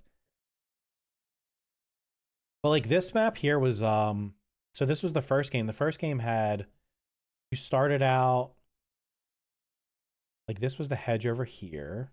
The hedge was like most of that. And then this was the sandbox. The sandbox area was like over here. And the haze was over here. So you had 1, 2, 3, 4. It's a terrible 3, but anyway. But the game told, like, this was your safe area, and then the game told you to go here. I forgot the pond. So this was actually 2. This was supposed to be 3. This is 4. The game actually tells you where to go. Once you get this chip, it numbers the other chips. I think this is chip number 2, 3, and 4. So you were supposed to go here, then here, but you had this barrier wall. Like, the way it's set up right now, you do not have a barrier. You're literally going to spawn in here. And yeah, you can follow the waypoints, but there's nothing stopping you from going straight down. There's a freaking brick pathway here. We have the infected broodmother. The lizard is way easier than the infected broodmother. It'll have to be some kind of map change like the pest spray. I can guarantee you they are not thinking about that. I do not think that they thought about... I think they had an idea of what the map was going to be, but I don't think they properly thought out the progression. Again, this should have been... Like, if this is zone 1, we should have started up here, not down here. Then what they could have done was they could have had... They could have made the water area The water area down here, what they could have done was what they did in the first game. They could have had a retaining wall that ran along the water like this and went down here like this. There could be a retaining wall here that is like elevated, that's like, okay, I'm not supposed to go over here. And like this area could have had even a higher retaining wall or some shit, right? So it's like, so you know where to go. It feels like Dark Souls progression where they want players to just know that they shouldn't be in a certain area yet and turn around. Yeah, it's kind of weird. Because like first game, okay, it tells you to go to the hedge. You can't even go in this area. You can't go in the haze without the gas mask. Like, it's like, oh, I need a gas mask to go in here. I shouldn't be here. So logically, you would go to the pond because you can get pond gear. Grounded 2 isn't Ground 1. They're probably trying different progression loops. Some plans just aren't as good. It happens. It's a totally different team building it, and they clearly don't have the foresight that the original team did in terms of laying out the map. Why would there be a wall in a park? That's just probably their logic. Why are there scorpions in a park? Why is the park overrun with scorpions in a middle of a neighborhood? It's not like this park is in the middle of a desert in Oklahoma or Texas. It's literally in the middle of a neighborhood. There's no reason for there to be scorpions everywhere. No one would go to a park that had scorpions all over the place. You're gonna let your kid walk around in the park and they're gonna get stung by scorpion? I don't mind the map setup, but like you say, use a hedge as a retaining wall that has no path thrown until you unlock. They could have done that too. The map is like really, it's like really weirdly laid out. Like, why would you go? Why, like, you're supposed to go like this, I think, unless this is zone 4 and this is zone 5. But either way, the opposite would be dotted line down here and dotted line over here. But the fact that you'll almost surely, unless they like completely change the way the map looks and block this area off right here, you would literally be able to just go straight down to the 4th zone and then just die and be like, oh, I'm not supposed to be down there. A pumpkin patch park with a greenhouse? Yeah, that doesn't make any sense. The garden doesn't really make sense either. Like, a garden should have had like vegetables in it, not pumpkins. I don't think you would have a pumpkin patch garden at a park. Scorpions are pests. If you walk down towards Burgle's body, you can get jumped by a mantis within 1 hour. What do you mean? The first zone has, you start here, there's a mantis. I have so much shit drawn here. Here's the map. You spawn here. This is the part of the map that's currently, redraw it. It's like something like this. You spawn here. There's a mantis like here, and there's a mantis right down here. And there's a wolf spider over here. And there's like northern scorpions like here and here. And I don't know when the ogres start up, but there's an ogre scorpion on the side of the hot dog cart. I don't know if that happens later, but there's an ogre scorpion. I mean, an ogre mantis up there that will literally shit on you. Because it's a really bad location to fight it. But right, like, you start out and like mantis right here. And by the way, again, speaking of the progression, you can kill this mantis and this mantis if you're good enough. And this wolf spider. And guess what? You can't make their armors until you get lint. You can't get lint until you come to the garden. Because you can't upgrade your axe. I guess you could come over here now and kill potato beetles, but like you won't be able to upgrade your axe to get the lint until you go to the second or third area. It doesn't make sense to put mobs that you can farm their parts from and can't use them until you go to another part of the map. Because the progression is all fucking bugged. You used to be able to just make the mantis armor and the wolf spider armor without lint or black amp parts. It doesn't make any sense to have the mantis armor require black amp parts. Why would you do that? The ogre mantis won't spawn until you unleash them in the scarecrow. Okay. Isn't it how pumpkins make contextual sense? If there's a pumpkin garden in the thing, whatever, fine.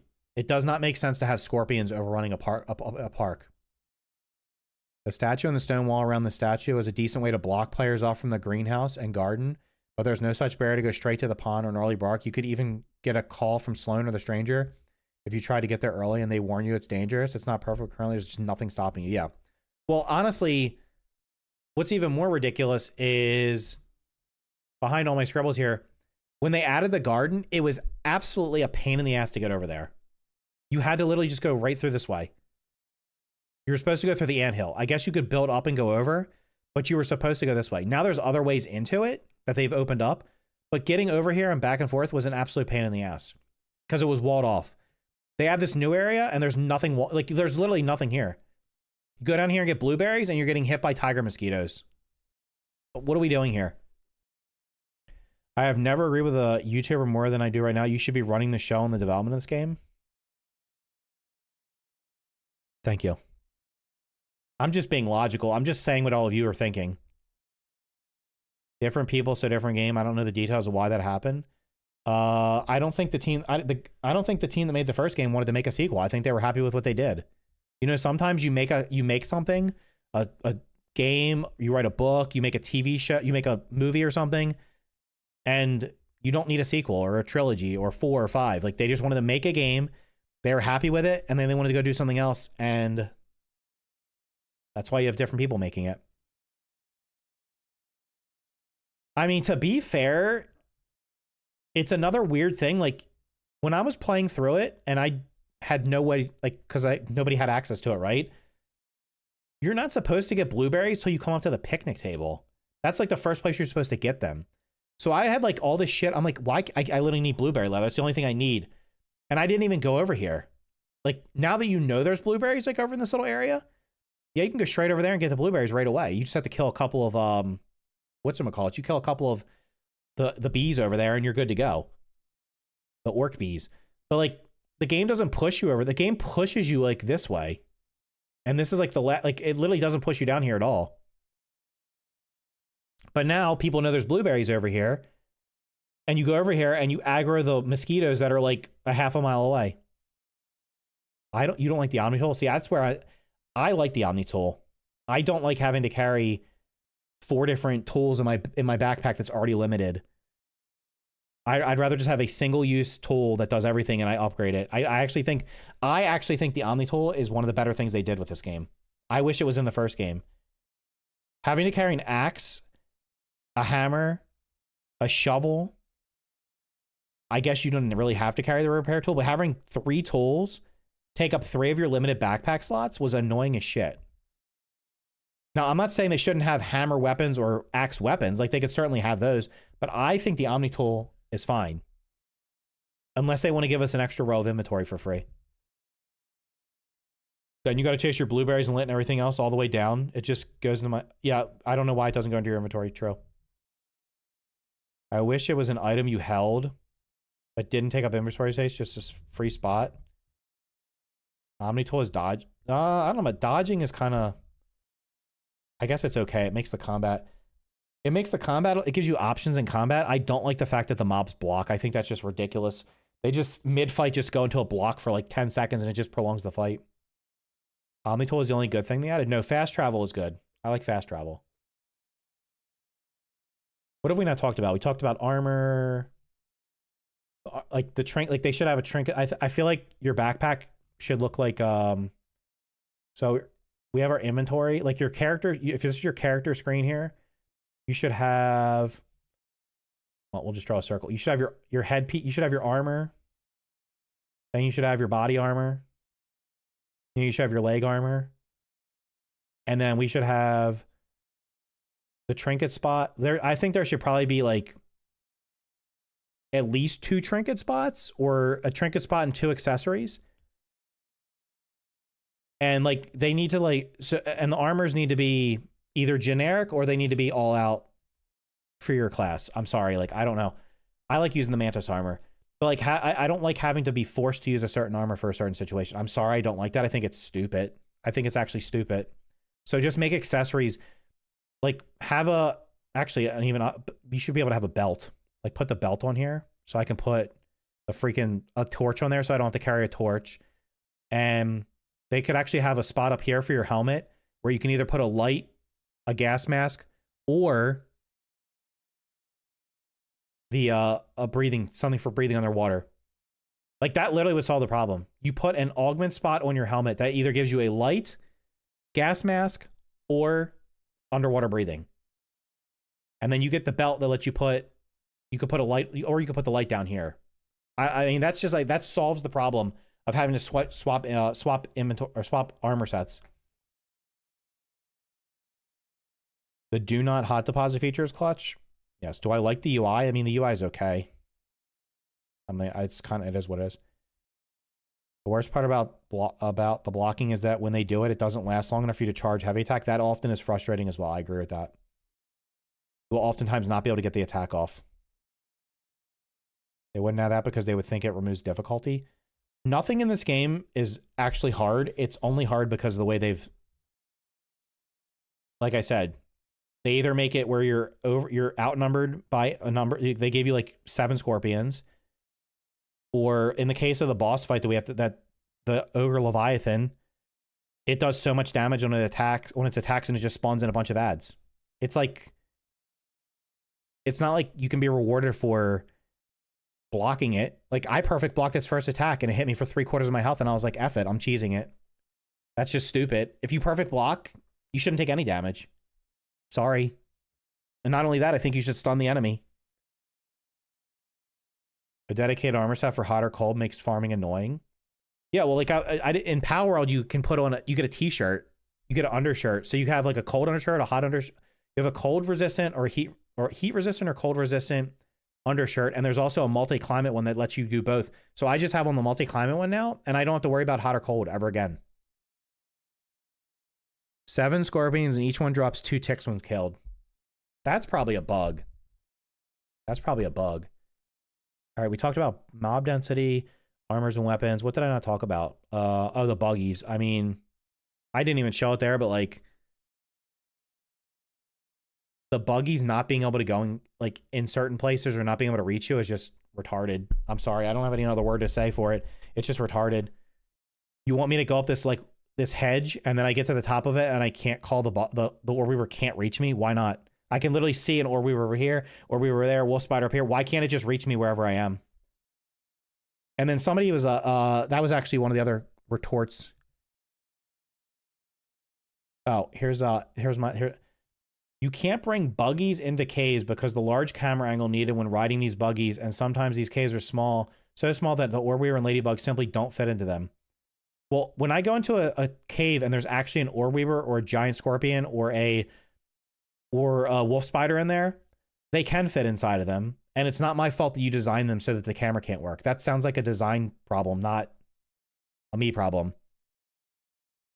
Make the caves bigger. Make the roof of them bigger so that the camera can function while being on the buggies. If you're going to put buggies in the game, you should be able to be on them 100% of the time. With the exception of water. I agree not letting all of them in water, but when you're on land, you should be able to ride the buggy. I should be able to get on my Orb and ride it anywhere on that land that I want to at any time. Inventory space with zip lines now, they're losing necessity. How about not being able to take the Ladybug buggy underground? Yeah, I mean, there's a lot of spots where there's tang and you can't use the Ladybug. I noticed after using a zip line, you sometimes can't summon a buggy until you save and reload. I've not had that happen. That sounds weird. The Orb can't make it because the other spiders are in the way? Perhaps. That's actually, yeah. That could perhaps be it. Has anybody commented on this? Any new comments? I didn't read it. I guess I could go through the comments on here and see. Oh, people are actually replying right now.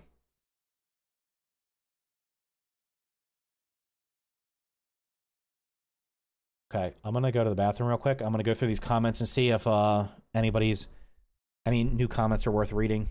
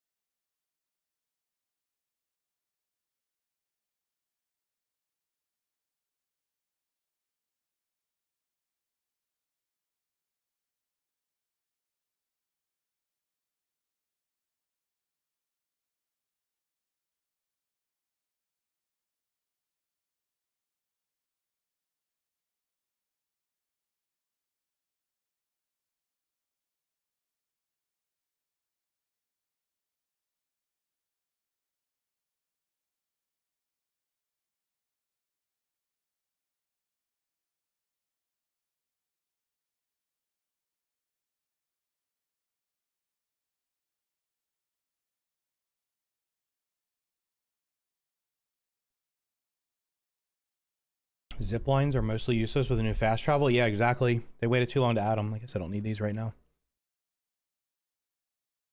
We need to address the problem with the nighttime lasting longer than daytime. Is it actually longer? Feels like it's like 50-50. They should be equal. No, they should probably have like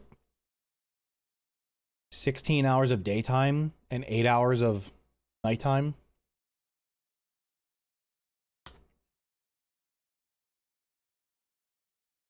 Like, what purpose? When are you ever needing to go out at nighttime?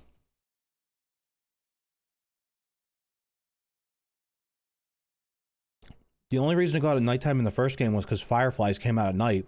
In this game, there's fireflies everywhere.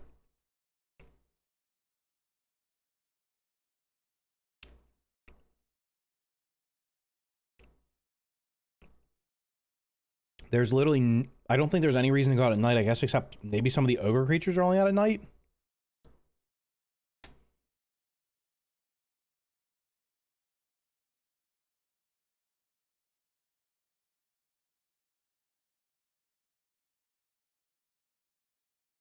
The most important zip line is the one that gets you to your nearest fast travel. Yeah, but I have my base rated as fast travel. Unintentionally.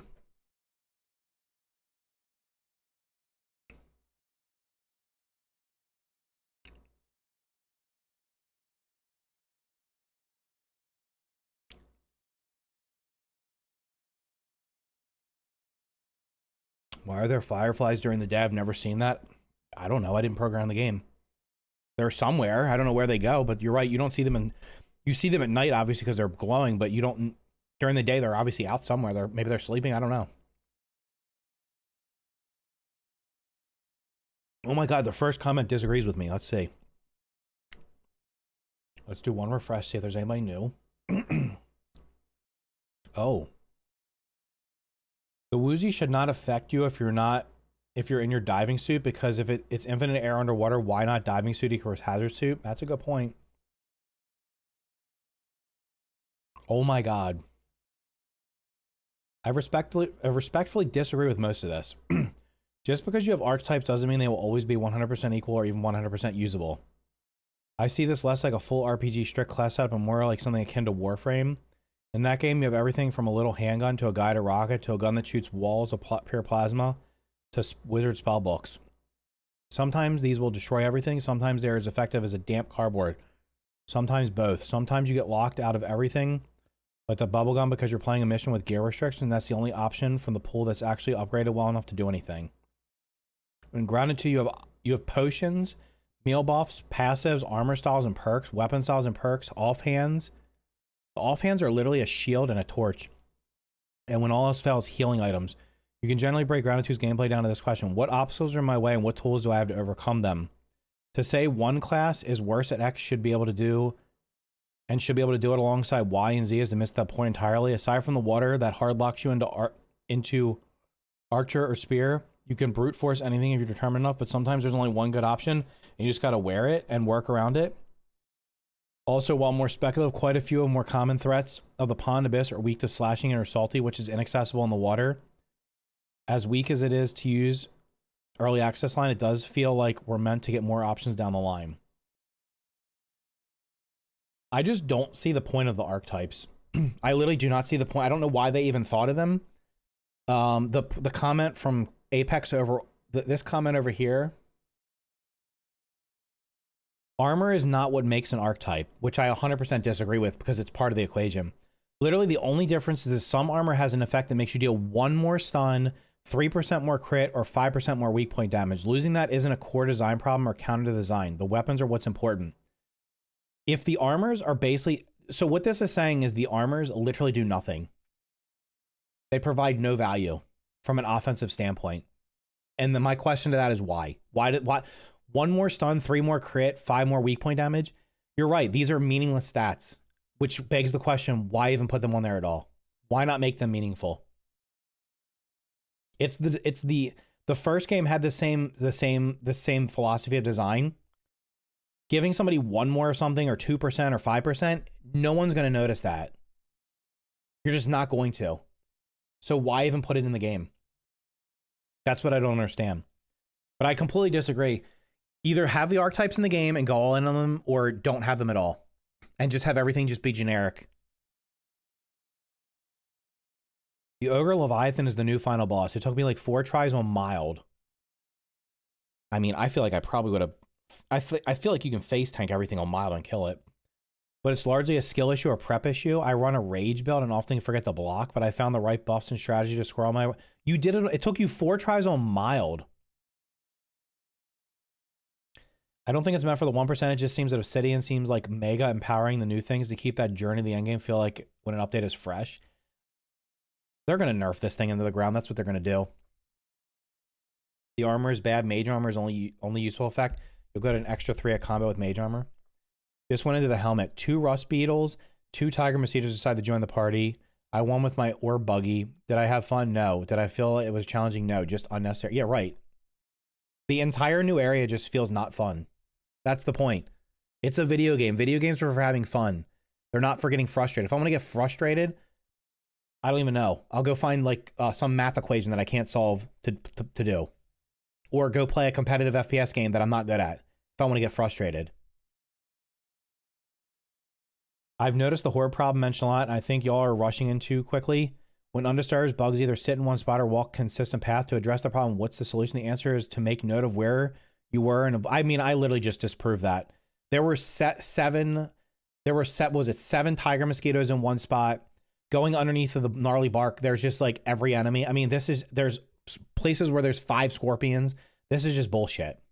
This is just, I completely disagree with that. Lighting is 2-pronged. First, toy with your default gamma. No, I shouldn't have to change the gamma in my game to see. I'm sorry. I don't do that in any other game. I have no issue saying. Before anything else, the customization workbench will also give buffs. The armor customer now creates a dim light source.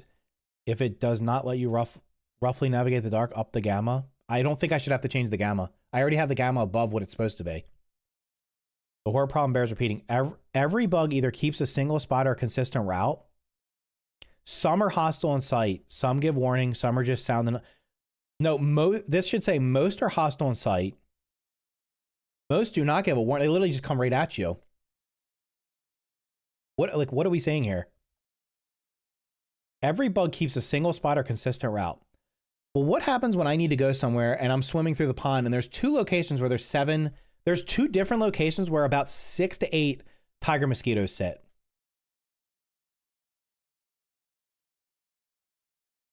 I mean, this is just, the bug restriction comes down to the fact that they consistently stick to specific environments. Scorpions like to burrow in the dark. Orbiters like to just about everything, but prioritize bushes and roots. Wolf spiders like solitary nooks. The Abyss update area is also a transition between the garden and the rest of the park. It makes sense they are confined. They aren't confined when you figure there's I just can't even, I'm done. I completely disagree with all that shit.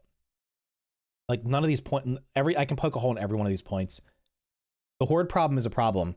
This isn't a me problem. It's not even a you problem. Literally almost everyone is saying the same shit. They're going to reduce the number of mobs. That's what they're going to do. The #1 upvoted post on their Reddit for the past week was literally talking about this. It had hundreds of comments. I like your videos. You explain all the same frustrations I have, yet I'm still reluctant to give up. I'm not giving up. I'm a casual player and I struggle with the mysterious stranger minion fights until the developers changed the mechanic. I quit playing for months because of that. I finally started playing again before the update by running one ranger outpost to another with sleeping camp shacks at them. When Master Ranger attacks with her minions, I could dodge inside the station and fight from there.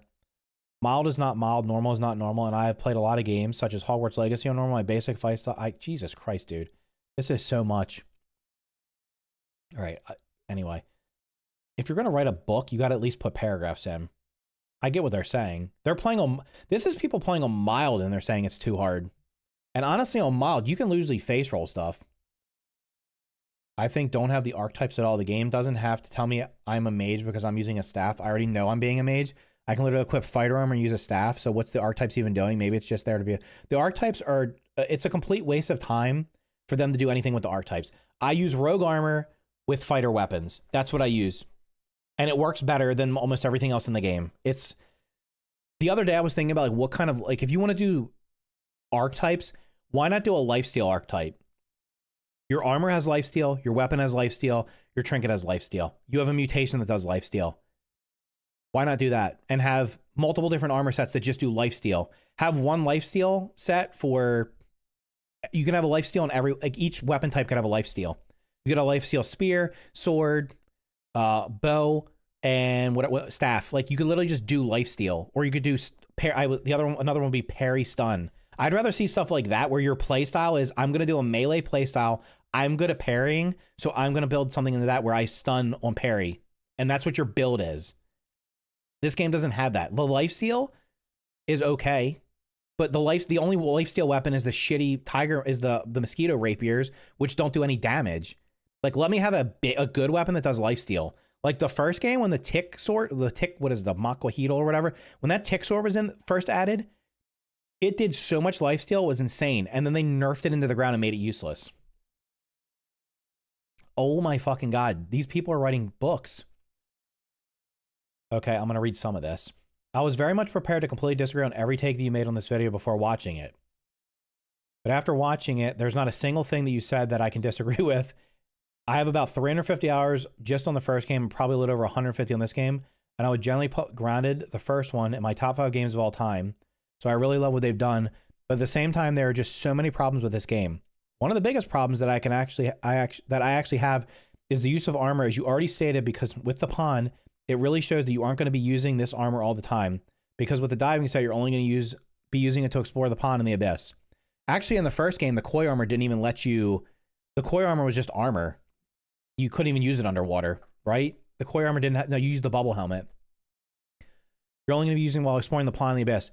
After that, I can guarantee they may add one spot where you would use it, and there are a few armor in the first game that did that, like the antlion armor. I mean, I use the antlion armor a lot because I use a bow, but that was also like one of the first armors that was tier 3 you could unlock. So that was all new and exciting. Another problem I have is the story doesn't feel like that connected. Like I was really excited for this update. There's basically zero talk about the masked stranger. That's intentional. They're not going to progress the story anymore until the game's finished.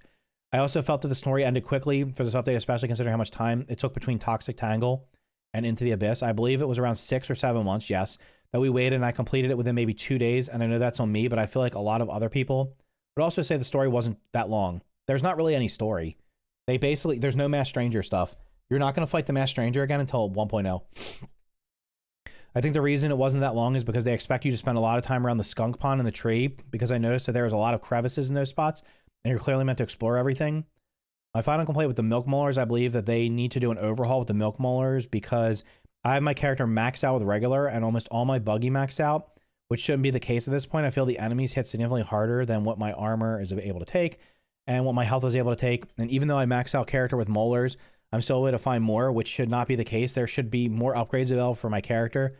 Overall, I still love the game. Would love for this game to continue to prosper and prove me wrong with these things. Hopefully they can change these things, because clearly they do listen to the community.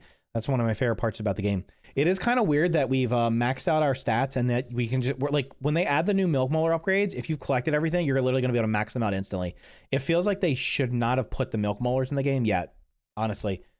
Like, or they should have put less. Like, they put way too many in the game already. So now it's like, oh shit, there's too many. I have a feeling they might go back and remove some of the existing ones because there's too many already. Like, we're going to be able to max our stats out before the last 2 areas of the game are even in there, right? Like, we probably have enough right now to almost max everything out. Wait, I wasn't in disagreement with you. Oh, wait, hold on. There's like 3 outposts with fast travel and enough open flat space to build outposts, park bench, veggie garden, pergola, and maybe pumpkin patch. The zipline only matters is the one that takes me from my base to the fast travel spot. Yeah, I mean, the zip lines are basically useless at this point. They put them in, they should have been in the game from the start. Lifesteal archetype, sour archetype, salty, parry. Yeah, there's a lot more things you could do besides a generic fighter that you're not really a fighter. Also, like, if you're playing solo, a tank doesn't make sense. And they were talking about if they actually waste time putting a healer archetype in.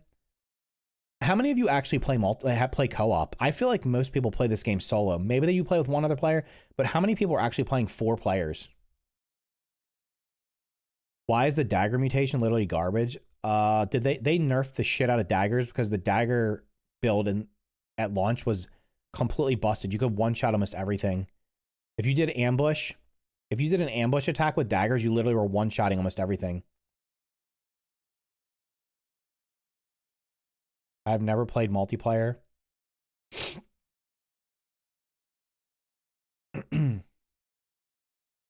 No, they're going to increase the stat caps. If you played co-op, are you playing with 2 people, 3 people?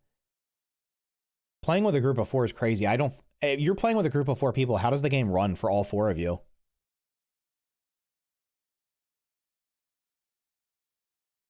But like basing the game around co-op doesn't make any sense. So having like a healer class is not going to benefit hardly anyone. Who's going to play healer? I'm not sure if an individual class armor set for each environment thing makes sense. If they would add a new slot for each armor piece, I think that would solve the issue. Like an armor attachment. Yeah, I don't have a problem. I'm fine with that. I agree with literally everything you said. Class identity is not existent. There are so many forced instances. Like if I want to fight the ogre wasp, I need to be an archer. There's no way for me to get down before they heal back to full. They gutted core armor by making all of its perks barriers to enter the pond. Meanwhile, we have the diving set that also serves as a barrier to entry. Instead of giving us 2 armors that could have had some interesting sleek effects for combat or survivability, giving them some semblance of viability beyond keeping key items.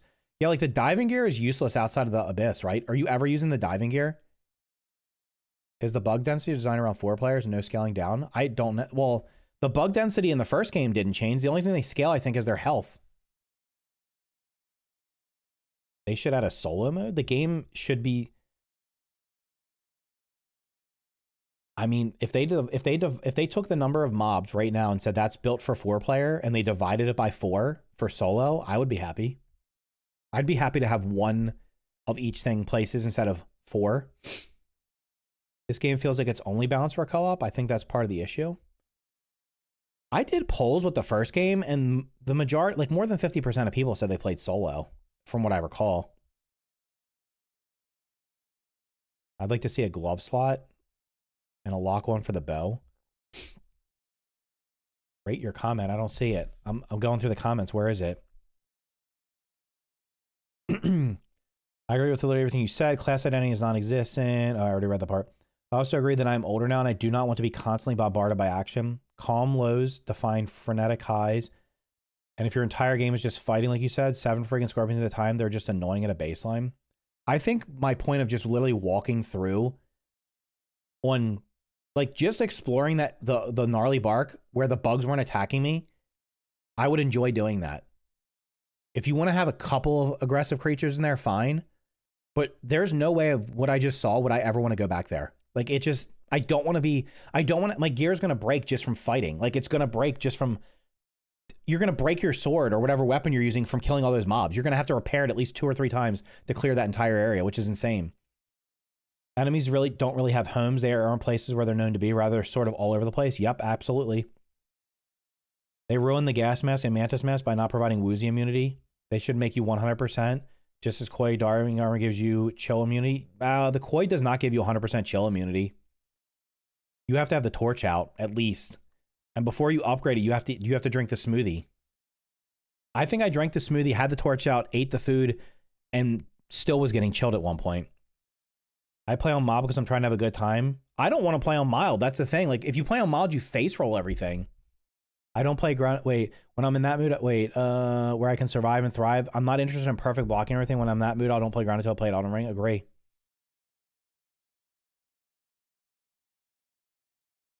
With how you enjoy Ground of Wonder in early access, note the key differences.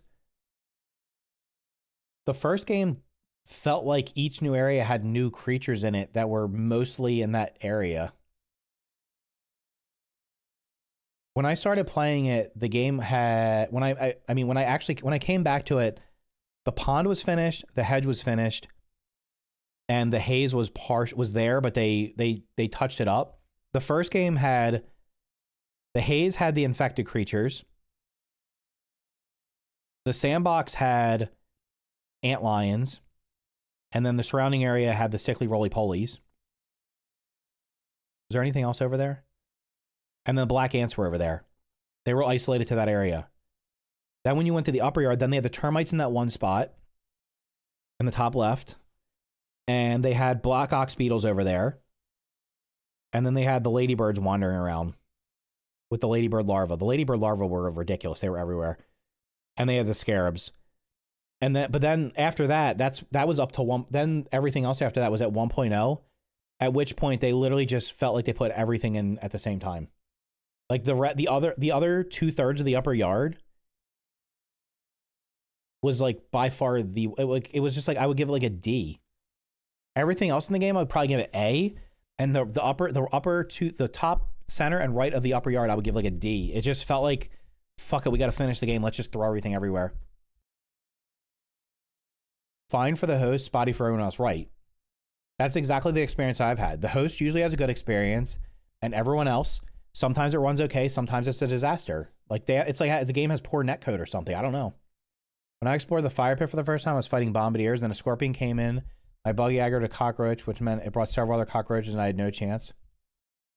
The stump is a weird location. The stump feels like it was supposed to be a full-out lab, and they just didn't make it that. They just like, fuck it, we don't have time.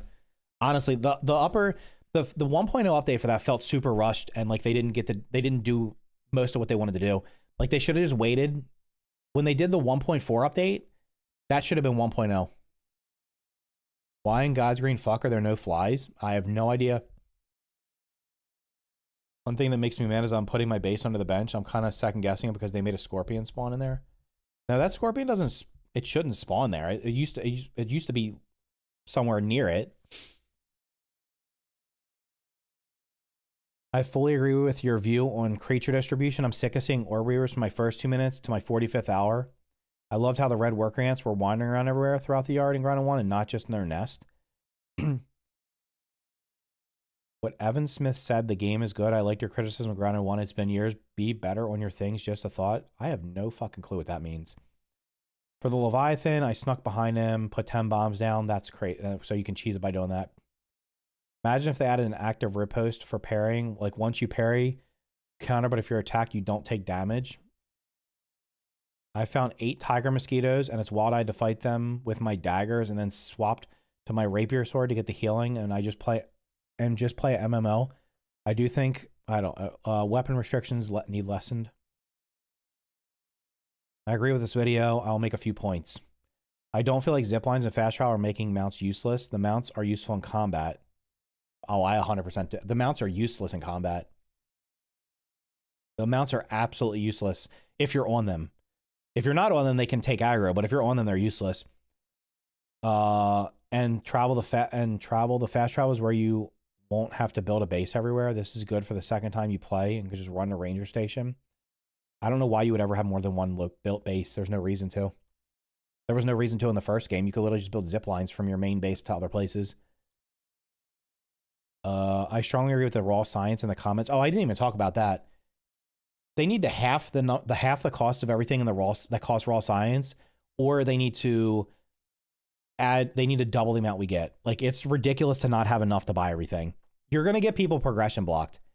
You're gonna have somebody who's playing the game, they're like, oh, that's cool, let me unlock this decoration stuff, and then they can't upgrade their Omni tool. And now they're like, shit, I'm supposed to grind the mixer to get my, like, come on.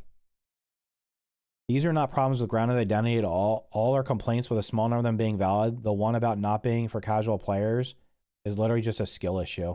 If you say skill issue, you're literally just a retard. You're actually a retard. That is a retard take.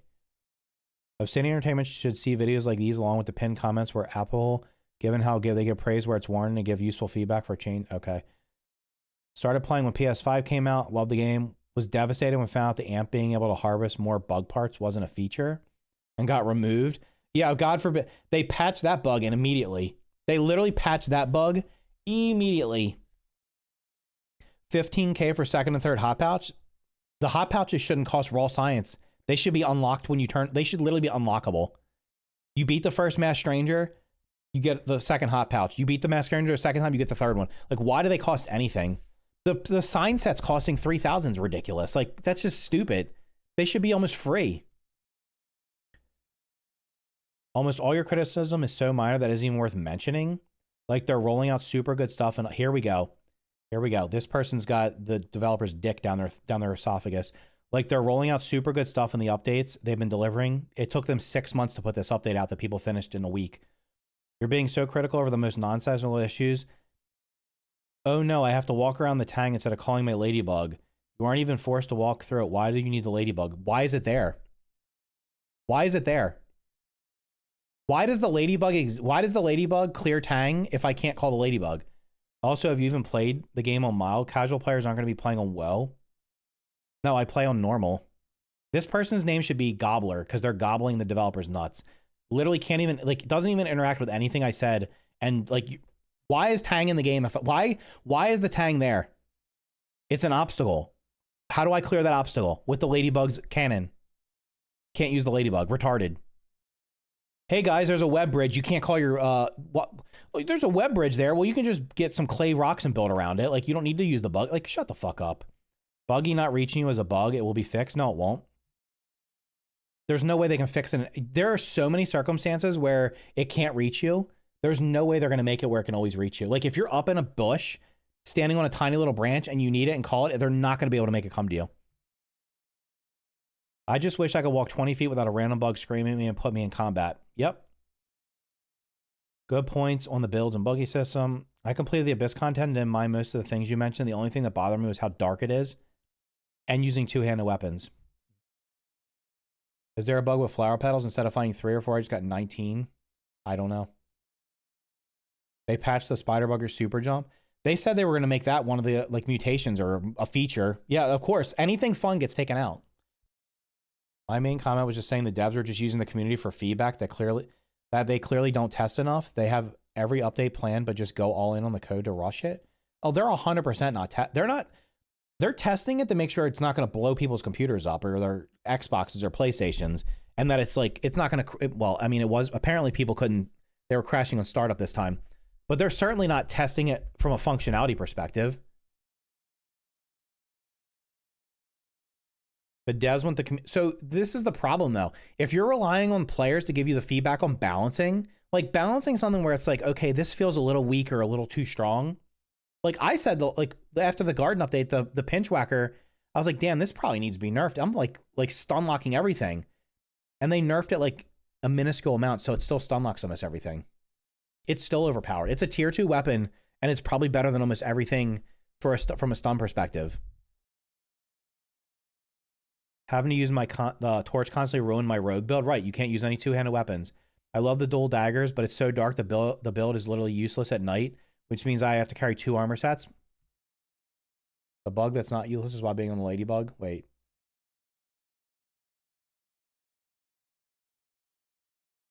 But if you rely on the players, okay, so now you've made everybody mad.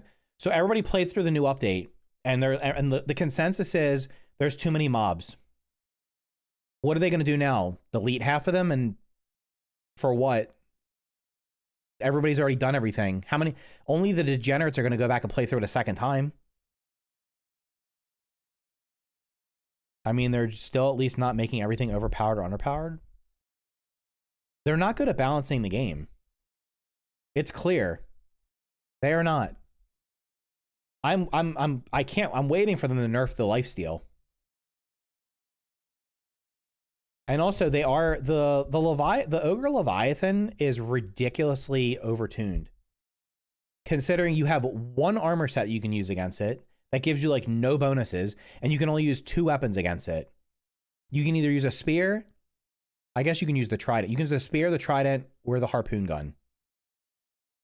So if you've been playing the game for 50 hours and all you've been using is a staff or a bow or a sword, whatever, or you've been like, now all of a sudden you can't use what you've been using for 50 hours. You must use this 1 armor, which like it feels like you're on the fucking moon and you have no, like you just float and land back down so you can't get around. Like it's just, that whole fight is poorly balanced. I would literally,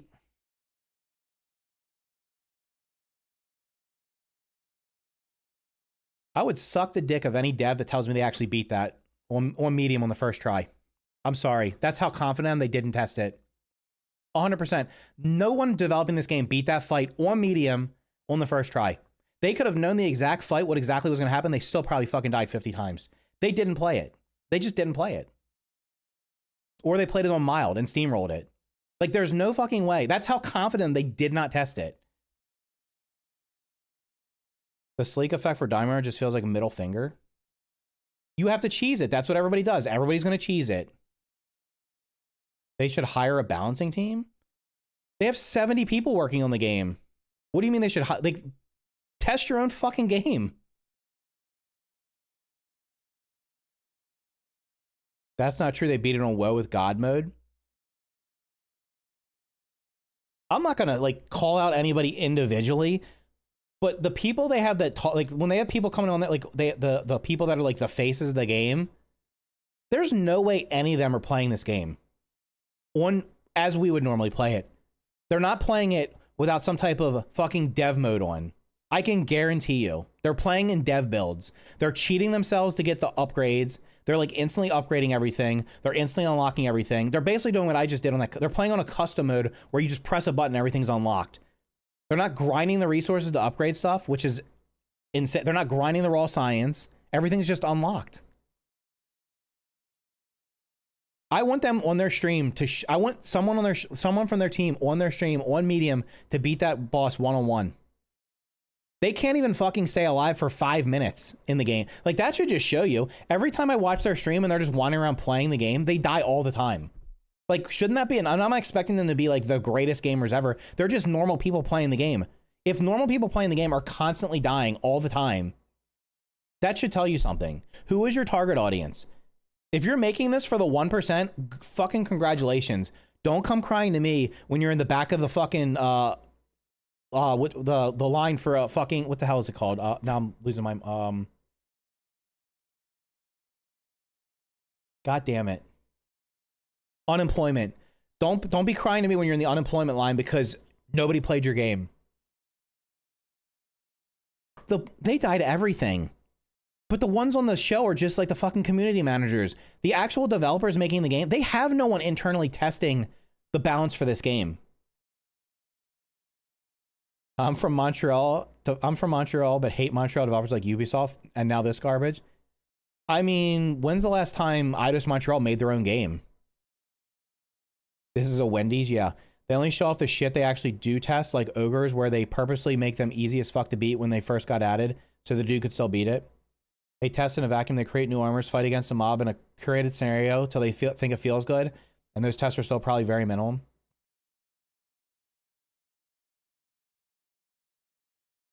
Everything, like... Okay, let's go back to the drawing board. Here's the arena. Here's the arena that the stupid Leviathan's in, and here's the little Leviathan guy, and he's like right here, right? Whoops. Here's the little Leviathan guy. Let's not put him there. He's actually like right here. So here's the Ogre Leviathan. Well, you have to turn some switch. There's a switch here, like here, and I think here. You have to turn these switches. You don't even have to fight him. You don't have to fight him to complete the area. You have to fight him to get the resource needed to upgrade the stupid Omni Tool axe, which is ridiculous, right? Why is there a platform behind him that you have to land on to hit a switch that he will literally just stand there like a brain dead zombie and let you kill him? This is poor design. You have literally designed it to make it easy to cheese. So why would anybody fight it legitimately when you can just stand up on this little platform here and just shoot him with 50 harpoons and kill him? Almost every tough mob in this game, you can cheese almost every one of the ogre creatures because every one of the ogre creatures is in a location where you can just... I did it with the Bombardier Beetle the other day. I stood on a leaf and just kept attacking it, and occasionally it would hit me, but I would just back off and it would just stand there like a dope and let me kill it. There's a ladybug on top of the picnic table. You can cheese that one. Like the ogre scorpion that was in the gnarly bark yesterday. I killed it from above. It just stood on the ledge looking at me and I killed it. It's poor design. Who the fuck puts a why are you putting mobs in places where you can like easily cheese them? The only reason you would do that is incompetence or because you know you've made it, you can't balance it, so you're giving away for people to beat it. That's it. Some of the mobs, they probably fight against them and make them harder and harder on purpose. Do you think the devs of Elden Ring casually beat their bosses? No. Elden Ring is supposed to be hard. This is not a Souls-like game. If it was a Souls-like game, I wouldn't even try it. Next update, they're going to make those pillars smaller so he can reach you. Or they don't give a shit. They're just getting a paycheck. Well, they're going to give a shit when they're unemployed. That's when they're going to give a shit. Because Xbox doesn't give a fuck. Microsoft does not give a fuck who you are. They're going to gut every studio. They've only done half their layoffs. I'm telling you right now, this Eidos Montreal team, they better have another game lined up to work on. because they're fucking cooked after this. As soon as this game drops, their paycheck's over. Microsoft's not going to pay them anymore. They might move the Obsidian people to something else, but that Eidos team is fucking done. Eidos has been like losing people for the last 5 years. All they are is a support studio. If they weren't making this game, all those guys would be, none of those people would be working there. The extra resource that was nerfed, the Black Ant still works with resources like food. Great. Stuff that, I mean, I don't know.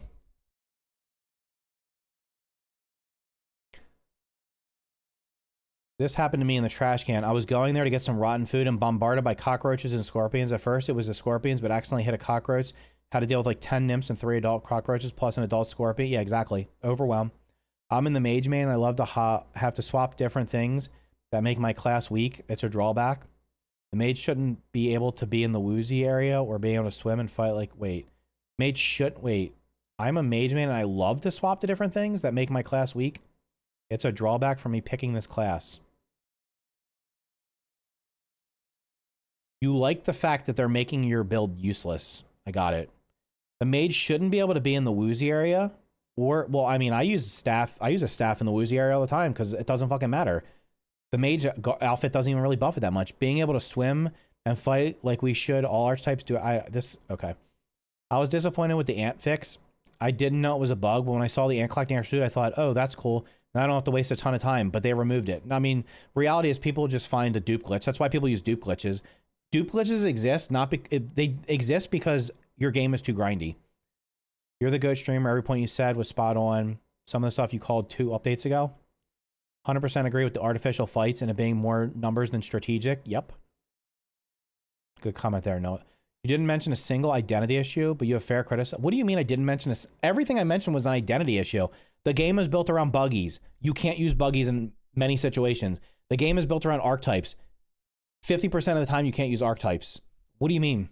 The gameplay didn't change and the lore world is just as deep as the first game? Okay. If I can add one more thing, the raw science issue is still massive. Yes, it is. I feel it. I agree, but I feel like it's a byproduct of the map being so big and the devs wanting people to build anywhere without having to feel like they need to travel super far. I wonder now with fast travel if they'll be more open to limiting sub bugs. They literally need to reduce. They needed to. I love making it harder, right? Yep. I don't know. Some of these people just have like low IQ. I can't help it. My only complaint is the Abyss area. 1 set of armor and a crappy spear. The Leviathan is a bitch until I cheese it with croak bombs. I couldn't use a shield because it's so dark down there. I'd use my torch in the offhand. Maybe I'm looking at the first game with rose-tinted glasses, but I don't remember there being so many aggressive mobs. I think they were more spread out, and there was definitely not... There was only like a couple places. Like the hedge had a decent amount of spiders underneath of it, but in it didn't really have any. There was larvae over in that one corner. There was a bunch of them. I don't know. The first game did have a lot of aggressive mobs. Most things were aggressive. Like they can either reduce the number of mobs by like half,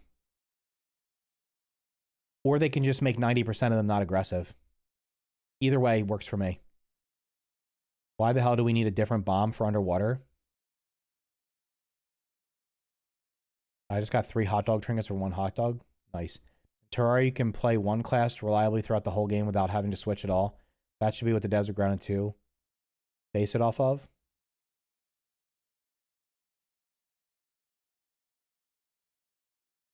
Grounded 2 as a whole feels like the Undershed. Oh my god, that's a fucking... Damn. That is a that's a indictment. Seems like no matter which direction I go, I can't go far without running into combat. Also, feels like daytime is too short. That's another one. The daytime definitely feels like it's too short. It's not being nostalgia blind, it's the truth. The first game handled creatures better with the way they usually were condensed around the backyard. You could find some individual spawns here and there, but there were areas defined for each specific creature. Also, they might have toned up the aggro ranges or something, because holy shit, it is annoying to be detected from 20 meters away by a stupid larva.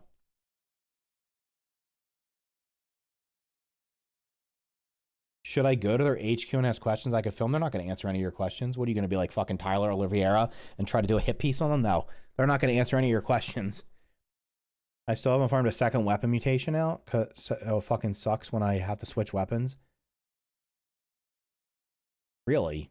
I mean, you can literally just use each weapon type and just run around and kill lawn mites and very quickly level it up. Kill lawn mites and spiderlings, you'll get them leveled up, and larva probably. You could probably do one weapon per every like other in-game day and get them maxed out. There's so many lawn mites. For bug balancing, stink bugs and bombardier beetles should only attack when you get close to them. They should give a warning, like the cricket. I think they should just not attack unless you attack them. I really think they should only have like 2 or 3. I think they should only have like 2 or 3 aggressive mobs. I don't know. Maybe 1 or 2 in each area. I had to look up a guide for the undershed. Yeah, the undershed was pretty bad. Everything from 1.0, everything in the 1.0 update I felt was like I didn't really like. I had this scorpion that wasn't aggro on me and it was following the direction I was going for 5 minutes, and I was just going back and forth. A bug can track you down indefinitely, yeah. Wait, are you actually coming to our side, Steezy? Armor can only go to level 5. Definitely feels we're underpowered. I don't know. I mean, I don't feel like I'm underpowered. I feel like there's just too many bugs. The buildings have been lackluster, not giving us much attention to love as we barely got any new building furniture decorations from the new bugs. That's actually true. Even from the garden update. There's not a lot of, they had all these bugs and there should be like furniture for most of them. I got it, yeah. Ladybug has no reason to exist. Tang is not even a problem. You can just run through it. Black Ant Tang pool doesn't last much. If they added water balloons, it would have the same mechanic. Can't shot it by itself. Oh, the Ladybug can't shoot by on itself. Doesn't shoot water either for some reason. It's weird. I don't feel underpowered. I feel overstimulated being aggro constantly. That's a really good analogy. That is actually really true. I feel like I'm okay. Like I can kill most things without a problem. But it's you're constantly being assaulted from every direction. That's not an identity crisis. That's a coding bug they need to fix. The inability to call the bug. No, because that's only one part of it. They can't go inside of a lot of areas. They can't go inside of caves. They can't go inside of like... It was ridiculous that I needed to chop a root the other day and I could not call the ant to me. I had to go outside to call it.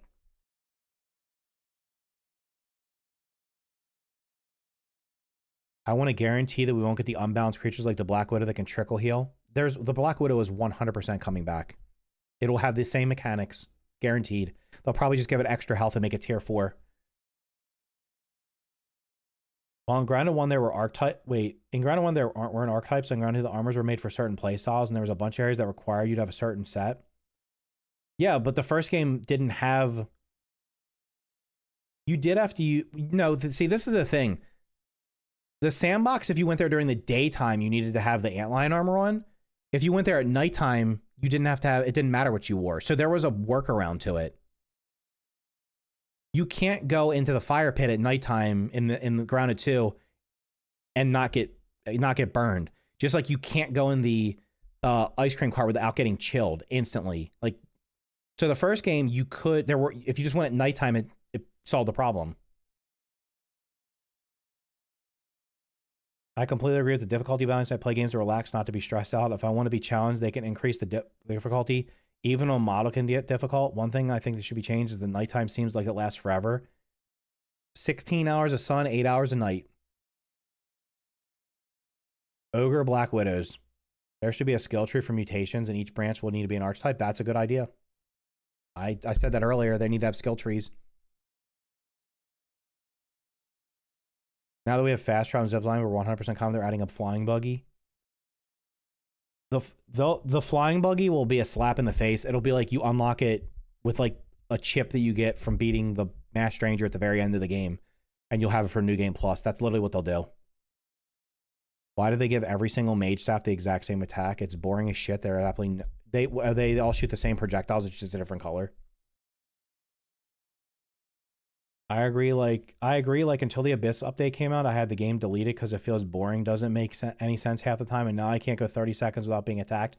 It's so stupid. Like, why am I getting jumped by like 100 mosquitoes when I get like 50 feet within 50 feet of the pond? I just want to explore. And I usually play on custom with, this person's playing on like easy mode. Yeah. The only thing I agree with here is not being able to call your buggies. Too many aggressive creatures spawn next to each other, but having to temporarily switch your gear at some locations is not a big deal. It's stupid. It's 3 extra inventory spots. Telepodies were NG plus. I'd be fine with NG plus flying buggy. I'm not playing NG plus.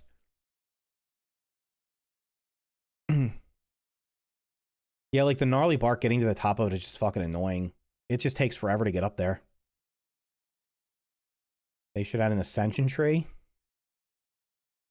In the sandbox, there were tons of shadows. Yeah, there were also shadows. But if you just went there at night, and at nighttime in the first game, you could actually see. You didn't even need a torch to wander around the sandbox. I really feel like the poor balance is half-baked because they aren't going to go in full balance things until 1.0. Oh, I have absolutely zero trust that 1.0 is going to be balanced. This update that just came out was so unbalanced compared to everything else. Like, I think the Axel fight was okay. It just had some weird ass, like, because it's got a weird hitbox, you could get some like weird ass deaths. And not having the telegraphed, not knowing you were supposed to dodge the stomp attack was kind of dumb.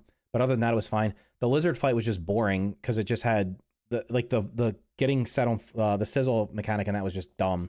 It's kind of like the chill in the pond. Like, it just, that fight feels like it was designed around 2 players or more. One person's supposed to turn the water on or fix the leaks, and the other person's supposed to fight.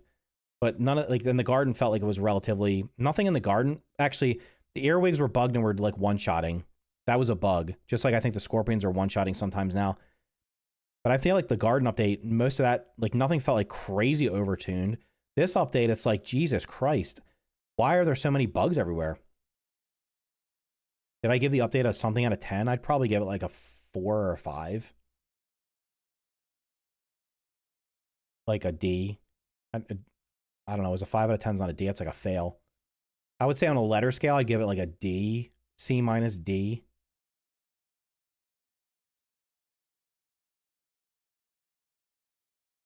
I thought the infected broodmother fight was poorly designed also. It just had so many stupid gimmicks in it. It was like, we're just going to make it attack super fast and blow up everything, and it heals on blowing shit. It was like, I don't know. I beat it, but it was like not, I certainly didn't beat it on New Game Plus. I beat it like one time and I was like, I'm done. Tier list would bring numbers. There's been 2 major updates. The garden update I would give a B, and this update I would give a D. There you go. And NG Plus was, I don't know why anybody would want to play through NG Plus personally. I mean, if you enjoyed it, great. A flower mantis. The one you could cheese by literally just standing on the other side of the root the entire time and shoot it with a bow. The one that could hit you with attacks through structures. The one that when it came out, I felt like I was playing a PowerPoint slideshow because my game was dropping to like 10 frames. No, I don't know about that. That fight was cheesy as shit. It would do its ground slam, which would hit you through the root, which was bullshit. It would also like jump around the root and sometimes hit you. I don't know. I don't think most of the boss fights in the first game were not balanced well. In fact, the broodmother would gain like went from being weak to spicy to completely resistant to spicy during the fight. The only reason the broodmother fight was challenging was because it would get like massive damage resistance as the fight went on. The wasp queen was annoying as fuck because it would just fly around and call in drones, and the drones would heal it. What were the other fights? The Schmechter fight it would just overwhelm you with like shit spawning in, and you have to hiding in a corner, but you could like stand in the corner and cheese that one. Am I missing a boss fight? And the infected broodmother was like,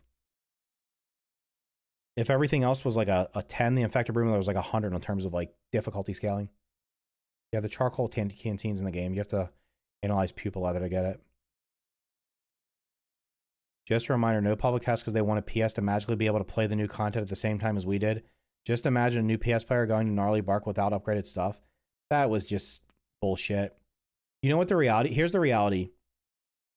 They had to have the update certified on PlayStation.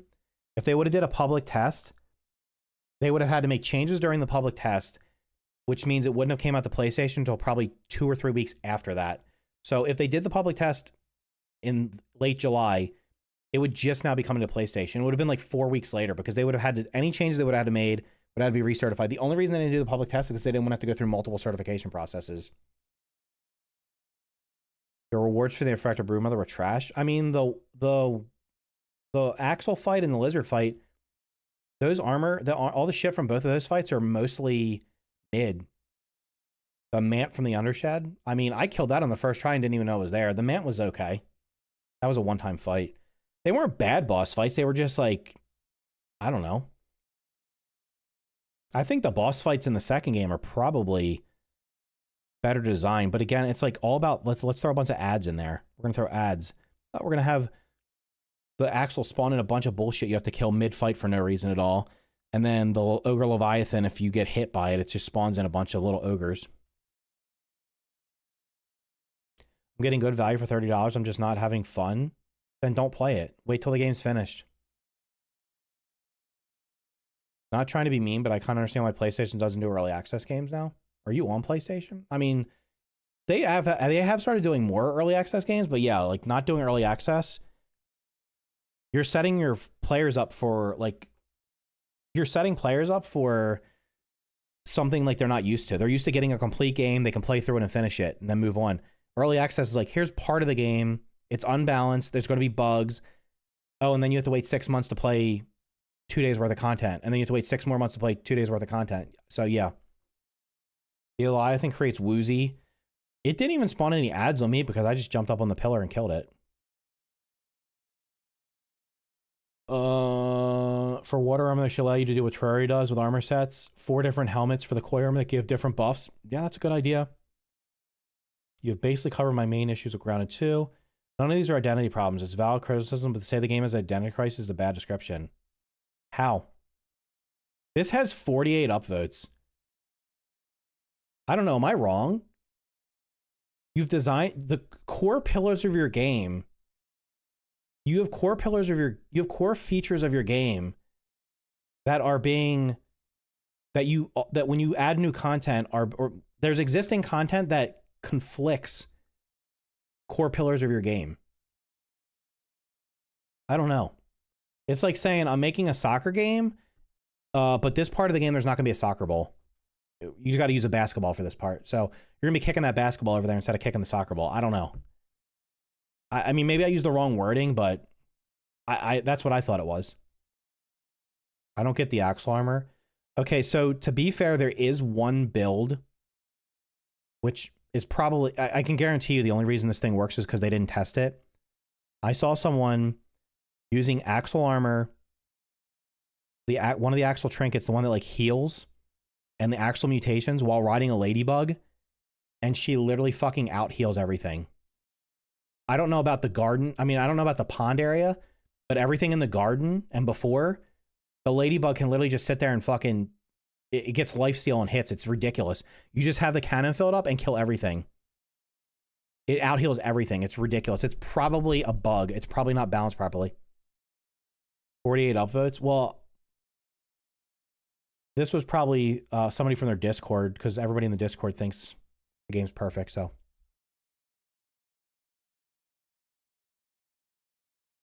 The Leviathan is a goon. The Abyss fight was not fun at all. I felt underpowered. There was no way I was going to go all the way back to the surface. I just kept saving something until I killed it. I agree that I agree there are a few things the game makes annoying. I'm personally a casual player playing a mob, but the game isn't even balanced in the difficulty. Some fights feel very easy, others feel more moderate, without even being boss fights. Being outnumbered is a pain, especially around the gnarly bark. We fought about 5 different bugs in just one area at the same time, just outside the ranger station. On a plus side, there is still plenty of time for the devs to make changes and listen to feedback, so hopefully things will improve. Yeah. Maybe he's trying to say the game lacks direction instead of lacks an identity. Well, I think they have an idea for what they want the game to be, but it's like you have an end goal, but you're making decisions that contradict your end goal. It's like, I want the game to be this, but I'm going to do these things that are completely opposite of what I'm saying I want the game to do.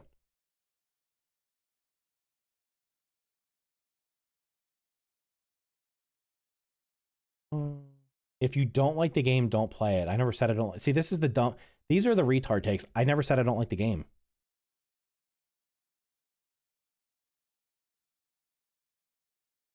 You should probably just play a game you enjoy. Try Candy Crush, a 30-minute video of you crying over sucking at ground it is in the way.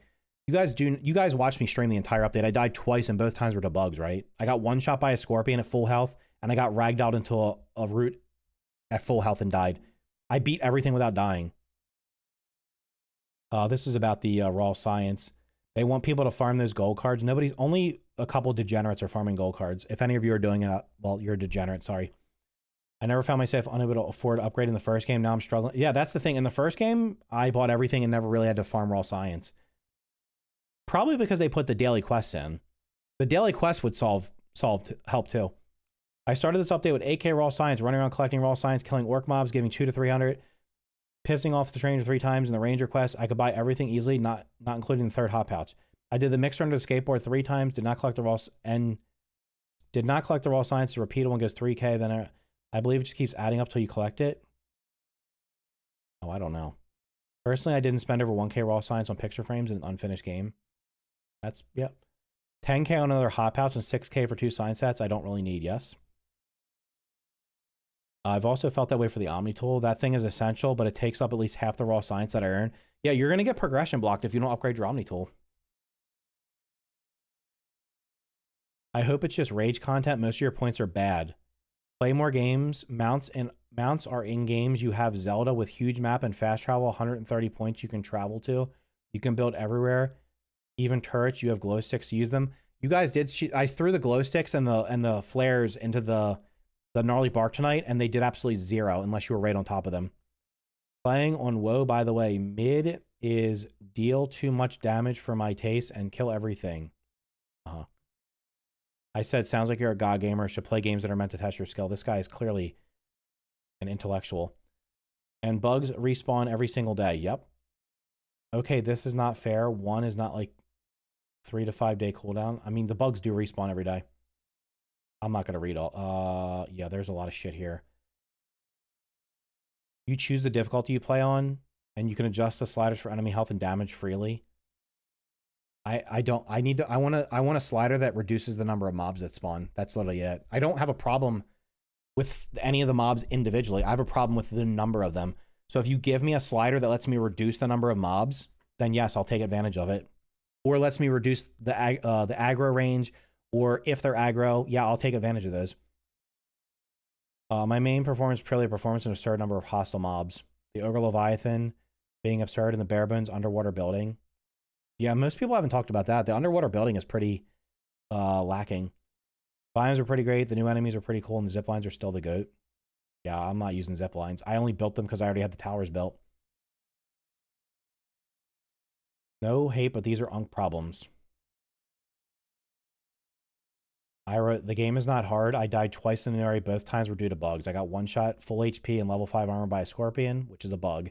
And I was ragged out into a root and died, also full HP.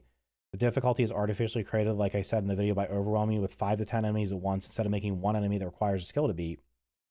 Look at the new area. The new scorpions are just brown versions of the blue scorpions with more HP and 1 different attack. The tiger mosquitoes are the same as the regular mosquitoes with 1 different attack.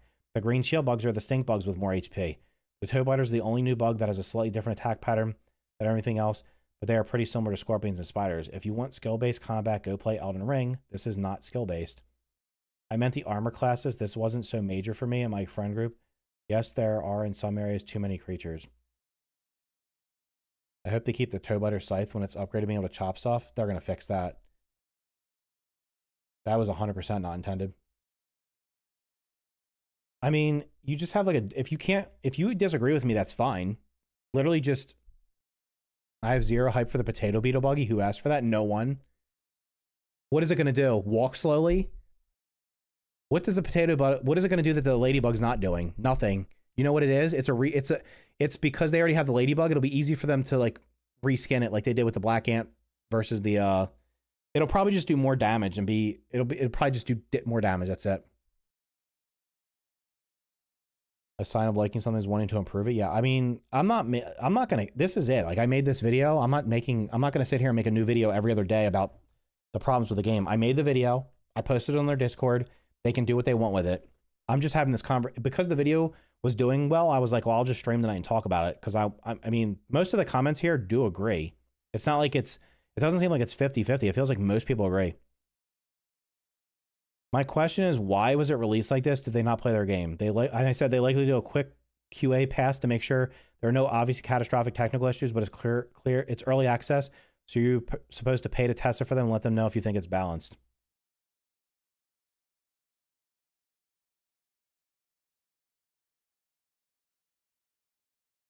The people that are saying he has bad takes make me think if we're even playing the same game. Wait, why are you saying no, it shouldn't? It's actually good. I don't know what that means. I think the buffing barrel is actually super fucked up and should be removed. I have a ladybug buggy, never used it once, never traveled with it, never did anything with it. Am I missing out? No. Well, like I said, there's that one build that if you use all the axle shit and ride the ladybug, she's super tanky. But I can guarantee you that it hasn't been tested. Like you can see, like obvious things haven't been tested. Like how is riding on an ant giving you like 100% loot luck and giving you trinkets at a 1% drop rate 100% of the time? That's not tested. That should have been obvious.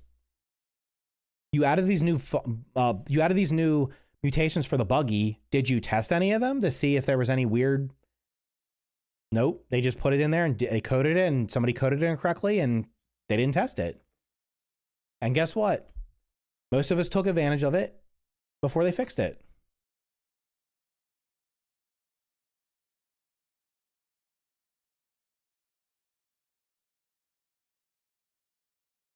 In the very beginning, wait, I'm in the very beginning, so I use a lot of material to upgrade armor and weapon, and now I have to switch to another level 0 because I need a specific protection. That is silly.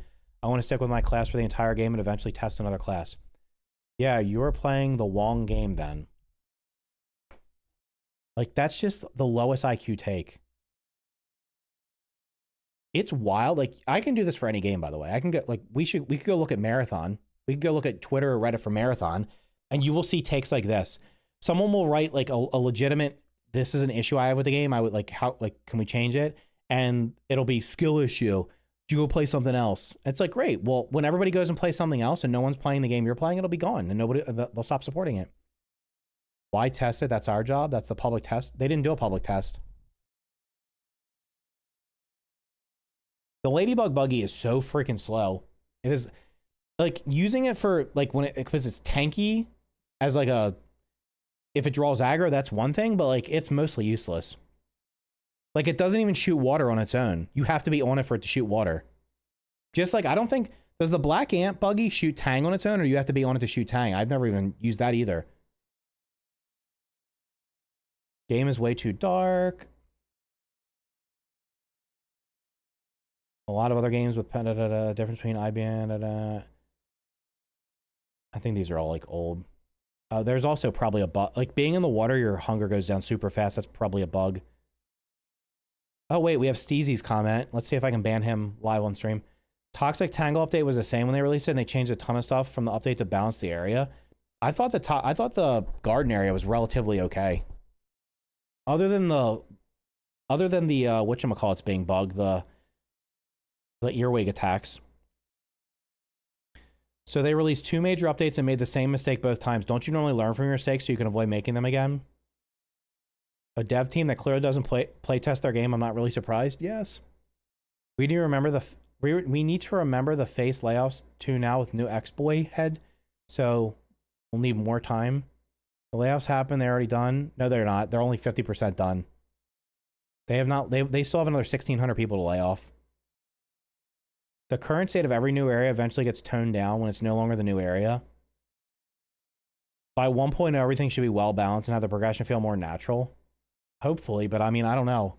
Nothing they've done up to this point leads me to believe that they know how to balance the game. And honestly, the first game wasn't balanced very well either.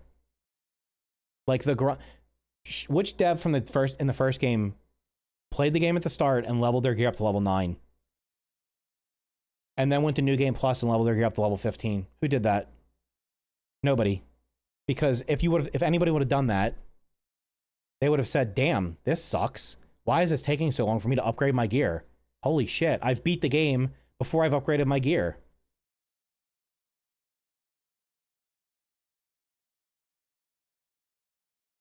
I think the identity is being the upgrade from Grounded 1 and more lore.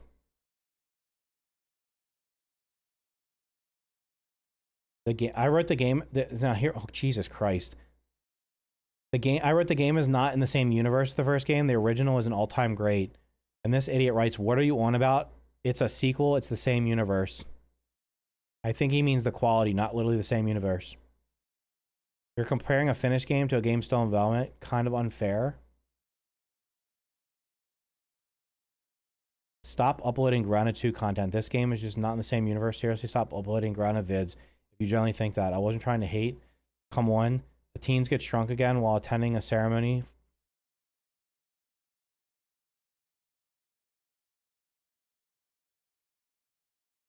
Is the average age of the people playing this game, like, are they in fucking, like, 3rd grade or something? Like, they literally just... This was meant to mean that it was not as good as... Like, are you, like, actually...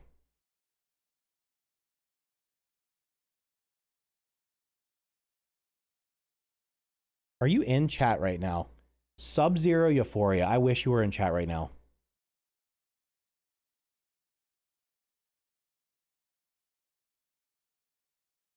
I have to reply to this.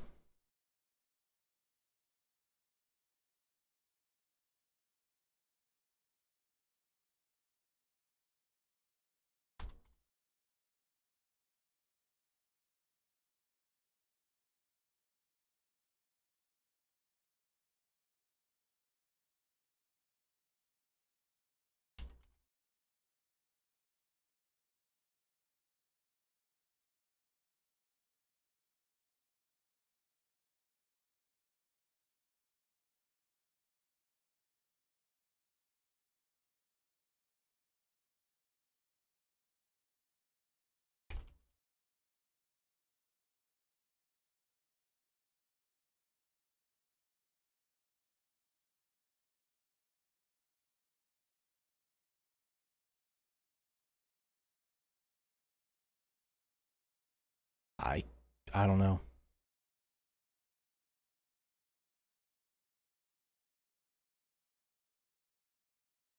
Got any new comments before I stop? Not the biggest fan of getting form armors for each new environmental thing. Realistically, if you don't play multi, you will craft one and never touch the 3 others. Environmental armor should be classless. With the idea of at least 1 weapon for each class to use underwater. That is a good idea and example. Whatever, that's fine. Is the red ant bug useless once you get the black ant? Pretty much, yeah. Like if the potato beetle invalidates the ladybug, or if we get a wolf spider, yeah, like they're gonna, yeah. It does shoot Tang on its own? Okay, well that's, yeah. So the black ant is literally just, unless the black ant can't carry as much, then it's useless. I think I saw Sub-Zero in previous streams. Jesus fucking Christ, dude. There needs to be an IQ test before you can comment on YouTube. Imagine... These people, I mean, I don't know where they live, but there's a possibility these people will be voting for the leader of the country they live in at some point, if they live in the United States or many other countries. Can you imagine that? All the different insects everywhere don't bother me, but at night you can't see nothing. None of these are issues with identity. I don't think you understand what identity of the game is, and I doubt you could even define it if asked. The game has a lot of problems. They're all fixable with balance and progressionism, and none of them are identity crisis. You're just farming engagement. You're just farming engagement with a clickbait title. Well, I guess it's working. It can carry exactly the same as Red Ant, so basically it's useless. It completely negates it. It's like it's like with the, what's the point of having tier 1 gear when you immediately get tier 2 and then you get tier 3? Like it invalidates. I don't like the tier system in the gear. I think everything in the game should be everything should have like every sword should have a base amount of stuff, like stats, and you can level them all up so you can choose which sword you use. Just give them a different perk. Why multiple ant buggies? I don't know. What's the actual point of a fast travel and zip lines if they add a flying buggy? Because if they add a flying buggy, it's going to literally be the last thing you unlock. I like how people say it's not the same universe. If it's not, then use the same characters as also the same characters in the last game. What? No, I'm not in the same universe, meaning it's like not of the same quality. Not, it's in a literally different world. Can we cut? Yeah, we need to get the, we need to be able to tear it up in,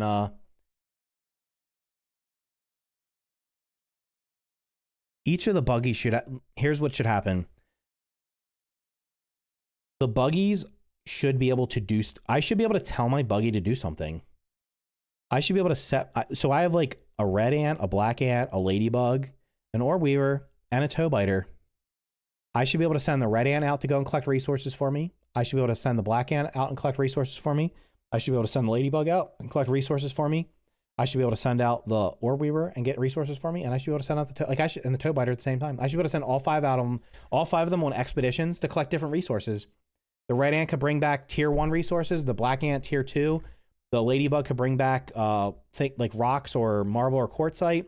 The orb weaver could just kill enemies and bring back their bug parts. And the toe biter could go underwater and get me koi scales and algae and whatever the hell else is down there, right? Like that would be useful. Instead, they just sit. Somebody said they have like they have a ladybug they've never used. It's just sitting in a container, never to be used, because you really don't need the ladybug. The ladybug is, it's not, you don't really need it.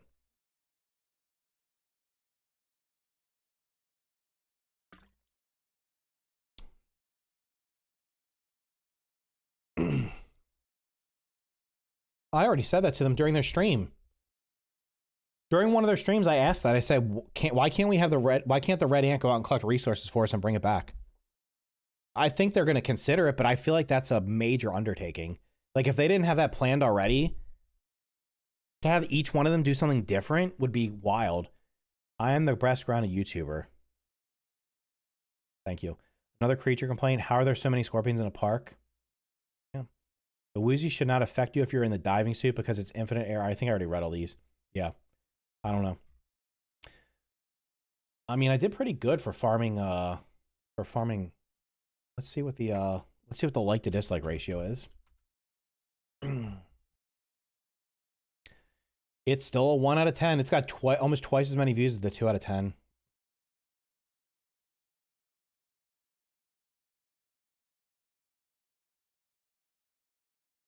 And look, we can see this right here. 78% of people hit the like button on it, which means 4 out of every 5 people basically agreed with all or some of the things I said. The other 20% are from the grounded Discord. Who plays multiplayer? Some people do, but it's not, the game should not be designed. The game should be designed solo or scaled. I've only played co-op in both games. Sounds like most people are solo. I think most people play solo. I feel like the game is basically worse DLC with many original assets were transferred over with more issues. I can't send stems down zip lines. Yes, you can. You absolutely can send stems down zip lines. It might, maybe I haven't tried it, but I watched somebody do it. I play multiplayer, but it shouldn't cater to me. It should be catered.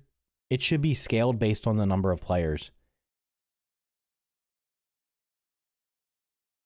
Like, it's kind of, think about it. If you have 4 bugs in an area and you have 4 players and you scale the health up of the bugs, okay, well, each person's killing 1 bug. It's a 1-on-1.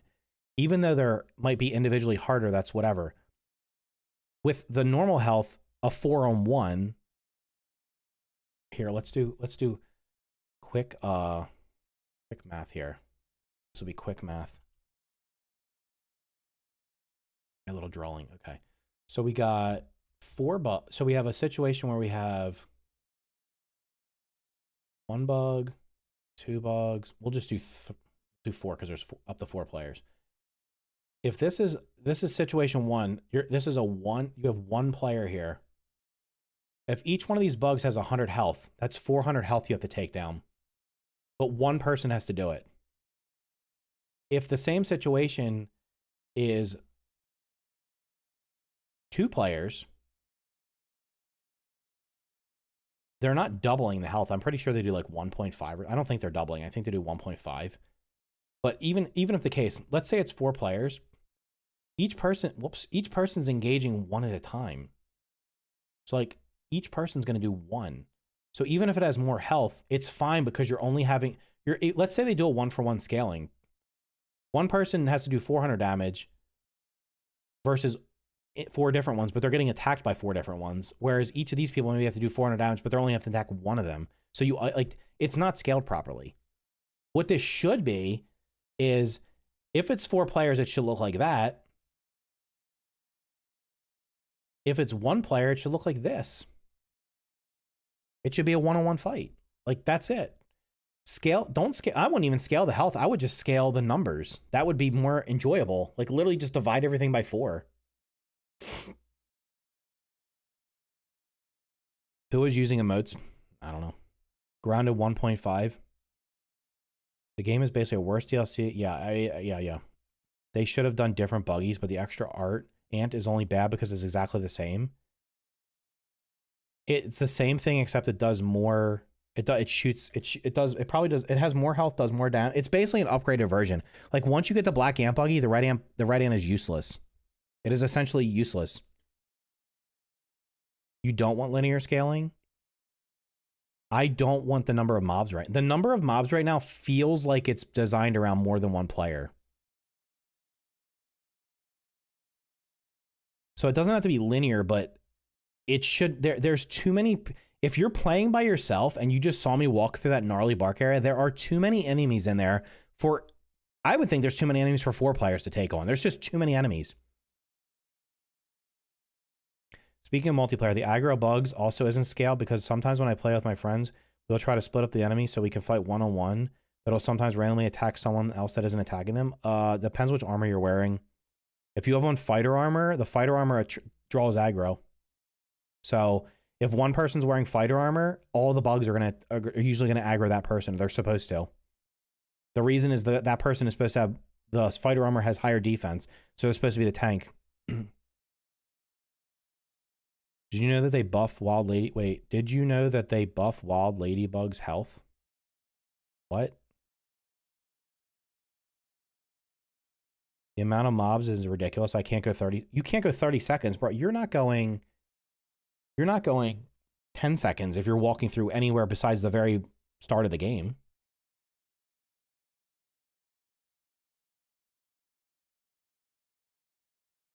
Yeah, I think they should reduce the number of mobs by like 50 to 75% and also make most of them non-aggressive. For 2 players, the number of mobs is fine in the gnarly bark. I think when the devs tested, they only tested with 4 devs. No, they don't. If they're testing it with a dev mode where they literally have God mode on. They're not testing it. A proper test would be 1 person goes and plays solo. 2 people go play duo. You could do like 1, 2, and 4 people, or 1 and 4 people. You should definitely have someone solo playing through it. 1 medium, without cheating and upgrading everything, like actually playing the game.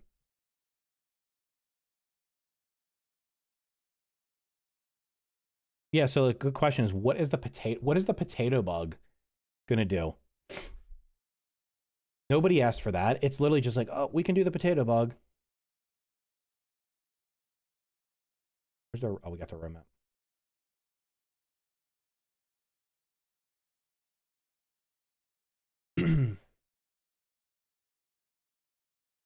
Scabby 2K flavor schemes. Does anybody actually care about that?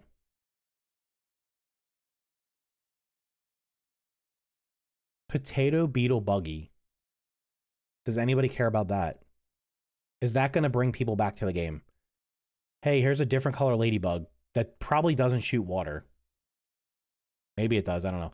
Termites. Termites actively make me not want to play the game. New armor, new weapons, yoking press. The yoking press sounds like yet another crafting station that's going to let us upgrade our gear beyond level 5. So it'll probably be level 6 to 9 or 7 to 9. So my question is, why would you put that in the game after this update? Why would you? It should have either been in this update or it should be the one after it. Why are you putting it in some like between big update?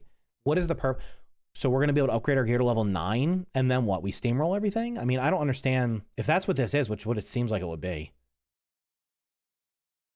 Also, tier 4 Omni tool unlocks. Why is Salt tier 4? Why is Salt not tier 3?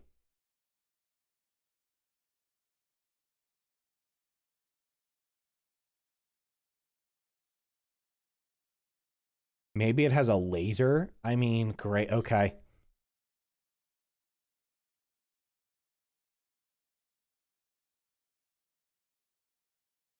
I mean, this is just going to be a fucking... If this is like literally collectibles around the map, like go fuck yourself, man. I'm tired. We already have, there's already collectibles. You have to wander the whole map to get, there's 3 different milk molars, these stupid ass pop caps. Like this is just like another, this is turning into a Ubisoft game, which makes sense because they're from Montreal, which is where Ubisoft has people, right? Like it's turning into a Ubisoft game if that's what it is. It's literally just another collectible. You can collect bug card. Like how many collectibles do you need? The scabby flavors are dope. Well, they should have been in the game at the beginning. I don't feel like going back through the entire part of the map I've already explored looking for a stupid color change of my UI. Like, I don't care. If that's even what it is, it might just be you go to the machine and buy them. Knowing the way they've designed this game, it might just be, yeah, you're going to go to the little ranger station and pay 2,000 raw science to change a color. I feel like the termite update is a lot less work, giving them a chance to get a break. I feel like everything in here was probably going to be in one of these other updates, and they put it in between so there's not a 6-month gap. That's realistically why they did it.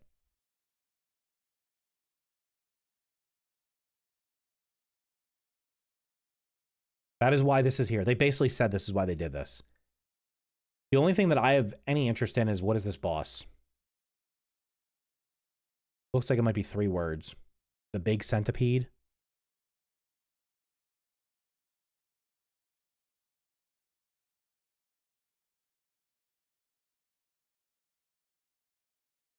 Better than 2 slots for a bow and arrow. Wait.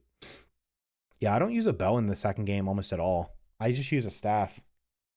It better be a centipede. If it's like a termite king or a termite queen, I think it's got to be the Abyss finale boss since it's straight up not finished. You think they're putting in... it's something, it has like the little red sign like community asked. What bosses the community's asked for? I don't think anybody's asked for a termite king. It's not going to say termite king boss.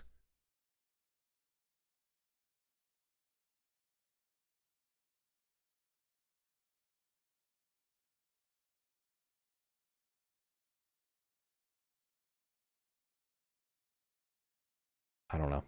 It better be a centipede.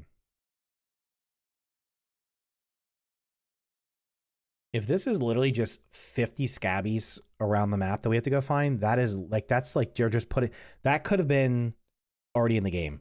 Everything in this update should have been in this one or this one. The only reason they're putting it in the middle is because the most recent update was August. So we got September, October, November, December, yeah. This one's probably February. This is probably January, February. They don't want a 5 or 6 month gap between updates. So they cut this stuff out of one of the other 2 and put it in the middle.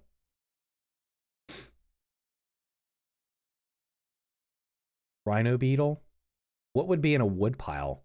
What bugs live in a wood pile?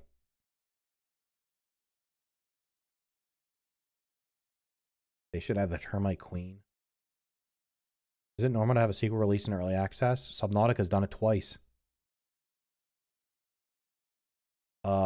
Deep Rock Galactic Rogue Core's early access. They certainly didn't need the money.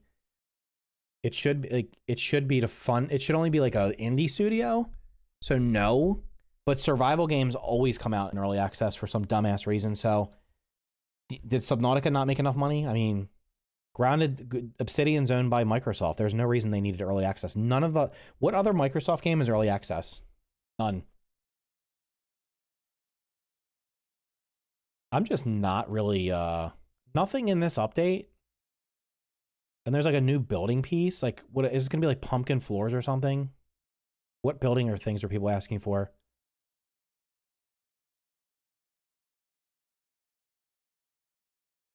Underwater bases was a community ask. Show me the community ask where it said, let us build underwater, but not let us be able to breathe in there.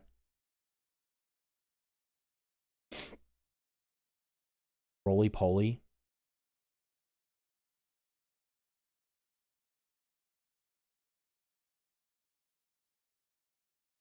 I mean, Black Widows like to live in wood.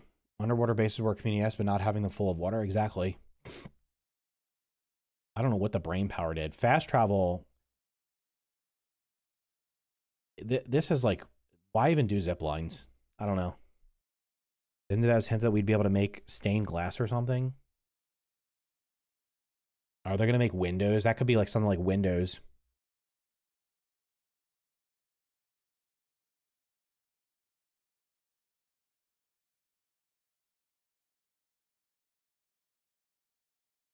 Silverfish? That's not going to be a boss. I don't think. Does it need to be in the woodpile? No, but the woodpile's pretty big. Maybe it's not. The yoking press is almost surely upgrading gear beyond level 5. That's what it sounds like. Unless it lets us... Unless they're going to let us infuse perks on the weapons, which would be actually good. I have a feeling we're going to need it to upgrade your gear past level 5. Or past level 6.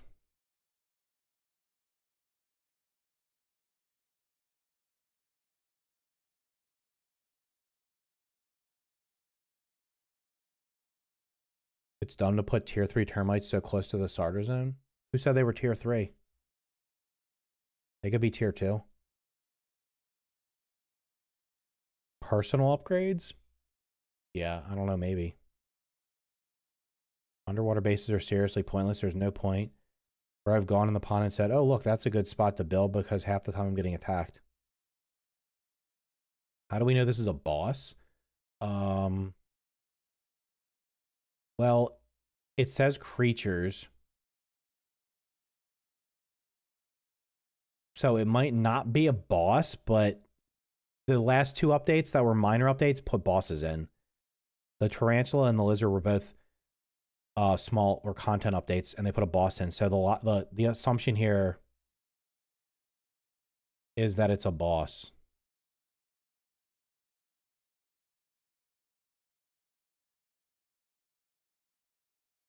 I think it's not bad if they add the scabbies.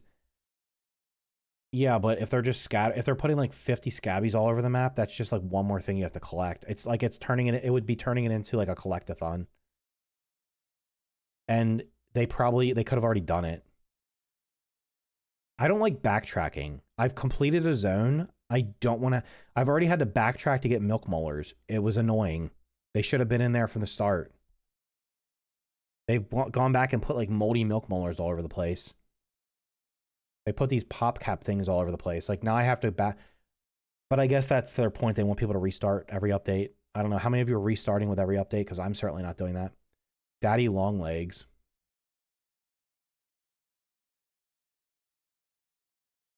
That doesn't look like a D right there. It looks like that's a second word. I don't know. It could be. This could literally just be you go to the machine and unlock them with raw science.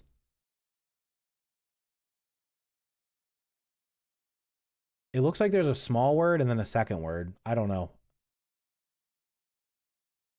Yeah, I'm not starting over before 1.0. That shit's not happening. I'll be honest. We'll have to see how it goes. Like if they improve a lot of the things I've mentioned, then maybe I'll start over, but there's not a guarantee I'll even play through the game at 1.0. I might just say, screw it. I'm good. I'm good with what I'm good. I'm happy with being one and done. Funnel web spiders are brown recluse spiders. They do live in the US. They're probably just they just have a different name. I had a friend that had one in his backyard when I was a kid. They're fucking nasty too. If they bite you, you're gonna that's not a good experience to get bit by them.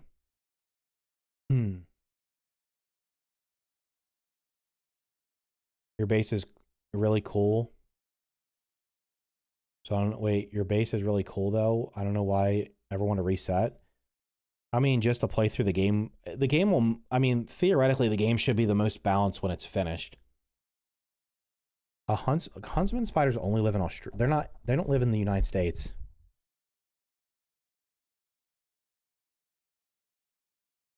Cave was pointless. 4 arrow eggs, slime mold stalks, and 1 dead root. What was behind it? The dead root. Yeah, the huntsman spiders only live in like Australia and maybe New Zealand. They do not live in the United States.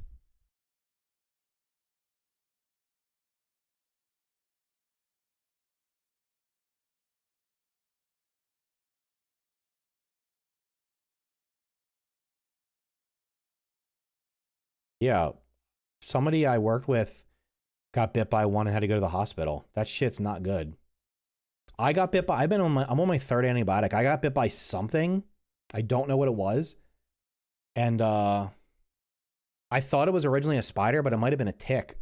I'm on like the third antibiotic to like try to get rid of it. It's ridiculous.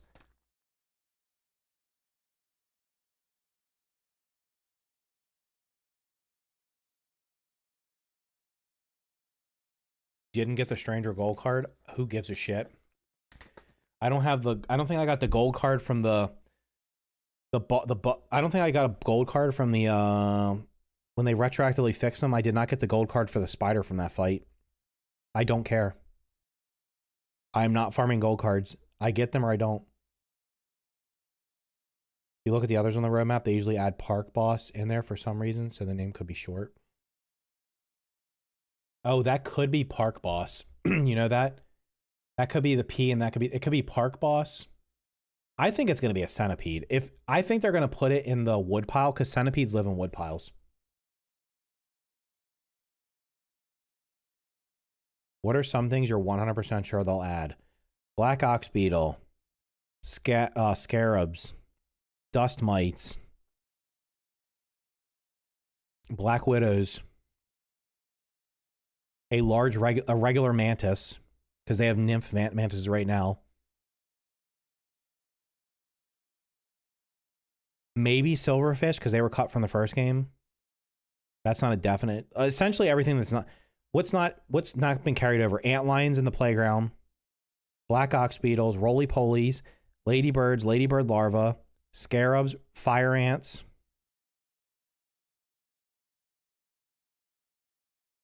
Is that everything from the upper yard that's not currently in the game?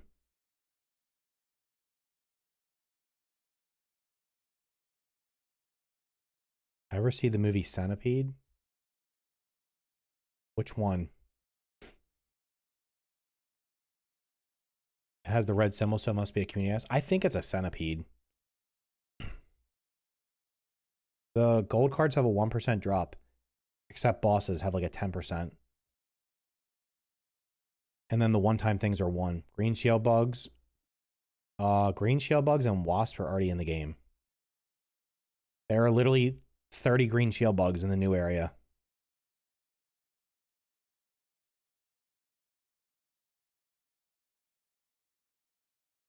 The first movie involving a surgeon. Are you talking about Human Centipede?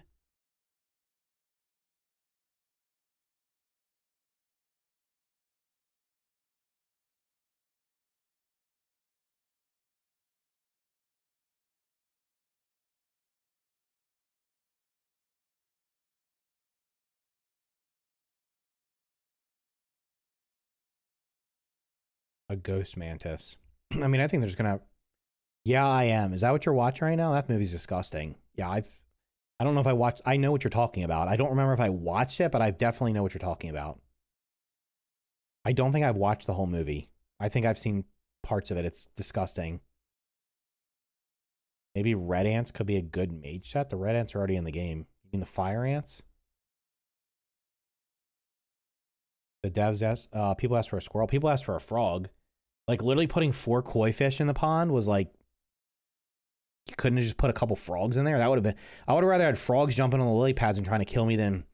Here's the 4 koi fish, of which I don't think any of them ever somehow... I've somehow never gotten near a koi fish, even though... Actually, no, that's not true. The one that was bugged out in the deep... in the abyss.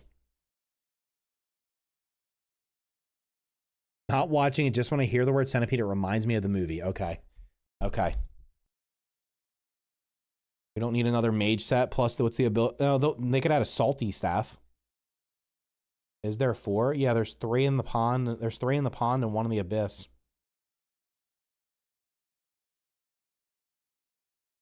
It's actually disgusting that most of you know what the Human Centipede movie is. That's crazy. Well, they need to fix the mage stuff. Like, it's dumb that sometimes when you do the attack, it, like, auto aims at the head and misses because it'll hit a structure instead of just going where you point it. No, it's supposed to be in there, but it was bugged out in a spot that I could not get past it. Wait, I died to that. That's right. That was my other death.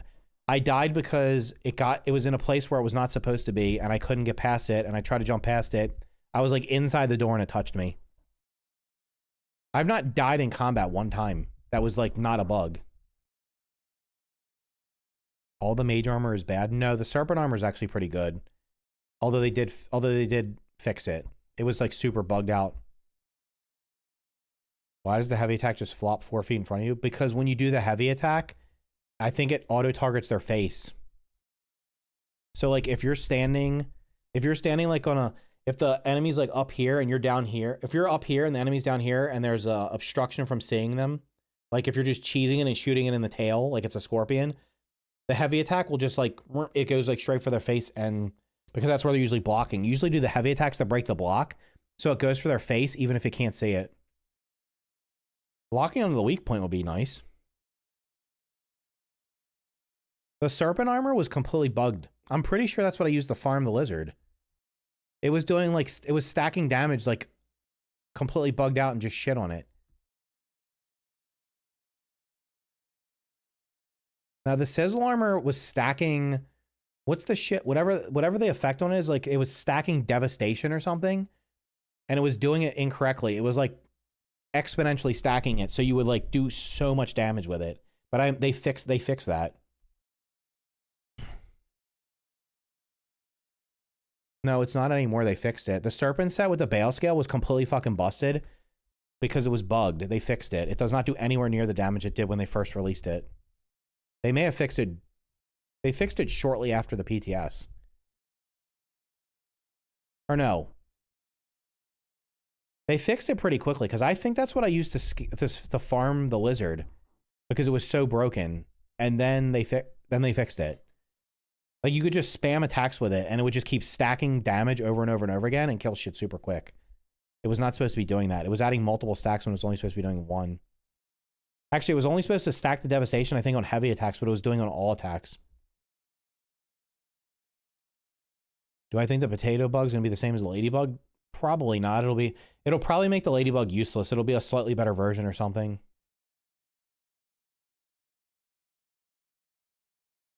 Try the Roach Club with the new Smashing Trinket. Is that better than the Pinch Whacker? Because the Pinch Whacker is the Roach Club with an AoE attack.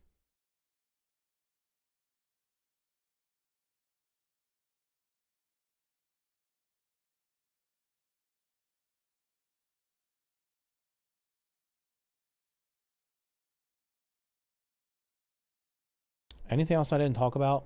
I was going to play some Power World, but it's getting late. I don't know if the Prod Smacker is better or not. I'm sorry. Unfortunately, I do not have the desire to test everything out. With the first game, I literally would craft every weapon and go in and test it before they put the strengths and weakness. Before they put the creature cards in, I had a spreadsheet that had every creature's strength and weakness, which weapons did how much damage against. It was like I did all the work. Now with the second game, it's like you just peep something and it tells you. So there's no point in doing it. The Prod Smacker is terrible.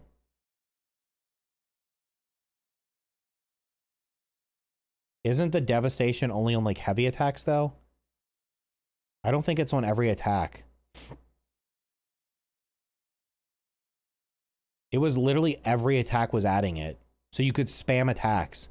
I'm pretty sure it's supposed to be only heavy attacks at it. Which means... Oh, the third hit adds a... So it's the third hit? If it's the third hit, then that's way worse. It used to be every hit added it. Stave's third hit in a 3-hit combo gives a buff to the player. These buffs stack up to 5 times. Yeah, before... Oh, the third hit as a heavy attack. So you have to do attack, then a heavy attack. When it first was added, every single attack you did stacked it up. So you would quickly ramp your damage. And then they fixed it. So it went from being like super good to whatever. It might still be okay, but it's not anywhere near as good as it was before.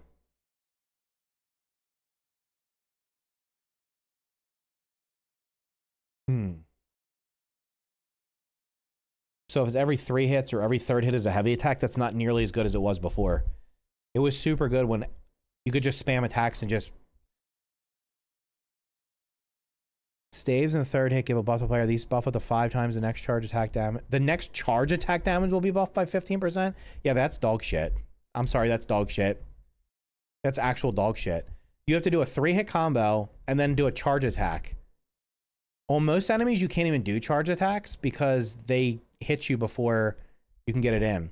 It was literally every attack out of the stack. It was crazy. I think that would be okay if it was like... if you took charge attack out of that sentence. I think it'd just be the first hit does... the first hit adds a percentage, the next one adds more percentage, it keeps stacking percentages, and then it resets or something. I don't know. It should be something like... it adds stacks up to 5 times or until the player takes damage or something, but get rid of the heavy attack. Like, you can only use heavy attacks if you're cheesing shit with a staff.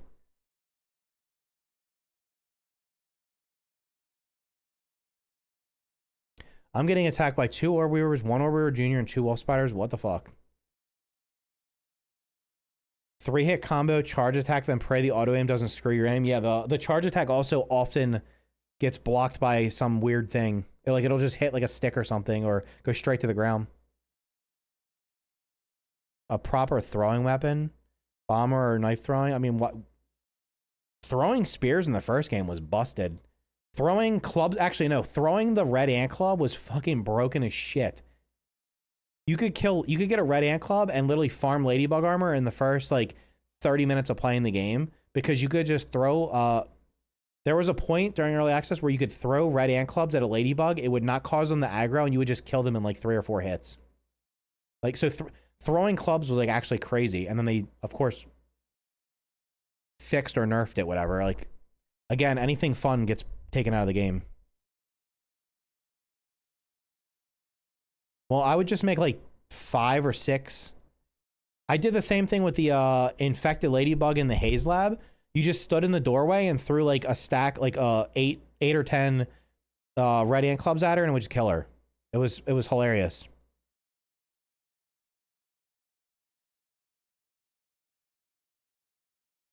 Yeah, they could make... I mean, they could make throwing spears. And they would just be like a stack of arrows. And you could just pick them up after you throw them. A boomerang? They could make a boomerang. Like, I could see them adding throwing spears. That would be interesting.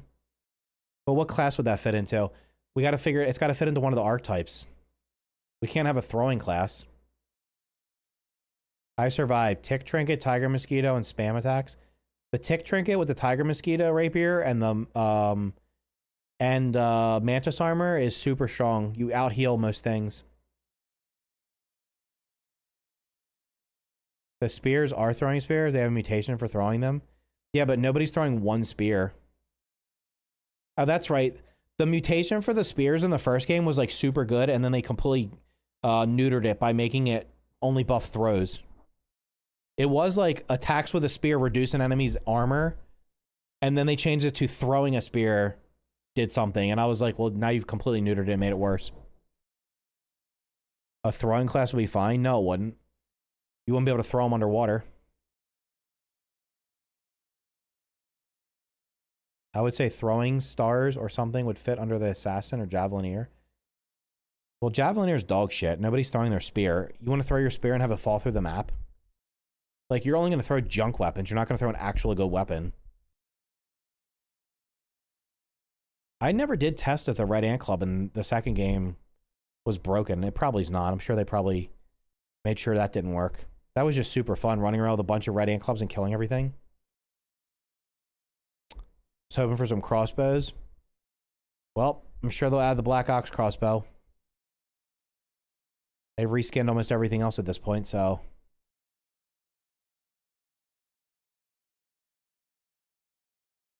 I lost my fully upgraded Axle Spear throwing it. Yeah, fuck that. Fuck that. No shot.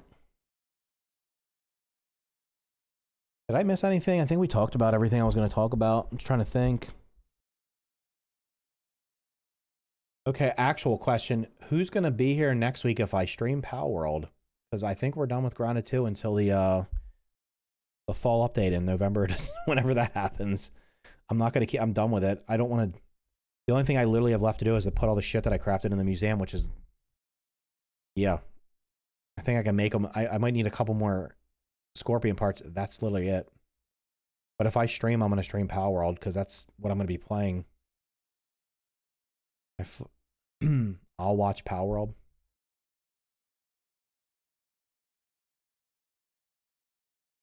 It would have been, took the words right out of my mouth. Why would I throw anything? You wouldn't throw anything you want to get back. You would only throw junk. Me, love Power World. So at least, okay, so I'll get at least 2 viewers for Power World. Hooray. They fix exploits instead of saying oops are bad. They want the game grindy instead of fun. They want player retention time so they can say people love our game. They have 0 player retention. We looked at the Steam chart. The game was dead between updates. It'll be dead again in a week from now in terms of players. The new players are going to be gone. It's not even in the top. It wasn't even in the top. I didn't check Xbox. Most played.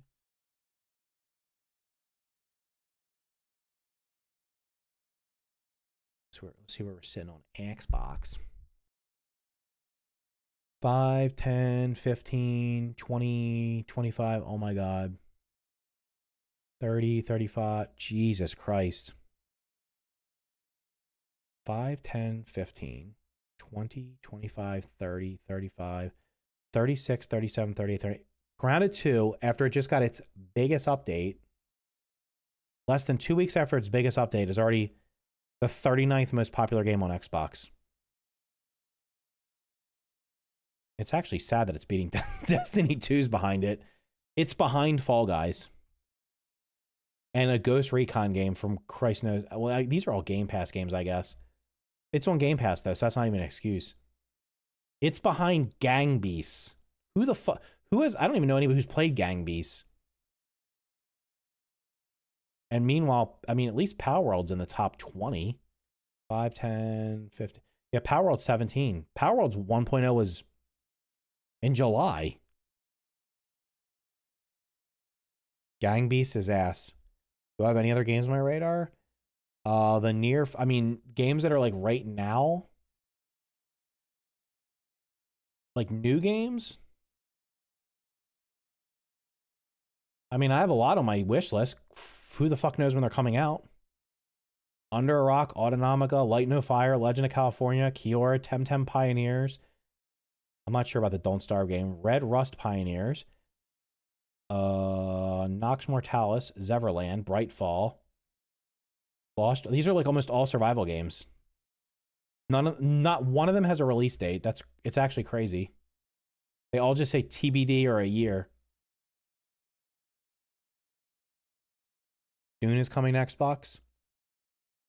They're supposed to be overhauling Dune. I watch your Grounded 2 content because you give a solid debate where others, creators just tell you why Grounded 2 is so good and you're dumb even if you say anything else. Sounds like some of the people in my comments. But in the near term, I mean, what I would actually stream / potentially make content on would be Power World. Valheim is in September. I'm not opposed to looking at Dune Awakening. It depends what they change. But that's also right after Valheim, so I'm probably not going to touch that. RuneScape Dragon Wilds is also, I think, in September or October, but I really don't. I'm going to wait on that one to get more updates because I don't think it's going to be that good when it's this next update. So the near term is Power World, Valheim, Enshrouded 1.0 is in October. Beyond that, I don't really know. That's what I would possibly be streaming. Terraria just got another big update.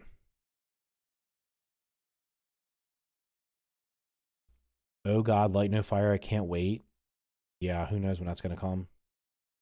I tune in for Astroneer, really. Astroneer is not really a survival game, is it? It's kind of like, you don't eat or drink in that game, right? Don't you just have to like not die of suffocation? I don't know what to play. Can you give me your top 5 survival games? Are you playing on PC? Because if you're playing on console, you're really limited. What are you playing on?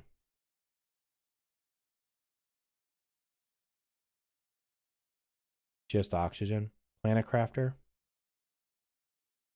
Planet Crafter's on everything. Planet Crafter was fun. I think it was like, I didn't feel like playing the DLC because the DLC is literally just playing the game over again on a different planet. But the base game of Planet Crafter was pretty fun, which is surprising because when I played the demo for it, I was like, this game is this feels like an asset flip piece of shit. And then when I played it after 1.0, I'm like, okay, this is pretty fun. You're on console. I played Don't Starve a little bit. I did not play. I have Oxygen included. I've not played it. So if you're on console, I mean, Valheim 1.0 is in a couple weeks. So I would definitely play that. You have Abiotic Factor is pretty good. Core Keeper is really good. Power World's really good. Probably play Terraria. Dismantle was actually pretty good. Enshrouded is coming to PlayStation. It's not coming to Xbox, apparently. Planet Crafter is pretty good. Icarus is on console, and V Rising. Those are both good. There's a lot of survival games. Like, which would I recommend if I said 5? I'd wait till Valheim 1.0. Like, right now, Power World would be 1. Valheim would be 2, because it'll be finished soon.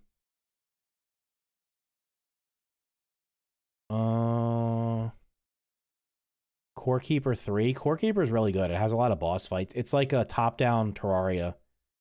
It's really good. It has really good progression, and it has pretty good boss fights. As you can see, 250 hours. You're going to get a lot of time out of that game. And they're continuing to update it. They keep adding bosses. Don't Starve and Oxygen Not Included are a lot of fun. Oxygen Not Included is more of a fucking colony sim, isn't it? That's why I didn't really play it.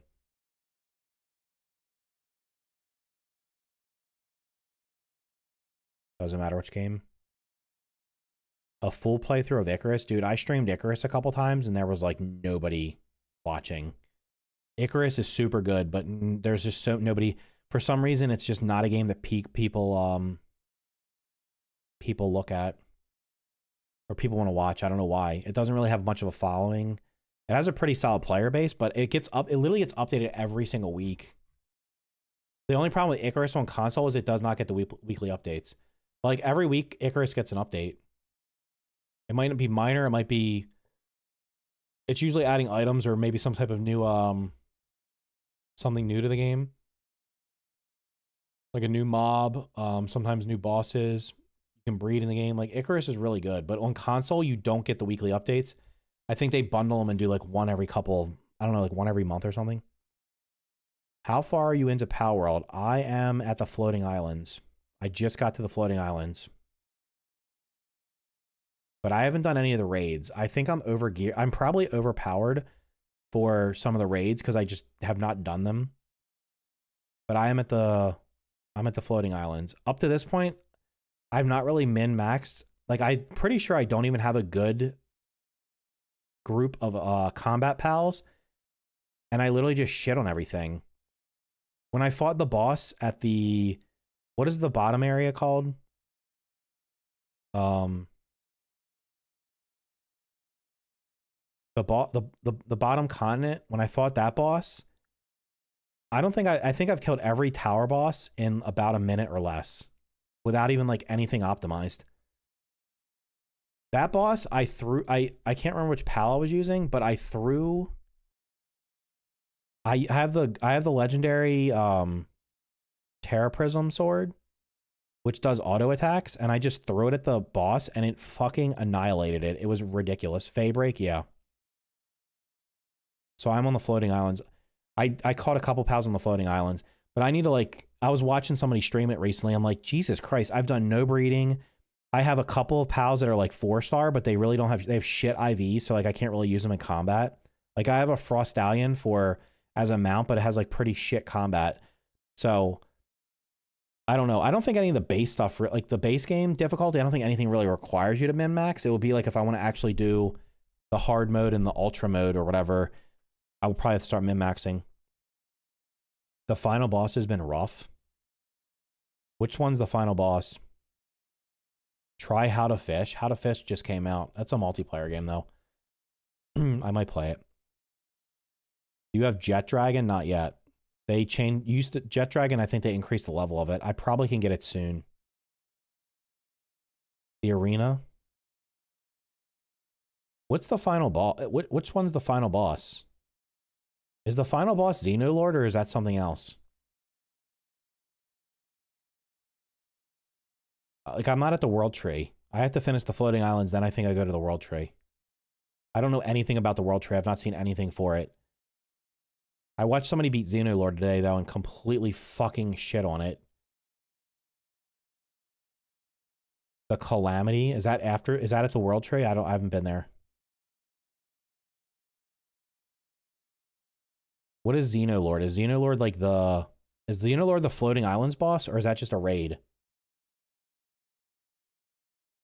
The person I was playing it, though, has been like fucking like min-maxing everything because he's playing on hardcore. So if he dies, the game's over. But he literally had he had like, oh, that had to be a raid because he had 15 pals in there. Xenolord is a raid. It's not like a tower boss. Yeah, he had 15 4-star. What the fuck mob was it? Was it Sylvegas or some shit? Is Sylvegas the one that puts the shield up in front?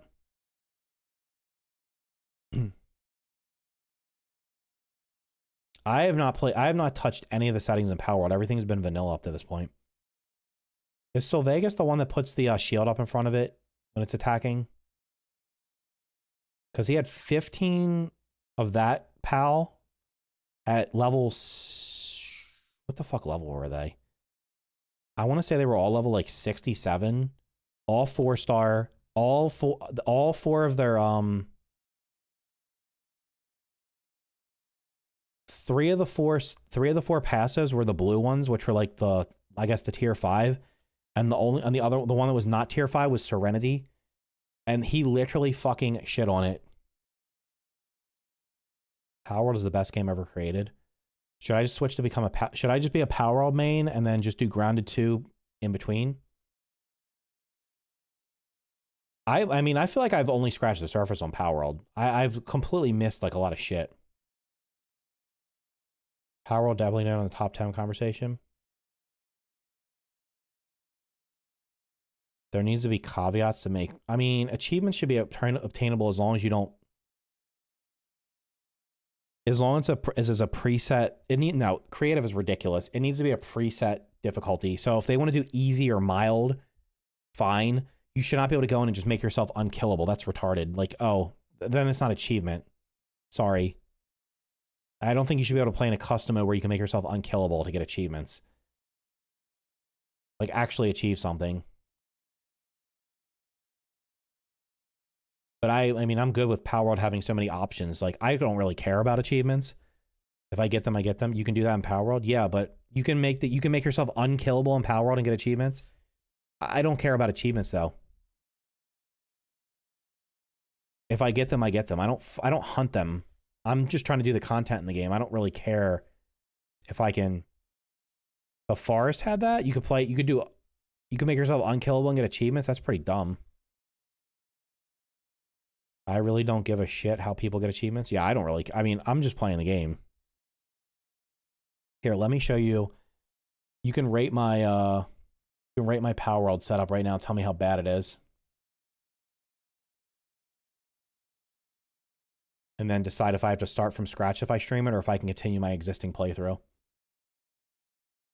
I literally have no idea. I got achievements when I logged in today and I didn't even do anything. I literally did not do anything. Why don't small games that pop off for one put all their money in marketing? Well, if they popped off, that means they don't have to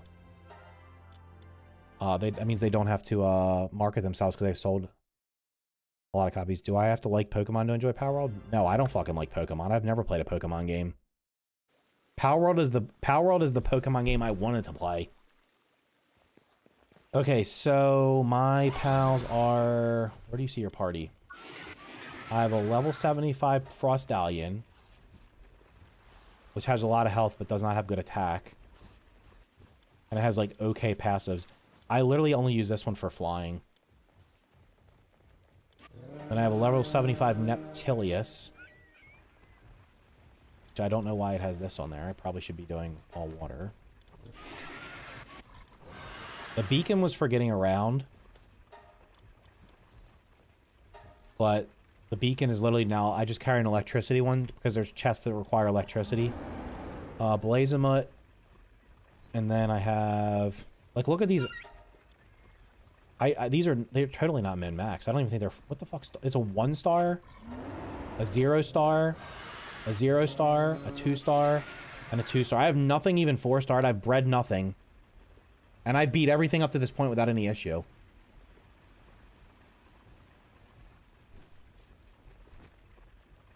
Like, this thing, how the fuck do you call your... I can't even remember how to play Summon Pal. Watch the shit. How do you... Oh... F. This mount is absolutely ridiculous. Like, it's super fast. And it has a shit ton of stamina. So I can get, like... I can go pretty much anywhere with it. But also, you can just... How do you jump off? F. I can just jump off and glide.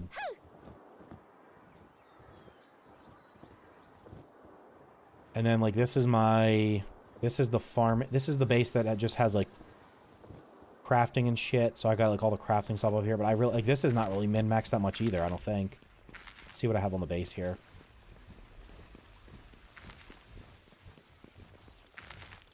I got a Verdash, a Gangler Ignis, a Scutless. Literally, look at these. None of these guys have, like... I've not put souls into, like, any of these guys either. That's this base. The other base is... The other one's the farming base.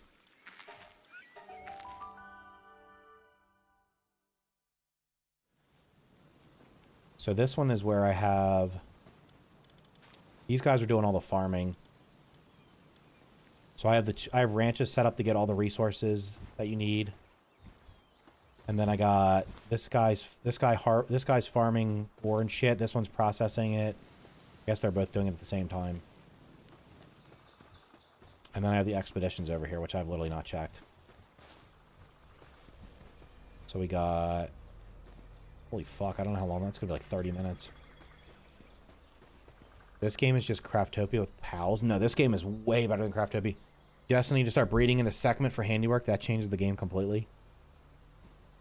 And a big-ass world of bosses. This game is not Power World. I mean, this game is not... Craftopia is like a half-baked...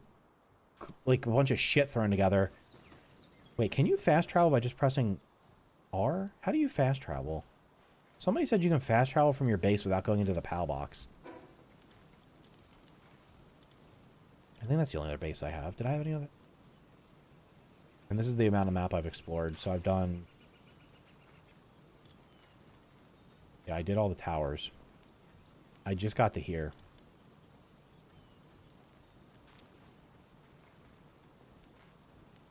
Press M on your map. Oh, but you can only do that if you're within the radius. You got to keep the gerbil till endgame at this point. The gerbil is actually fucking ridiculous how much damage it does. It actually kills most things. Like I said, how do I go to my pals? Party. 1390 attack. These aren't terrible for attack without having like... The gerbil with like no upgrades literally killed like some of the higher level world, like the wandering world bosses, because it was so fucking small. Its hitbox is so small, like some of them couldn't hit it. Like it was literally just sitting on the ground, killing everything. Don't touch your PAL box, just click M. Okay. You change this game completely, it looks identical to this other game. It literally has a lot. Craftopia was a test bed for this game. Yes, true. I got another farm over here. Here's the problem. I haven't played this in like a month. So I literally have no fucking idea what I was doing. I just have to go, I have to go to the floating islands. You think I'm good to continue this or should I start over? I could probably like get back to this point much quicker because I learned a lot by playing it. But that would also require, I mean, it would still take time to get back to it. And do I have, did you say breed segments? Search. Can you not search by name? They do gathering. They do.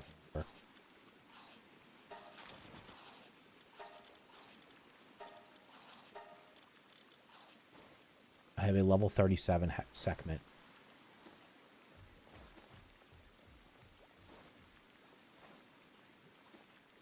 It'll be faster to get to this point, especially if you're breeding. There's not too much point in starting over. Starting over isn't disastrous with a global PAL box. Oh, I could pull shit over. I would have to play this for... I would probably stream this next week. I'll have to play it in the next day or two. What the fuck? This thing has 86 attack and 95 defense, and I have it planting shit. I don't know how good is it attacking. Oh, you're dog shit, dude. Any of you guys have anything? Why can't I see him? Not good.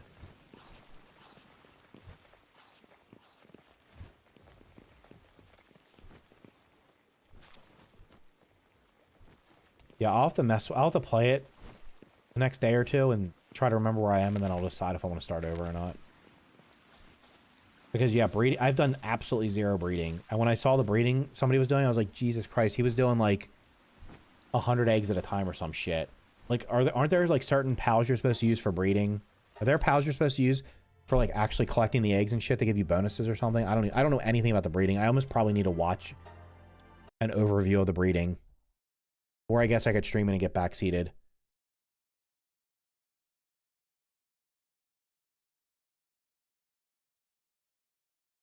So I'll just mess up. I mean, as long as you get good passes, you can beat bosses with that. Well, that's the thing. I'm not, I'll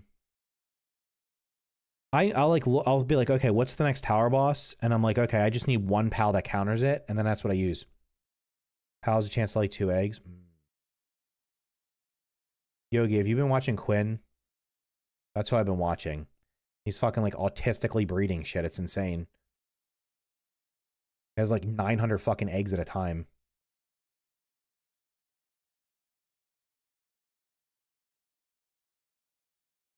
Like he beat like the Xenolord today. Like he just fucking curb stomped it. It was ridiculous. Yeah, he's been breeding like a fucking autist. It's insane. He had an entire fleet. He had like 15, I think they were Sil Vegases. He had 15 of them, all 4-star, maxed out souls. I think they mostly had good IVs, as well as having, their 4 passives were all like min-max passives. And he literally just, the boss spawned in and it had like, I don't know what it has, a 1.2 or 2 million health or whatever. The fucking health bar just went, It did slow down for a little bit because apparently the pal he was using was not the right one. I think the boss was, I think he was supposed to use ice and he used dragon. So it was like a neutral versus it instead of being highly effective. And, I mean, he fucking melted it. And he was farming some of the tower bosses to get, like, you can take a pal from level 1 to like 60 or 70 in like 2. I didn't realize you could repeat the towers. Are you supposed to be able to repeat the towers on normal? I thought once you beat the tower boss, you couldn't fight it again until you unlock the hard mode. So I don't know if that was a mod he was using, or can you actually go back in and fight the tower bosses over and over again? Because I thought they were one and done. Brawlhalla for breeding. 3 main pals for breeding, depending if you want alpha eggs, Brawlhalla, Branch Cherry, Grintail. I mean, I have all of them. I mean, your base pals, you only really need to bump up their work rate, right? You can farm the towers. Fuck my life, dude. I did not know that. They give pretty good XP. I thought they were one and done. I thought you had to do them because I was like, oh, I now have to wait till I unlock hard mode to do it again. And he was just going back in and just, I mean, he was rolling some of the higher towers with like a single, who the fuck was he using? I don't think he was using, maybe he was using Frost Stallion. It was he was doing the tower where, is it the one for the floating island where the water rises, or is that a different one? I haven't fought the one he was doing. Is the floating islands the boss where the water rises up and you're on like halfway through the fight? Like the phase 2 is the water rises and you have to get on an island? Because he was just farming that and killing it in like 30 seconds. Over and over and over again, the level his pals up to instantly.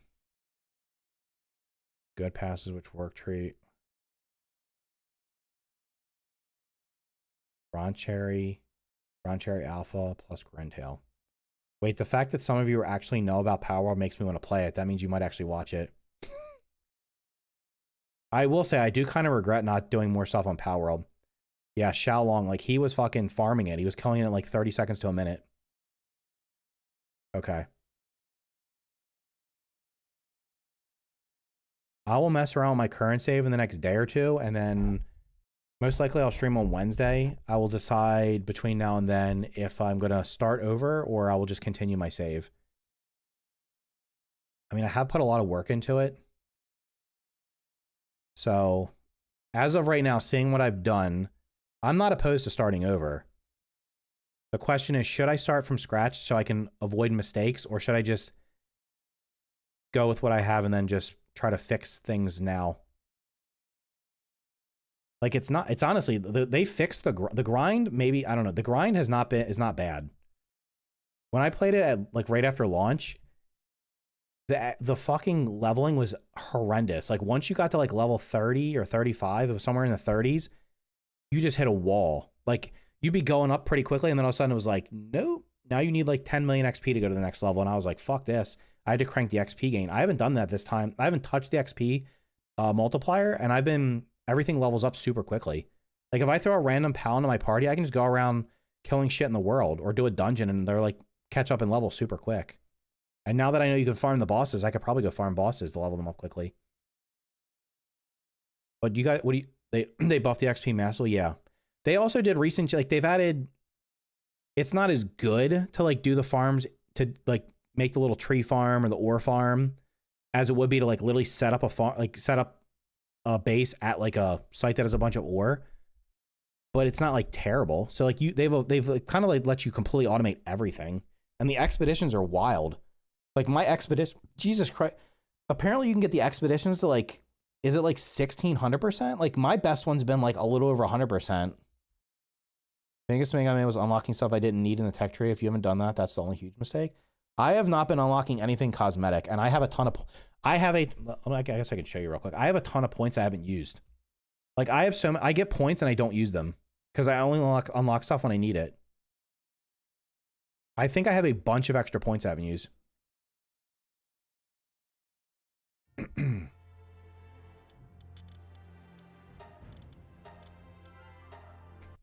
Because I'm like, damn, I'm getting all these points. What am I supposed to buy? And I only bought stuff that I needed.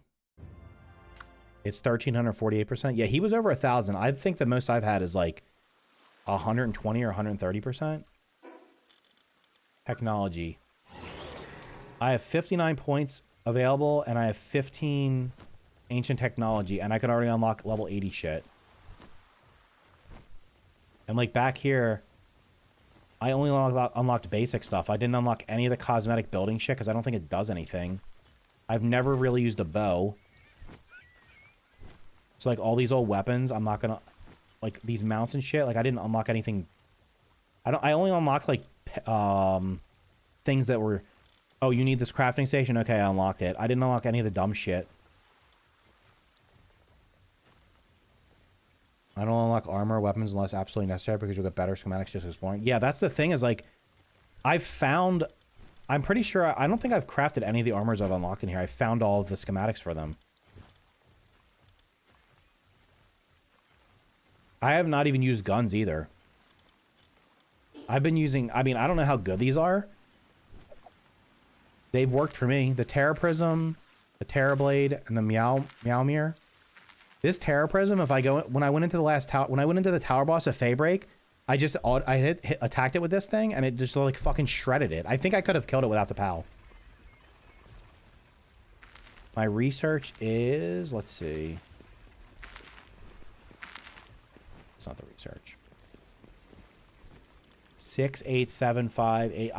I should have unlocked this way earlier. I literally neglected this. The guns are good. Yeah, you can farm tech points by doing dungeons. You can get the manuals at the end of it. But I don't even use all of them. I should have unlocked the research table way earlier. Like, I think I was, like, many levels past this.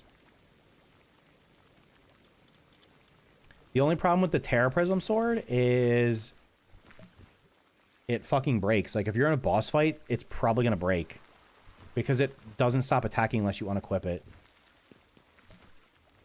Yeah, I'll think about it. I'll mess around in here and decide whether or not I want to, what was I up to? I'm at, Pal. I think I've caught 219, and I think there's like 287. Although some of the ones I don't have are because I haven't bred them. There's some you can only get by breeding. Maybe this is the one. Was this the one he was using? No, he was flying on that one. That one fucking died in the fight. I think you need to move the research station into a more open area so bigger pals can get to it. I mean, I don't know. Everything seems to reach it. What is it doing right now? It's doing mining. Who is my miner? I usually just pick them up and throw them at it.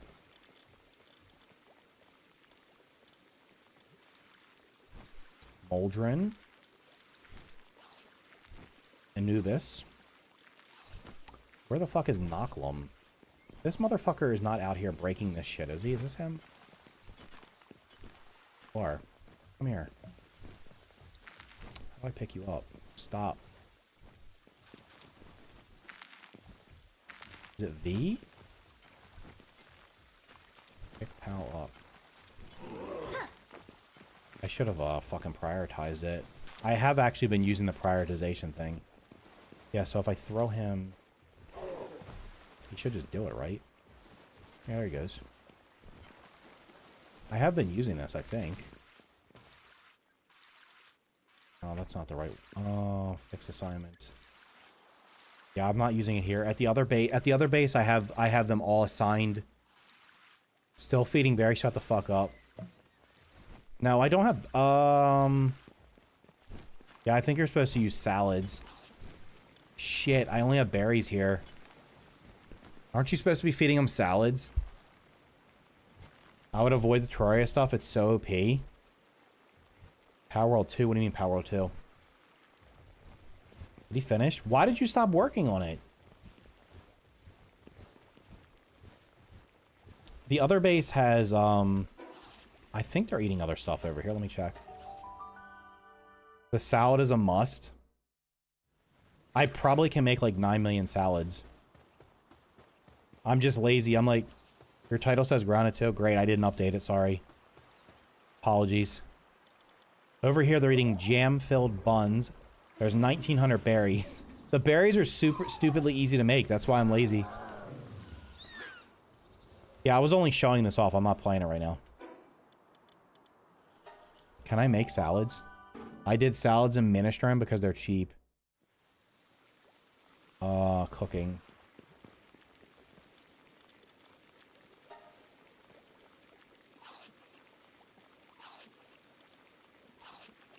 Okay, we can make 1,398 salads. What are the salads? They keep your... aren't they, like, slightly better at sanity? It's lazy fuckers.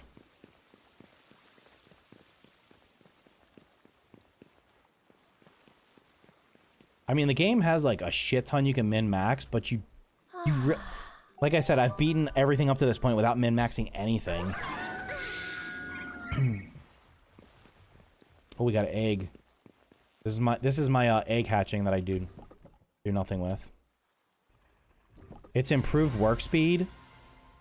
I got a suit seer. I got a Tetrois Primo. Wait, what? Should have more eggs over here. They don't walk back and forward to feed box so much because they'll actually fill their food bar. Shit. Well, I was just gonna have them, where the hell are all my eggs? Oh, I have no eggs left. Yeah, like, I have all these manuals. I've used none of those. I don't know what the fuck I'm saving them for. I have all these manuals that I was like, I'm saving these until I actually get a good pal. I have all these training manuals for XP. I don't use those either. I don't know if they're even useful. I finally caught a legendary gourmet, and that's a game changer for food. Tetrois Primo is great for mining. That, do I have that over at the other one? I don't know. I almost feel like I need to start over. I fucking hate it's like playing Terraria. I've started Terraria over like 4 times because I'll forget where I am or what I need to do.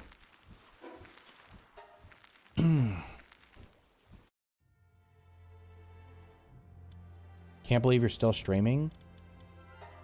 I was just showing off Power World because I'm probably going to stream this next week.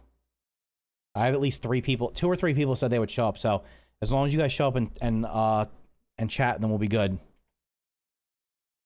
We just need like 2 or 3 people to show up. Damn, boys. That's holy fucking Christ, dude.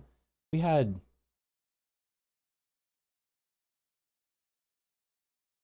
I had almost 100 people. As soon as I switched to this game, like... When did I start playing this? Yeah, that's what I told you. As soon as I switch games... As soon as I opened Power World, like... 30% of the people just dipped on YouTube. Twitch is like whatever. People just... It's the same. But yeah, I'll mess with this Power World over the weekend. Well, tomorrow's the end of the weekend. I'll probably mess with it a little bit tomorrow and see where I am. And I'll decide whether or not I want to start over or continue. But anyway, I appreciate the conversation tonight. We'll be back to Grounded 2, I guess, in the fall update. We'll see what the fall update brings. I'm not really enthusiastic about termites, but it could be a day of content. I played with my son and started a new solo server. 1.0 came out, did much better there because I knew more. Yeah, I don't know if my kids want to play it or not because I don't want to start over twice. I guess I'll ask them if they want to, because we finished Scrap Mechanic almost. We just have to do the side quest and then we're done with it. Main quest is completed.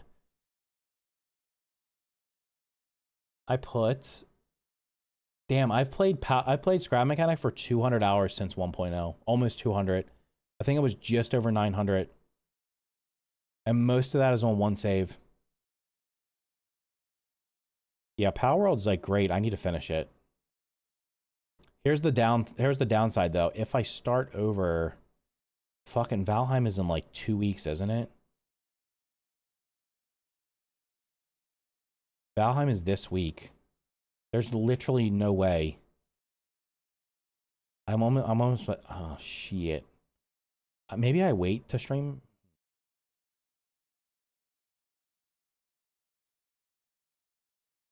I could wait a week to stream Val. I don't know. I'll decide.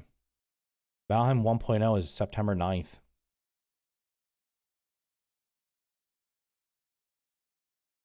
No, it's September 9th. September 9th is 1.0. Big update. Final biome. Ending to the game. Apparently they're not doing... I don't think they're doing anything with the ocean. I think they're just adding the far north. Or whatever it's called. Yeah, they've been teasing it.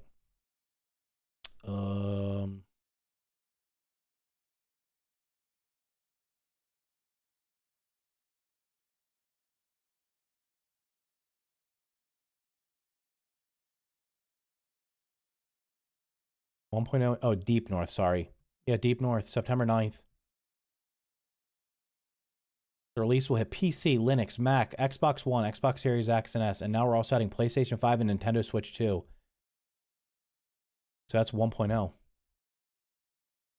It's the Deep North. It's a snow biome. Which I guess, I don't know how, I guess it'll be different than the mountain, but it's snow. The opposite of the south. The Ashlands is fire. That's the north. Yeah, the problem is that I didn't like the Mistlands, and everybody keeps telling me that the Ashlands is worse, and I haven't touched the Ashlands. So my fear is that I'm going to play through the plains and be like, this game's awesome, and then I'm going to get to the Mistlands and be like, fuck my life. I'll push through it, and then I'm going to get to the Ashlands and I'm like, double fuck my life. And then maybe the far north or the deep north is like actually fun. And then I'm like, okay, so it'll be like a good, bad, good sandwich. So it's good for the first 50 hours, then bad for a little bit, and then it gets back to good, hopefully. Or maybe they tweak the Mistlands and the Ashlands and make them more enjoyable. Because the Ashlands, the little bit I saw of it, and from everybody I know played it, it was not a great experience. So we'll see what happens with it. But yeah, I'm not gonna rush through anything. I'll play it when I play it. So yeah, I appreciate you guys. Yeah, I'll probably stream Power World next week, most likely on like Wednesday. And then we'll see what happens from there. But have an awesome rest of your weekend. I'll catch you guys next time.